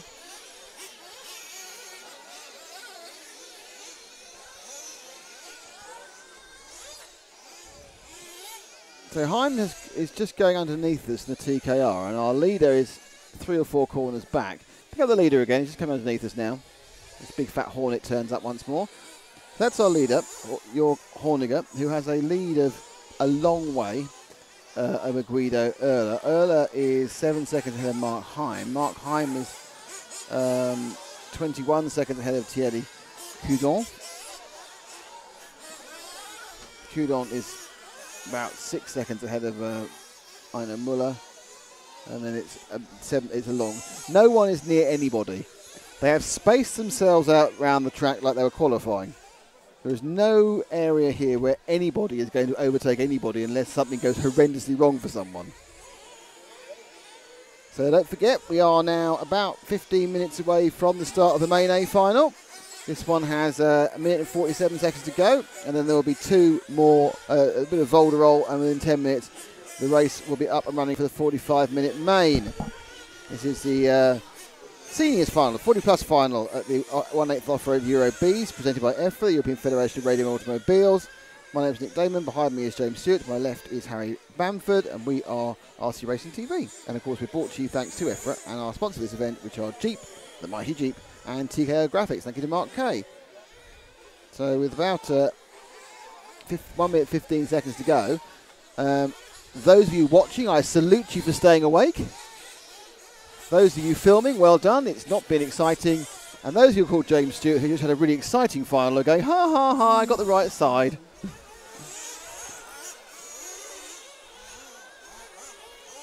So, Georg Horniger, if he doesn't break down this lap, he's won anyway. He's the only person who's going to get the next lap, will be him. As a man shuffles out with a checkered flag, going, I've seen enough myself. So the Austrian, Horniger, has absolutely dominated this one. Mark Heim has got past Erler. Oh, hang on, 13 and 3, having a bit of a ding-dong. Where are they?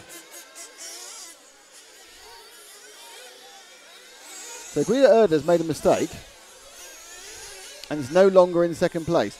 I should be more enthusiastic about this, but it's like, okay, fair enough. And Mark Heim has picked up second by about 2.5 seconds. They're all on their last lap.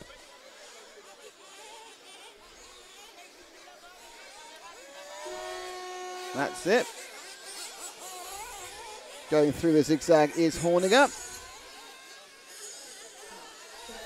second and third is sorted out, and it's the 13 and Mark Heimer gets second, and I'm sure that we'll early be upset about that. But our leader comes across for an excellent win. Well done to you. You could have made it more interesting next time if you really want to.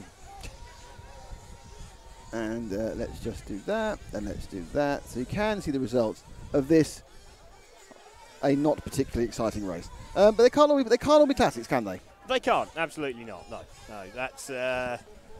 that's probably a little less frantic. That some of the more mature drivers showing them. Having a mature senior moment. So it was Gorg Horniger from Mark Heim, Guido Erler, Thierry Coudant, who was lapped, Clive Malland, Aino Muller,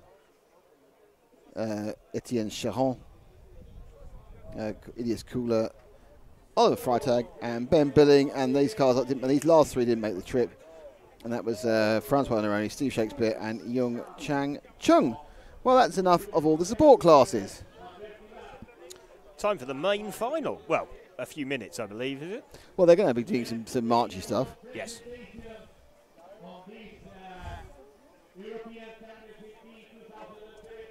So some kind of oh, stop it! Can you get past my water over there? Yes, I can pass your water. Just check we got some battery power. We have. Okay, so we're getting ready for the main final.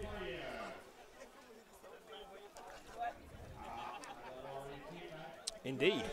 So the top six from each semi plus Aaron Munster from the Last Chance Saloon, which was a good race, you lucky monkey. Yes, indeed. So Aaron Munster just taking the win on the line there, and gaining the well, unlucky for some, but the 13th position. Who's in the main? I'll change this. You change that. So I can change that. Let me change this. I can change this.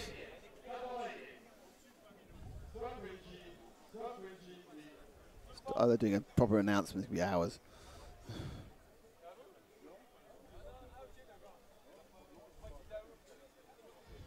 So I do it all capitals. No.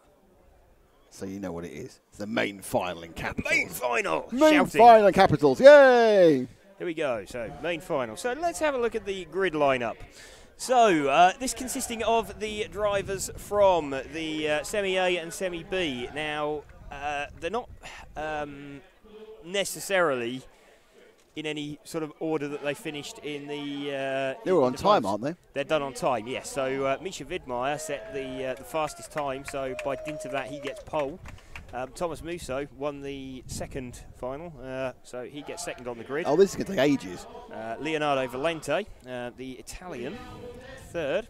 Then we have Vincent Mertens, the TQ man, off of P4. Guillaume Hebert from 5. Milan Dragovic from Britain, 6. Sebastian Winterstein from 7. Max Hesse, he's made a few bump-ups already today, from the 8. Joao Lopez, the Portuguese, from 9. Joachim Callen, the Swiss driver, is on 10.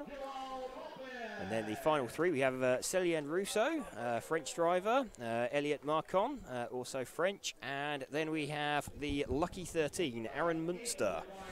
So that is our main finalist. So 45 minutes for these guys. And that's after 10 minutes of Carlos giving them the big intro. Yes. So hopefully you can hear this bleeding through our it's getting through my headphones. How many have they introduced so far?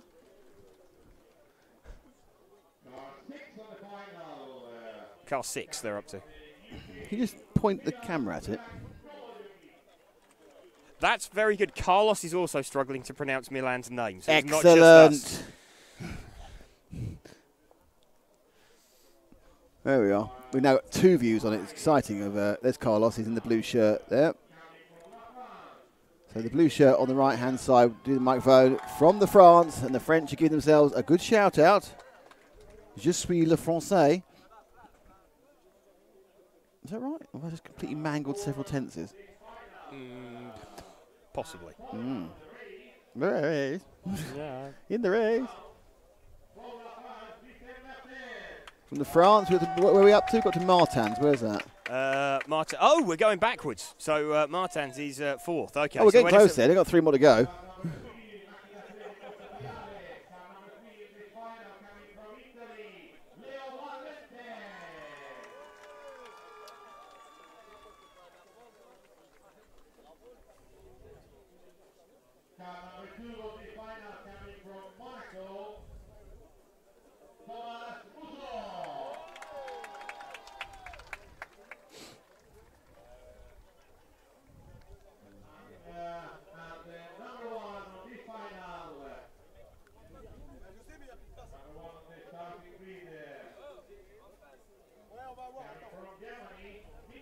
Something I've learned today, because we're quite high up and we can see the world going by, is that the French, who are, it's quite a nice day, so a lot of them are wearing, strappy T-shirts and, suns out, guns out. They've certainly embraced the tattoo. Yes. There are a lot of tattooed people. I'm not saying not like oh look at me, I've been down the docks tattoos, but with the kind of the full on, that sort of money art type tattoos. Yes. There's a lot of inking. Now, I'm wondering, there's probably just as much inking in England, but no one ever gets uncovered because it's too cold, so you can never tell. It's like, no one wears shorts in England because you get hypothermia. Well, occasionally. I mean, we do have, a summer. I think it was last Tuesday, wasn't it? Yeah, that's true. Yeah. Thank you, Eric Thug, for what you said. Thank you very much indeed. Richard, I hope you got a camera. I think if you haven't got a camera, Richard, you've got a problem. Winfred Chin, EFRA is a club. Well, some would say it is. I think we've got a bit loud, haven't we? Some would say it is, but it's no. It's a federation. It's the European Federation of Radio Automobiles, and it manages RC racing across Europe. It organises the European Championships. It's the official European governing body, and the local bodies will, like BRCA or the FFVC in France, BRCA in the UK, the DMV in Germany are affiliated to it. They're the national bodies. And then there are clubs, like my local club, Milton Keynes. What's your local club?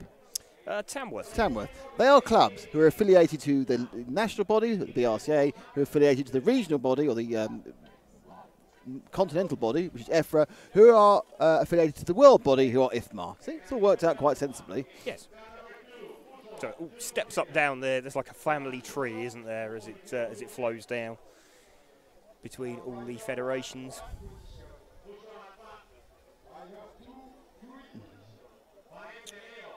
These events normally rotated around the EFRA members.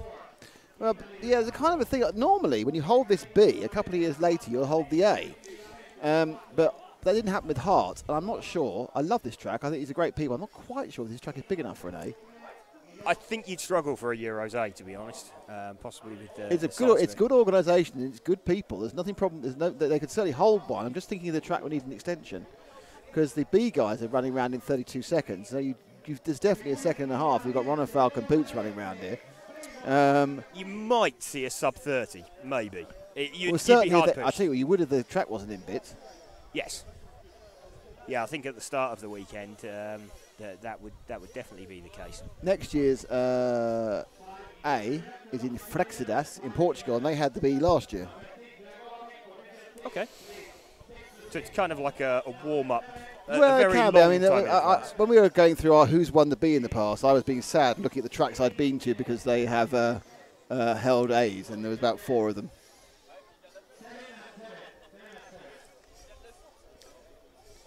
When is the A group, if I may ask? Well, the A group, which is going to be in Sweden, and it'll be live on RC Racing TV on the 3rd, 4th, and 5th of August from Eskilstuna. Apparently, the centre of big American muscle cars. Okay. That's what you get there. You get a big American muscle car. Impressive. Well, if you like big American muscle cars, yes. I'm sure there are. Yeah. I'm sure many RC racers are fans of big American muscle cars. I wouldn't know many who aren't. Why would you not be fans of big American? Well, obviously, you might like corners, but apart from that. Well, yes. If you're into drag racing. I don't really want to wear women's clothes in a car. No. Struggle to operate the clutch with the heels. That's not the problem. It's more I just feel, now you've got ventilated seats, why bother? Oh, yes, absolutely.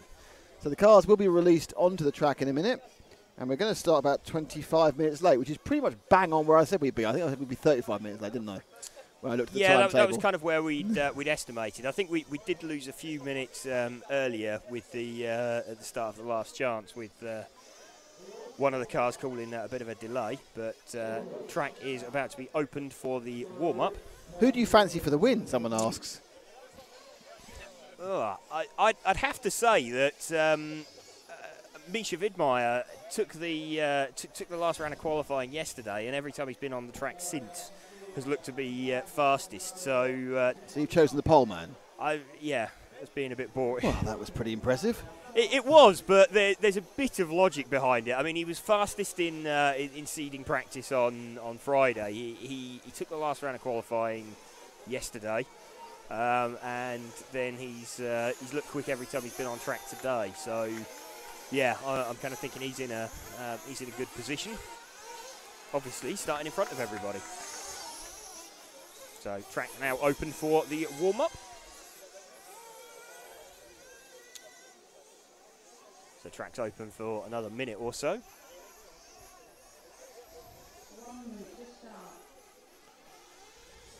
So in a minute we'll see all of the drivers called back into the pits, then the mechanics can take their cars out. For those wondering about the rain situation, there isn't any. No, there's been a few spots in the air. It's been threatening, but it's never materialised in track training. positions up, please, James. Yes. Hello to Wilfred Chin from the Philippines. Hi, mate. How you doing? Lots more racing over the next few weeks here. Half a minute to go. I will chip in on this one, by the way, James. Okay. I need to go. Oh, for goodness sake. Well, this is 45 minutes, so yeah, this is going to get... Going to get tired. Well, yeah, not really. Slightly. How many... Is it going to be rain? That's the thing. How many what? How many stops are we thinking? We're thinking sort of if they're running 7.5 minutes, we're going to get one. 9 stops. 9-minute run, if you can do that, is 4 stops. 4 stops. That's the ideal, is 9 minutes. It's If you do 7.5, it's 5 minutes. 5 stops. 5 stops, yeah. I think a lot can do 9 minutes, you know. They just weren't bothering. I think certainly with the track being a bit more cut up and everybody being a bit more delicate with the throttle.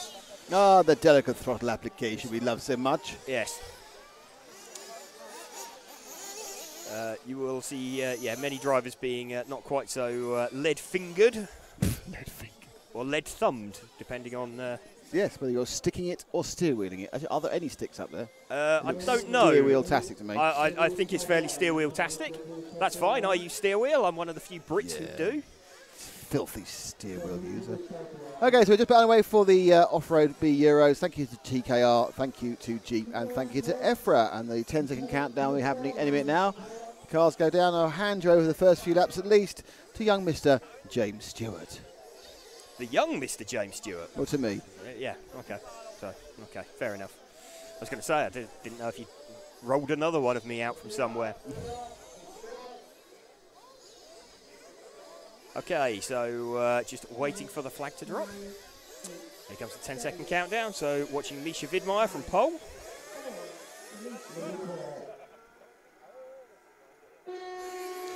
Okay, so it looks like Widmeyer has got away from pole position over Musso. So Widmeyer from Musso, they're leading down through this bumpy section.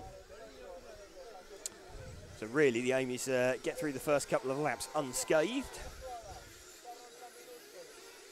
So Widmeyer leading this one with the 1 car from Musso in the 2. The 3 car of Leonardo Valente is 3rd, and Vincent Meertans, the 4 car, was in 4th, but he just pulled an epic wheelie and just hung the car on its rear wing as he got it all sorts of wrong over the TKR double. But Widmeyer still leading this one from Musso. So still watching the 1 car of Widmeyer. Him and Musso looked considerably faster than everybody else in their 2 semi-finals, both of them taking fairly comfortable wins. So seeing if they can make a break for it. Valente looking like he can hang on to the back of them though. So lead 3 have made a bit of a break for it. We're watching Misha Widmeyer lead.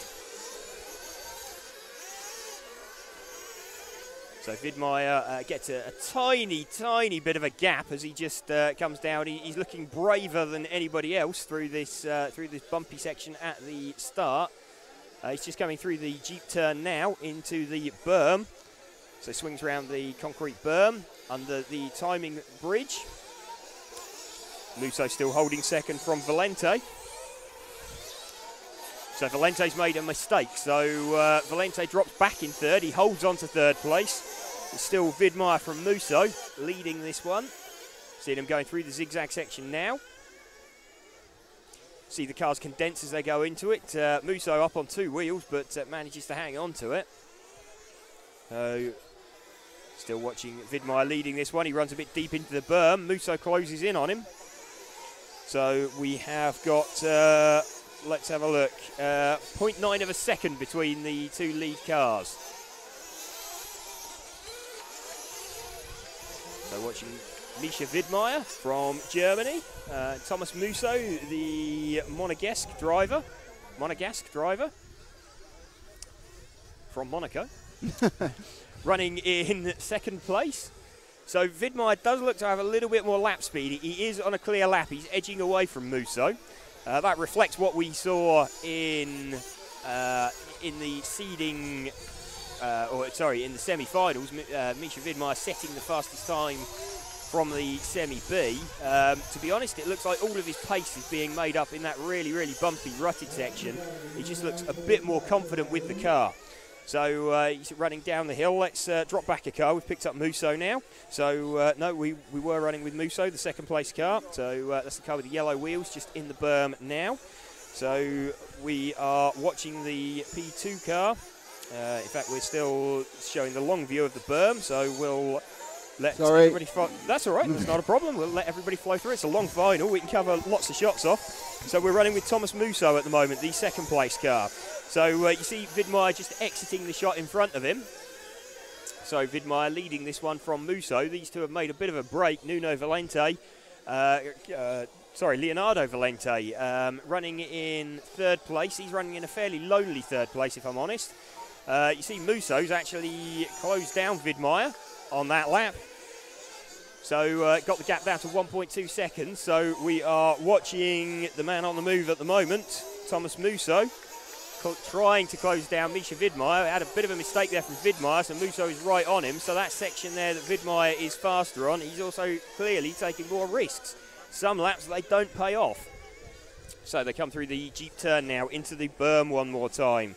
So around the berm, let's see what the gap is this time. It was 1.2 seconds. It's visibly much, much less than that. It's 0.4 seconds this time round. So Musso trying to put a move on Vidmaier. They've got a comfortable 1-2. Musso tracking him all the way round. Gets it slightly sideways as he gets on the gas up by the scoreboard. Now back down in through the zigzag section. So this is 1 and 2. Vidmaier's car jumping about all over the place at the rear of the car as he tries to get on the throttle. Hangs on to it. And we've got a change for the lead there. So Vidmaier ran slightly wide. Musso saw that opportunity, dived straight down the inside. So brilliant driving there between these two. And got a slight mistake there from Vidmaier. Pops it up on 2 wheels. That lets Musso edge away slightly. So that time round, Musso led by 0.2 of a second. I think that's going to come down because Vidmaier's challenging on the strong section of track that he's really strong on.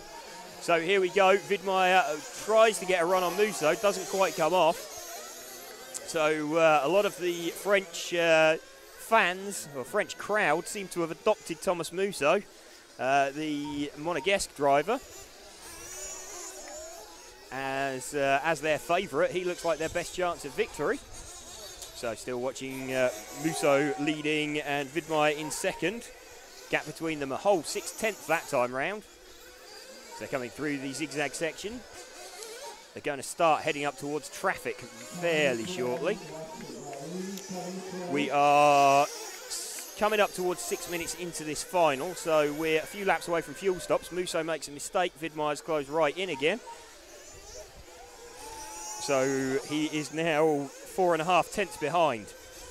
So fuel stops are definitely going to start coming into play probably in the next 2 laps, I would have thought. That, unless they're going 9 minutes, of course. Unless they're going for the 9 minute runs or 9 minute stops. So let's see if there's any difference on the strategy. Vidmaier, he's trying to drive a tighter line here than Musso, and when it works, he's taking that gap out, but he's getting closer and closer, and then he's just making small mistakes, and he's losing all that he's gained. Having said that, Musso's just made a bit of a mistake, so Vidmaier still chasing him. So Vidmaier following Musso, he was 6/10 behind that time, and in fact that's a change for the lead there. So Vidmaier now leads this one from Musso. Coming down through the zigzag section, I think Musso made a little bit of a mistake.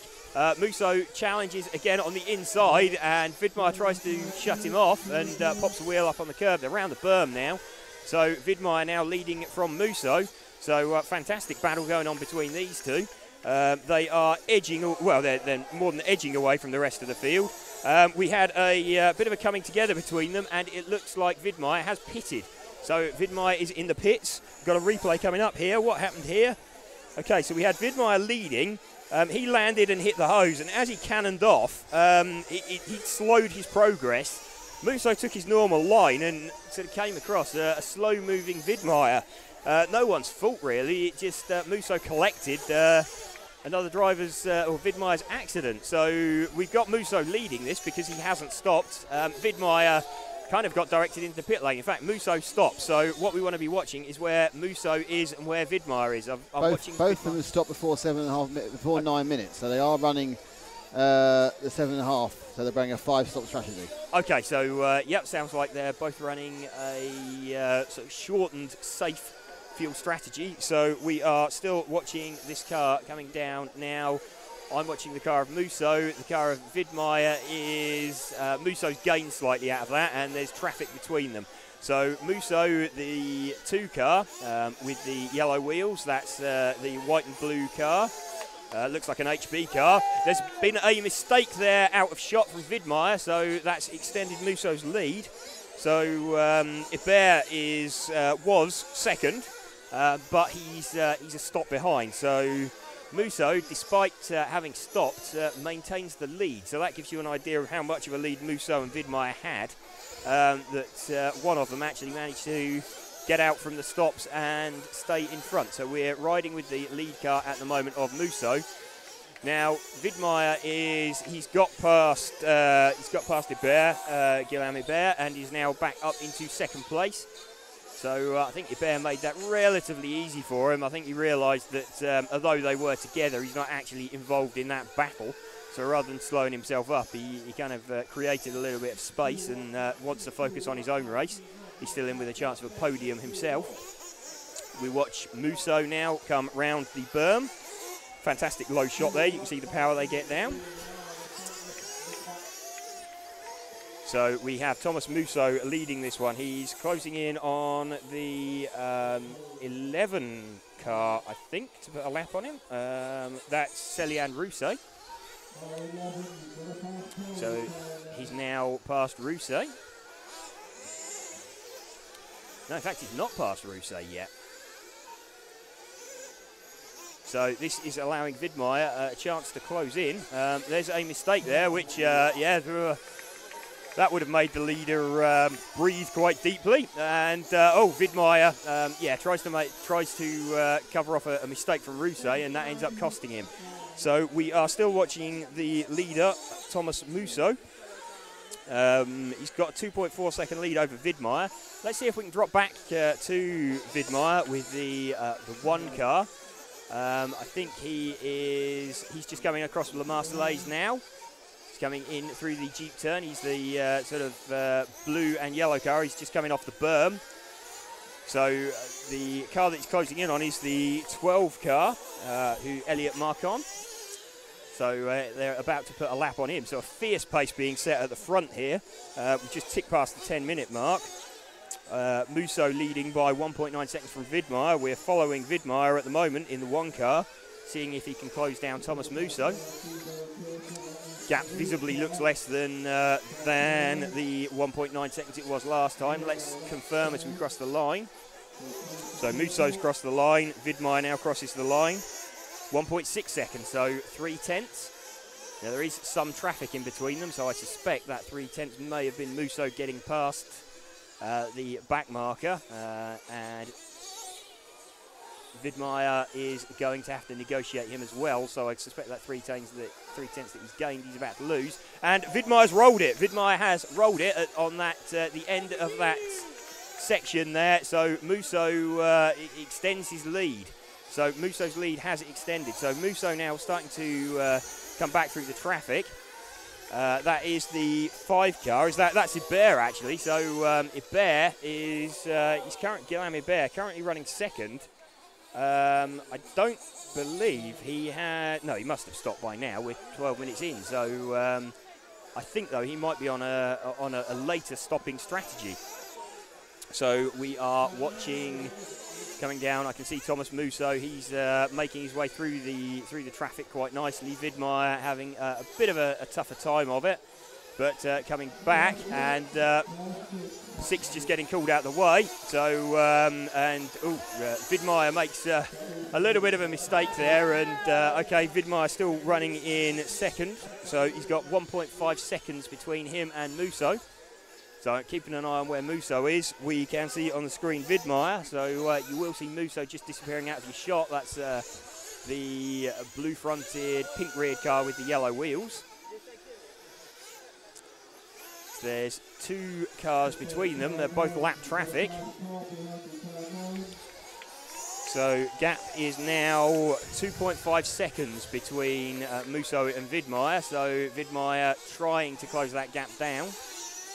He could do with getting past this traffic fairly quickly. It's not the best section of track to have caught them on.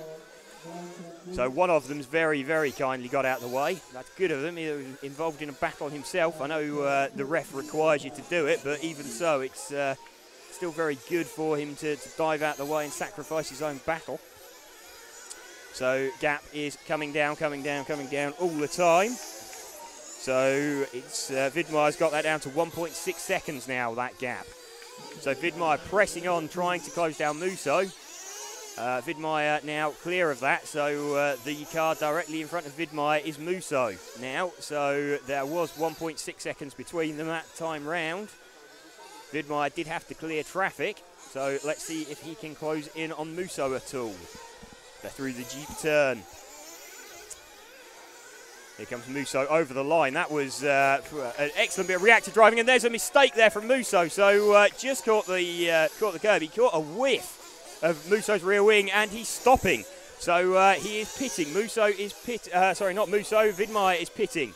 So Widmeyer is in the pits and is back exiting the pits now. So this is the 1 car. He was very enthusiastic on the throttle there, I think, coming out the pits.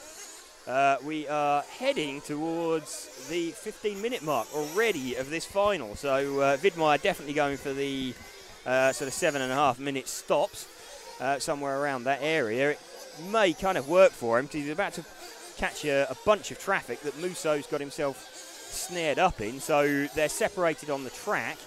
I'm just trying to pick out where Musso is on the lap. I'm just seeing him, he's dropping down. He's across La Marseillaise now.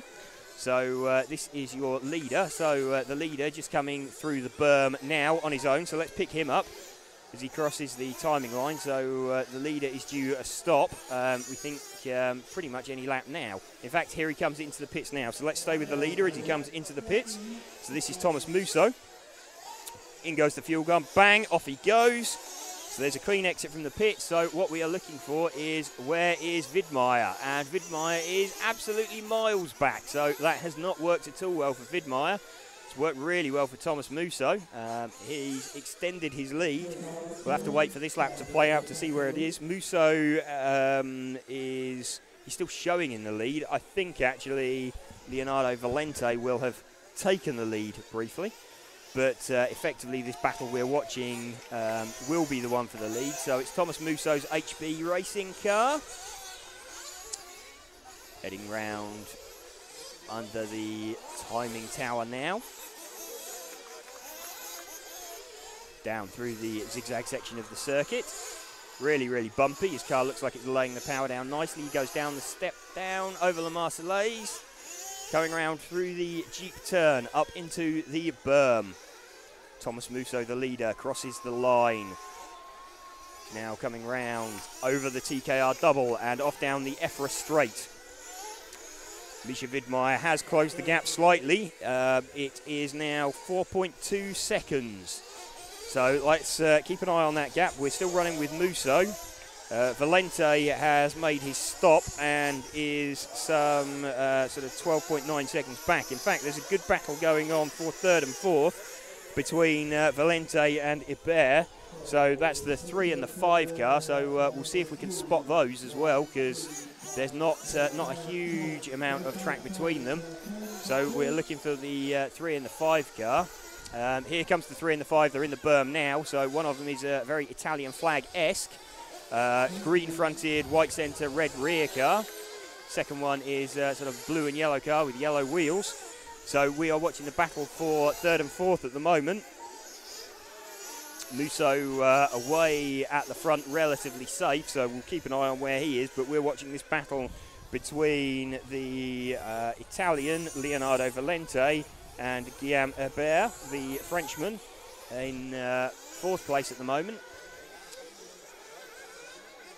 So Valente holding on quite nicely. They're about to catch car 9. So the car 9 of Joao Lopez is lap traffic. He'll be called out of the way by the ref. Just keeping an eye on that lead gap. It's down to 2.5 seconds. So there's no traffic between them. So I think we might be wanting to pick up the car number 1, who's just coming underneath us now. So car number 1 is off of Misha Widmeyer. He's just at the end of the EFRA straight, so he is now trying to close down that lead that Thomas Musso had. It's 2.1 seconds this time round, so Widmeyer is on a charge to see if he can close down that gap to Thomas Musso.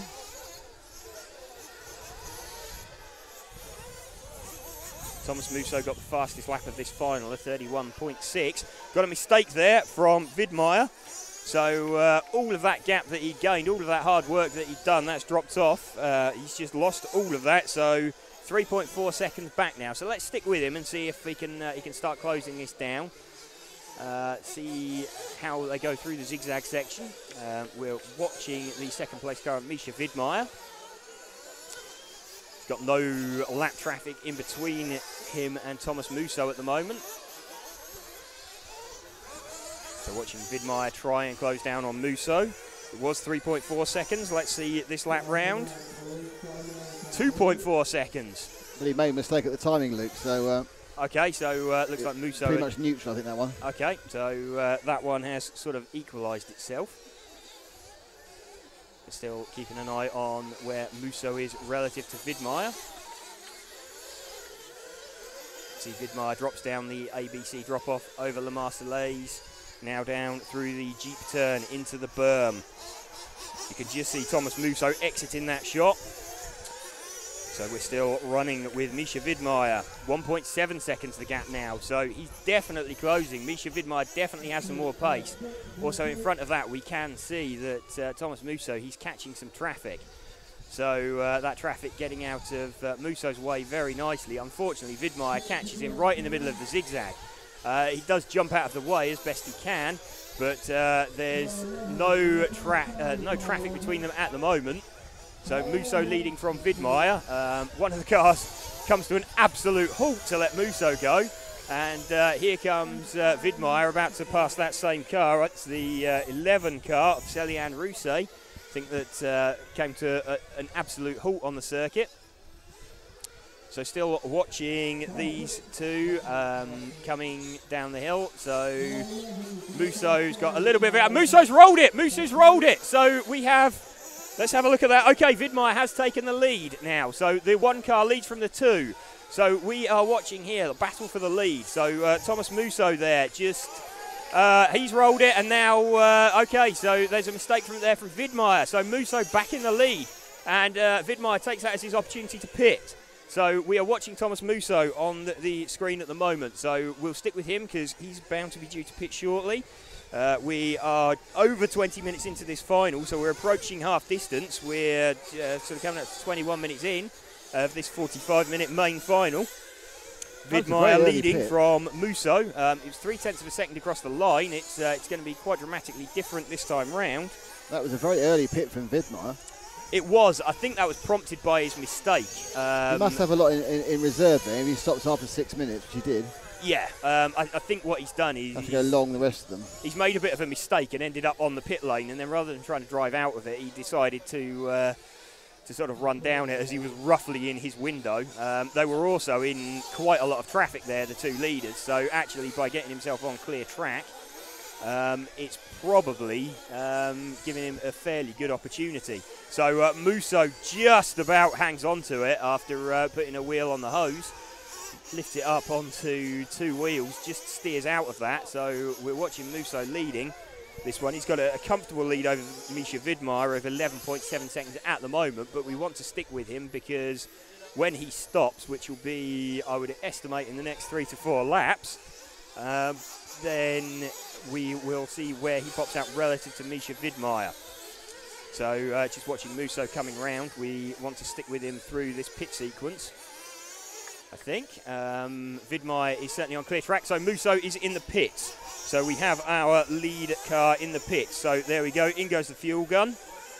Straight out of the pit lane again. So he exits the pits and gets a massive air over the sleeping policeman there. So he's maintained his lead over Vidmar as Musso. We'll see how big the gap is as they come round this lap. So who's that car with him? Is that Vidmar? No, Vidmar's 1 car further back than that. Okay, so that is lap traffic. That's the 10 car of Joachim Callan.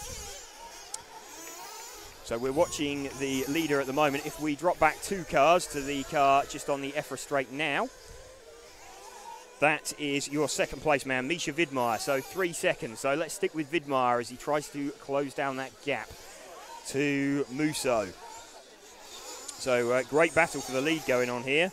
Aaron Munster from winning the last chance, he's now showing in P3. He's 16 seconds off the lead, but he's making great progress through the field. So he had a fantastic race earlier and just made it on the line. So we are watching, though, the car of Misha Vidmar as he tries to close down the leader, Thomas Musso. These two, 1 and 2 on the grid. Both of them dominated their respective semi-finals. And looking the most likely to win, these two. Just feeling a few spots of rain on my hands. Don't think it's going to develop into anything more. Sky looks fairly clear. Still watching Musso plough his way through the traffic. So he's... sorry, that was Vidmar. We're watching through the traffic. Bad lap last lap as well. He had an accident. He did. So Musso is now leading this one pretty comfortably, to be honest. He's got a 6.3 second lead. So just seeing if there are any other close battles going on. So we're watching Misha Vidmar heading down the step off. Definitely a few more spots of rain. Don't know if that is going to turn into anything. So Misha Vidmar giving this absolutely everything he's got. He's pulling an endo across the start line. He got that kind of wrong through the T-car double. He had to take that as single because of his approach. We're over half distance into this race, just coming up to the 20-minute remaining mark. Thomas Musso leading by 6.2 seconds from Misha Vidmar. Vincent Meertans now, the top position in qualifying. 4th place starter. He is currently running in 3rd place, but winner looks like it's certainly, with barring any mechanical failures, is going to come from either Thomas Musso or Misha Vidmar, unless these few spots of water that we're feeling do turn into a full-blown rain shower. Still running with Vidmar, gap is still 6.3 seconds, so it's fairly constant. Meertans 23 seconds back, and then Sebastian Winterstein sort of some 2 seconds behind him. Probably the closest battle on track at the moment. So let's see if we can find the 4 and the 7 car. So there's some 2 seconds between them. So the 4 car, Vincent Meertans, in 3rd place at the moment. So here comes the 4 car just round the berm under the timing loop. So we're watching the 4 car. This is Vincent Meertans as we go off down the EFRA straight. You'll just see it in the back of shot, just appearing. No, I think Winterstein's made a bit of a mistake and actually dropped back on that lap. So Muso's still leading this one. And we are not seeing Widmeyer make any massive progress, though the gap now down to 4 seconds. Definitely starting to feel more moisture in the air. So Meertan's actually now looking fairly comfortable. So I think having sort of put his hammer down, he's pulling away from Winterstein. So I think we want to be trying to pick up the number 1 car of Widmeyer again as he bids to chase down Thomas Musso. So here comes the 1 car now. He is just going down the EFRA straight, having negotiated the TKR double. He's just under the timing tower now. Musso already into the zigzag section, coming out of the middle of it. So we are watching Misha Widmeyer, the number 1 car, your pole sitter. He comes over Le Marseillaise through the Jeep turn. Round the berm, it's 3.7 seconds that time. Had a problem for the 6 car, who looks like he's being returned to the pits. So there's 1 bit of traffic between them, and Widmeyer pits. So Widmeyer pits again. So he's running really short, isn't he? I think he's going to do an extra. That was 7. That was 7 minutes, was it? Okay. But he should do it in 1 more. I don't think he's got to do it in 1 more stop, and that's going to be hard. That's going to be difficult. Minutes, I think. Well, we haven't seen him run that long yet. If he ends up needing to do an extra stop, it's because he made that out of sequence stop when he decided he was going up the pit lane. So who knows? But it's not looking brilliant for him. It's not looking fantastic. So actually, this position is looking better and better for Thomas Musso. He's 2 minutes ahead of when he should have taken it. Yeah, so it looks like we think Misha Widmeyer, it's technically possible to do sort of 17 minutes on 1 fuel stop, but it would go against everything we've seen so far. He's been stopping at around the 7.5 minute mark, and he did a stop at the 6 minute mark. So we think that actually he's going to have to do an extra 2 stops to get to the end. So Musso should, if he stops somewhere around the 15 minute mark, who, let's see if we can find the lead car number 2 will be out there somewhere. He is negotiating. Let's just see where the 2 car is now. Just coming around the berm in a second. Okay, he's just here we go. So here's the 2 car of the leader. This is Thomas Musso we are watching now. So Musso over the TKR double. So he's gone past the 16 minute mark, so that would get him 2 8-minute stints. So we're certainly into the realms of the possible. This next stop he's doing plus 1 more. Remember, we believe Misha Widmeyer has got to do an extra 2 stops, although Widmeyer has now 9.3 seconds back. And we think they've both got 2 stops to make. So it's actually looking better and better for Thomas Musso. So very controlled drive.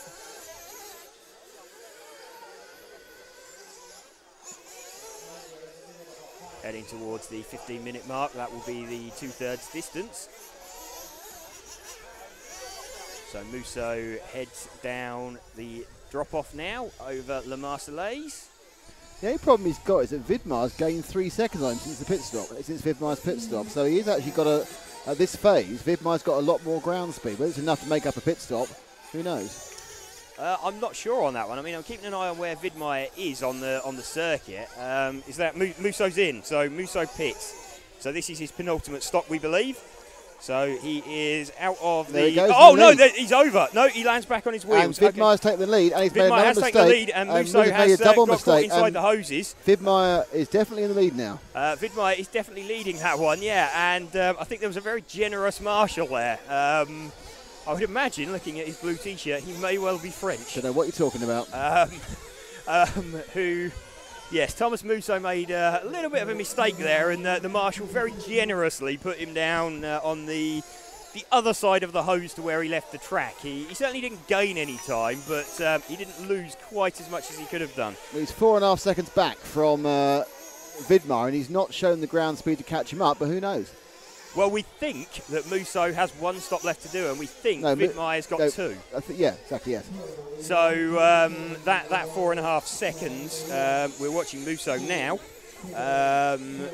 So it's 4.5 seconds. So Vidmeier needs to get the hammer down now. So that mistake there for Musso has cost him quite seriously, exiting the pit lane. Obviously, though, exiting the pit lane is fraught with danger, and if Vidmeier's got to do that twice more, Musso only has to do it once more, then that's twice the opportunity to make a mistake for Vidmeier, for Misha Vidmeier. So let's see if we can find the leader on circuit. I think he's just coming round up through the Jeep turn into the berm now. Yes, there is the 1 car.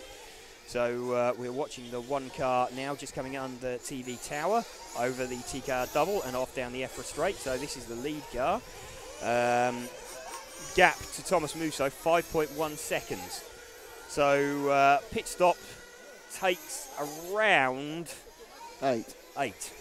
We've been finding. So at the moment, we think obviously, if you don't crash on the exit. Yeah. So we think Musso will still just about come out in the lead, but Vidmeier is lapping faster. So this is all heading towards what could be a fantastic battle, with the pit strategy getting Musso out in front about 4 minutes from the end, a couple of seconds in front of Vidmeier, with Vidmeier lapping faster. So Vidmeier's is lapping over a second a lap faster than Musso and has done for the last 10 minutes, and I think that's just too quick for Musso. He needs to find more ground speed, or Vidmeier's going to have to make mistakes, because even with he's virtually got a stop in hand, and we don't even know if he has to make an extra stop. No, so they've both definitely got at least 1 stop left. We believe Vidmeier's got an extra 2 to make. Certainly he hasn't showed the pace to, the duration to make it thus far in the meeting. But we are watching Vidmeier at the moment as he goes down through the very, very rutted zigzag section. Picked up another, 7/10 in that lap. Yeah, it's up to 8.3 seconds now, so Vidmeier looking more and more comfortable.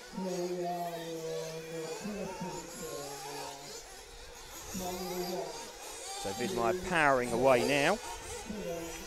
Lap 59. Musso checks it that lap. He's on 7.7 seconds, so I think Vidmeier might have made a small mistake. No, it's a good lap from Musso, 32.6. Okay, so quick lap from Thomas Musso. So maybe he's realised what's going on, and maybe he's sort of felt he was relatively safe and was cruising, and has now realised that Misha Vidmeier is in fact a danger to him, even if he has to make an extra stop. So maybe Musso... And he is there, 'cause he's coming in. So Vidmeier comes in. He won't make 11 minutes. This is the extra stop. So here's Vidmeier's extra stop. We are watching as he exits the pit lane. Does he get out cleanly? He does. But just behind, I think. So let's see where these two are. They've both got 1 stop to make. And, yeah, I think this is going to play out very, very close between the 2 leaders. I can see Musso. There is traffic between them. And there's Vidmeier. So, mistake there from Musso. So Vidmeier, right, the 1 and 2 are right together as they come through the berm. So, right, okay. Right, so Vidmeier made a mistake. Musso drove into him, and the 2 cars disappeared off the top of the berm, tangled together. Musso comes out of that in the lead from Vidmeier. We think Vidmeier's got a quicker car over a lap. Vidmeier just tags Musso and backs out of the throttle. So the cars weaving about all over the place as they're dropping down the hill. Still keep feeling this occasional spot of rain, which would be all that we need as we're into the final 10 minutes of this event now. So Musso still leading this one from Vidmeier, both with 1 stop left to make. So Vidmeier trying to find a way past Musso, gets better drive off down the EFRA straight. Can't find his way through. Oh, he puts a fantastic move on Musso. So just as they went under the TV tower. So that's a great move from Misha Vidmeier. Then he gets it wrong, and Musso actually stops and waits. For a bit. For a little bit. For enough. No, he's let him through. For enough, he's let him back through again. So, yeah, that was pretty generous, I think, of Musso. No, the ref was telling him. Okay. I'm not having a go at Musso, but the ref was you can hear the ref telling him. Okay, so couldn't hear that going on, but okay, so Musso stops and lets Vidmaier back through. So now Musso tries to put the power down. There is definitely more moisture in the air. Oh, he's upside down. They're both crashed. Upside down and crash. So both upside down and crashed. And who's got away from that first? Let's have a look. I think Musso has got away from that one first. So what happened? Let's have a replay. So what happened? Vidmaier rolled over, and I think Musso went for the gap on the inside and parked it against a hose. There wasn't a car width there. So we are still watching Thomas Musso leading. There's the 12 car in between them. They're packed in a gap of traffic now. This is also, not sure if we're seeing it on the lens, but there is definitely rain starting to fall. I don't think it's going to turn into a full-blown rain shower yet, but it may start affecting their lap speed around the circuit. Might dampen the dust down, hopefully. So Musso leading this one by 1.1 seconds from Vidmaier. So we're following the car of Vidmaier at the moment. He's right back with Musso, so it's much less now than with 8 minutes to go. So Musso with the yellow wheels in your shot, still leading this one from Vidmaier, the one car. Musso will be stopping soon because he's coming to 7.5 to go, whereas Vidmaier won't go until about 3 minutes left. Well, Vidmaier could stop at any point now. He could do. If it's suitable. But yeah, we think it's going to be about 3 minutes left. To be honest, this would be a good time to stop as they're catching traffic. So Musso being very defensive. So Musso stops. So we are following Musso into the pits. So this was our leader. So Vidmaier has gone away in the lead. Let's follow Musso out. Does he get a clean exit this time? He's got a clean exit from the pits, I believe, but he is leading that gaggle of traffic round. So Vidmaier is on clear track. So let's stick with Musso. So we've got one car, the 5 car being called out the way. So Musso, he's cleared all the traffic now, so he's got clear track in front of him. So just watching, seeing where Vidmaier is on the circuit. Just seeing if we can spot Vidmaier out there. Okay, Vidmaier is just going into the berm now. So Vidmaier's in the berm now, and Musso just dropping across the Marseillaise. Is that a pit stop? So Vidmaier now with traffic. So let's see when Vidmaier, he hasn't pitted yet. So it'll be a shorter one as well. He won't need a full fill. He won't need a full fill. But most of the time it's wasted by going up and down the pit lane. Yes. Yeah, with a fuel gun. Is that Musso in again? Musso's gone in again, and he's braked it. Oh, he's got a drive-through. He's got a drive-through penalty. Okay, so something went wrong for could be Musso. It. Musso gets a drive-through penalty. Not quite sure why. Perhaps it was quite a messy exit from the pits, but he's got a drive-through, and that's going to change the complexion because now, effectively, we have an actual lead, even after the stop of 5 or 6 seconds. So Vidmaier's in. Vidmaier. Vidmaier is in the pits. So let's see if we can pick up Vidmaier in the pits. Pick up Vidmaier in the pits. So we are watching Vidmaier. He exits the pits now. So this is the leader. So all the stops have shaken out now. That should have been the last stop for Vidmaier. So he's now got a fairly decent lead. So we have got 5 minutes 20 remaining. So Vidmaier leading from Musso. It was 16 seconds, but that's going to come right down because Vidmaier did stop.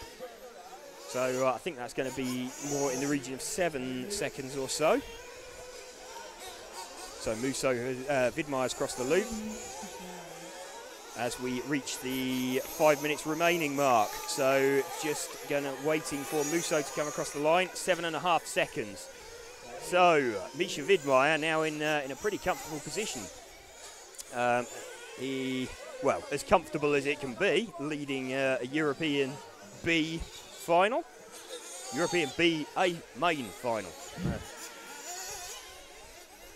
So Vidmaier round the berm now as he's negotiating traffic. Richard Lewis is saying his mechanics Musso didn't put him down clear of pit traffic. So basically, it was unsafe release in an RC format. Okay. He dropped the car on someone else's car. So thank you, Richard, for that one. Unsafe release. So there we go. That explains the penalty for Thomas Musso. I would imagine that may be a fairly silent car journey with his mechanic on the way back to Monaco later tonight. You can make Monaco, and it's only about 5 hours away. Yeah. Although from Monaco, you think they may have a jet or something. Helicopter. Yes. So Misha Widmeyer, we are watching leading this into the final 4 minutes. Musso slightly gained that last time round. He has. It's down to 6.8 seconds. So the gap has come down. Everybody else is fairly well spread out throughout the field. Vincent Mertens is currently occupying third place. But Widmeyer and Musso are the pair that this has really been all about. We probably could have predicted that. They both won their semi-finals fairly dominantly. Misha Widmeyer set the fastest of the two of those from the B semi. And despite making an extra stop, although that extra stop's cancelled itself out with the pit lane penalty for Thomas Musso. So we're watching Misha Widmeyer heading round now, round the berm. He's under the timing loop, past the TV tower, over the TKR double. He's off down the EFRA straight. Under 3 minutes to go now, so he's just counting the laps off. Under the timing tower, through the zigzag section. Gap seems to have stabilised at 7.2 seconds. So I don't think Musso's completely given up the chase, but barring any absolute disasters, Widmeyer is looking pretty comfortable. Even if Musso can take a second a lap out of Widmeyer, it's not going to be enough as we're heading towards the 2 minute mark. Taking just over 30 seconds for a lap. Somewhere in the 32 second region. So there's 3 to 4 laps remaining.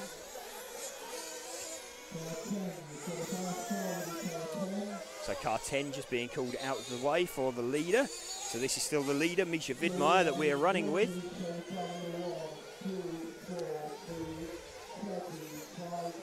So Widmeyer across the TKR double down the EFRA straight, 1 minute 40 remaining.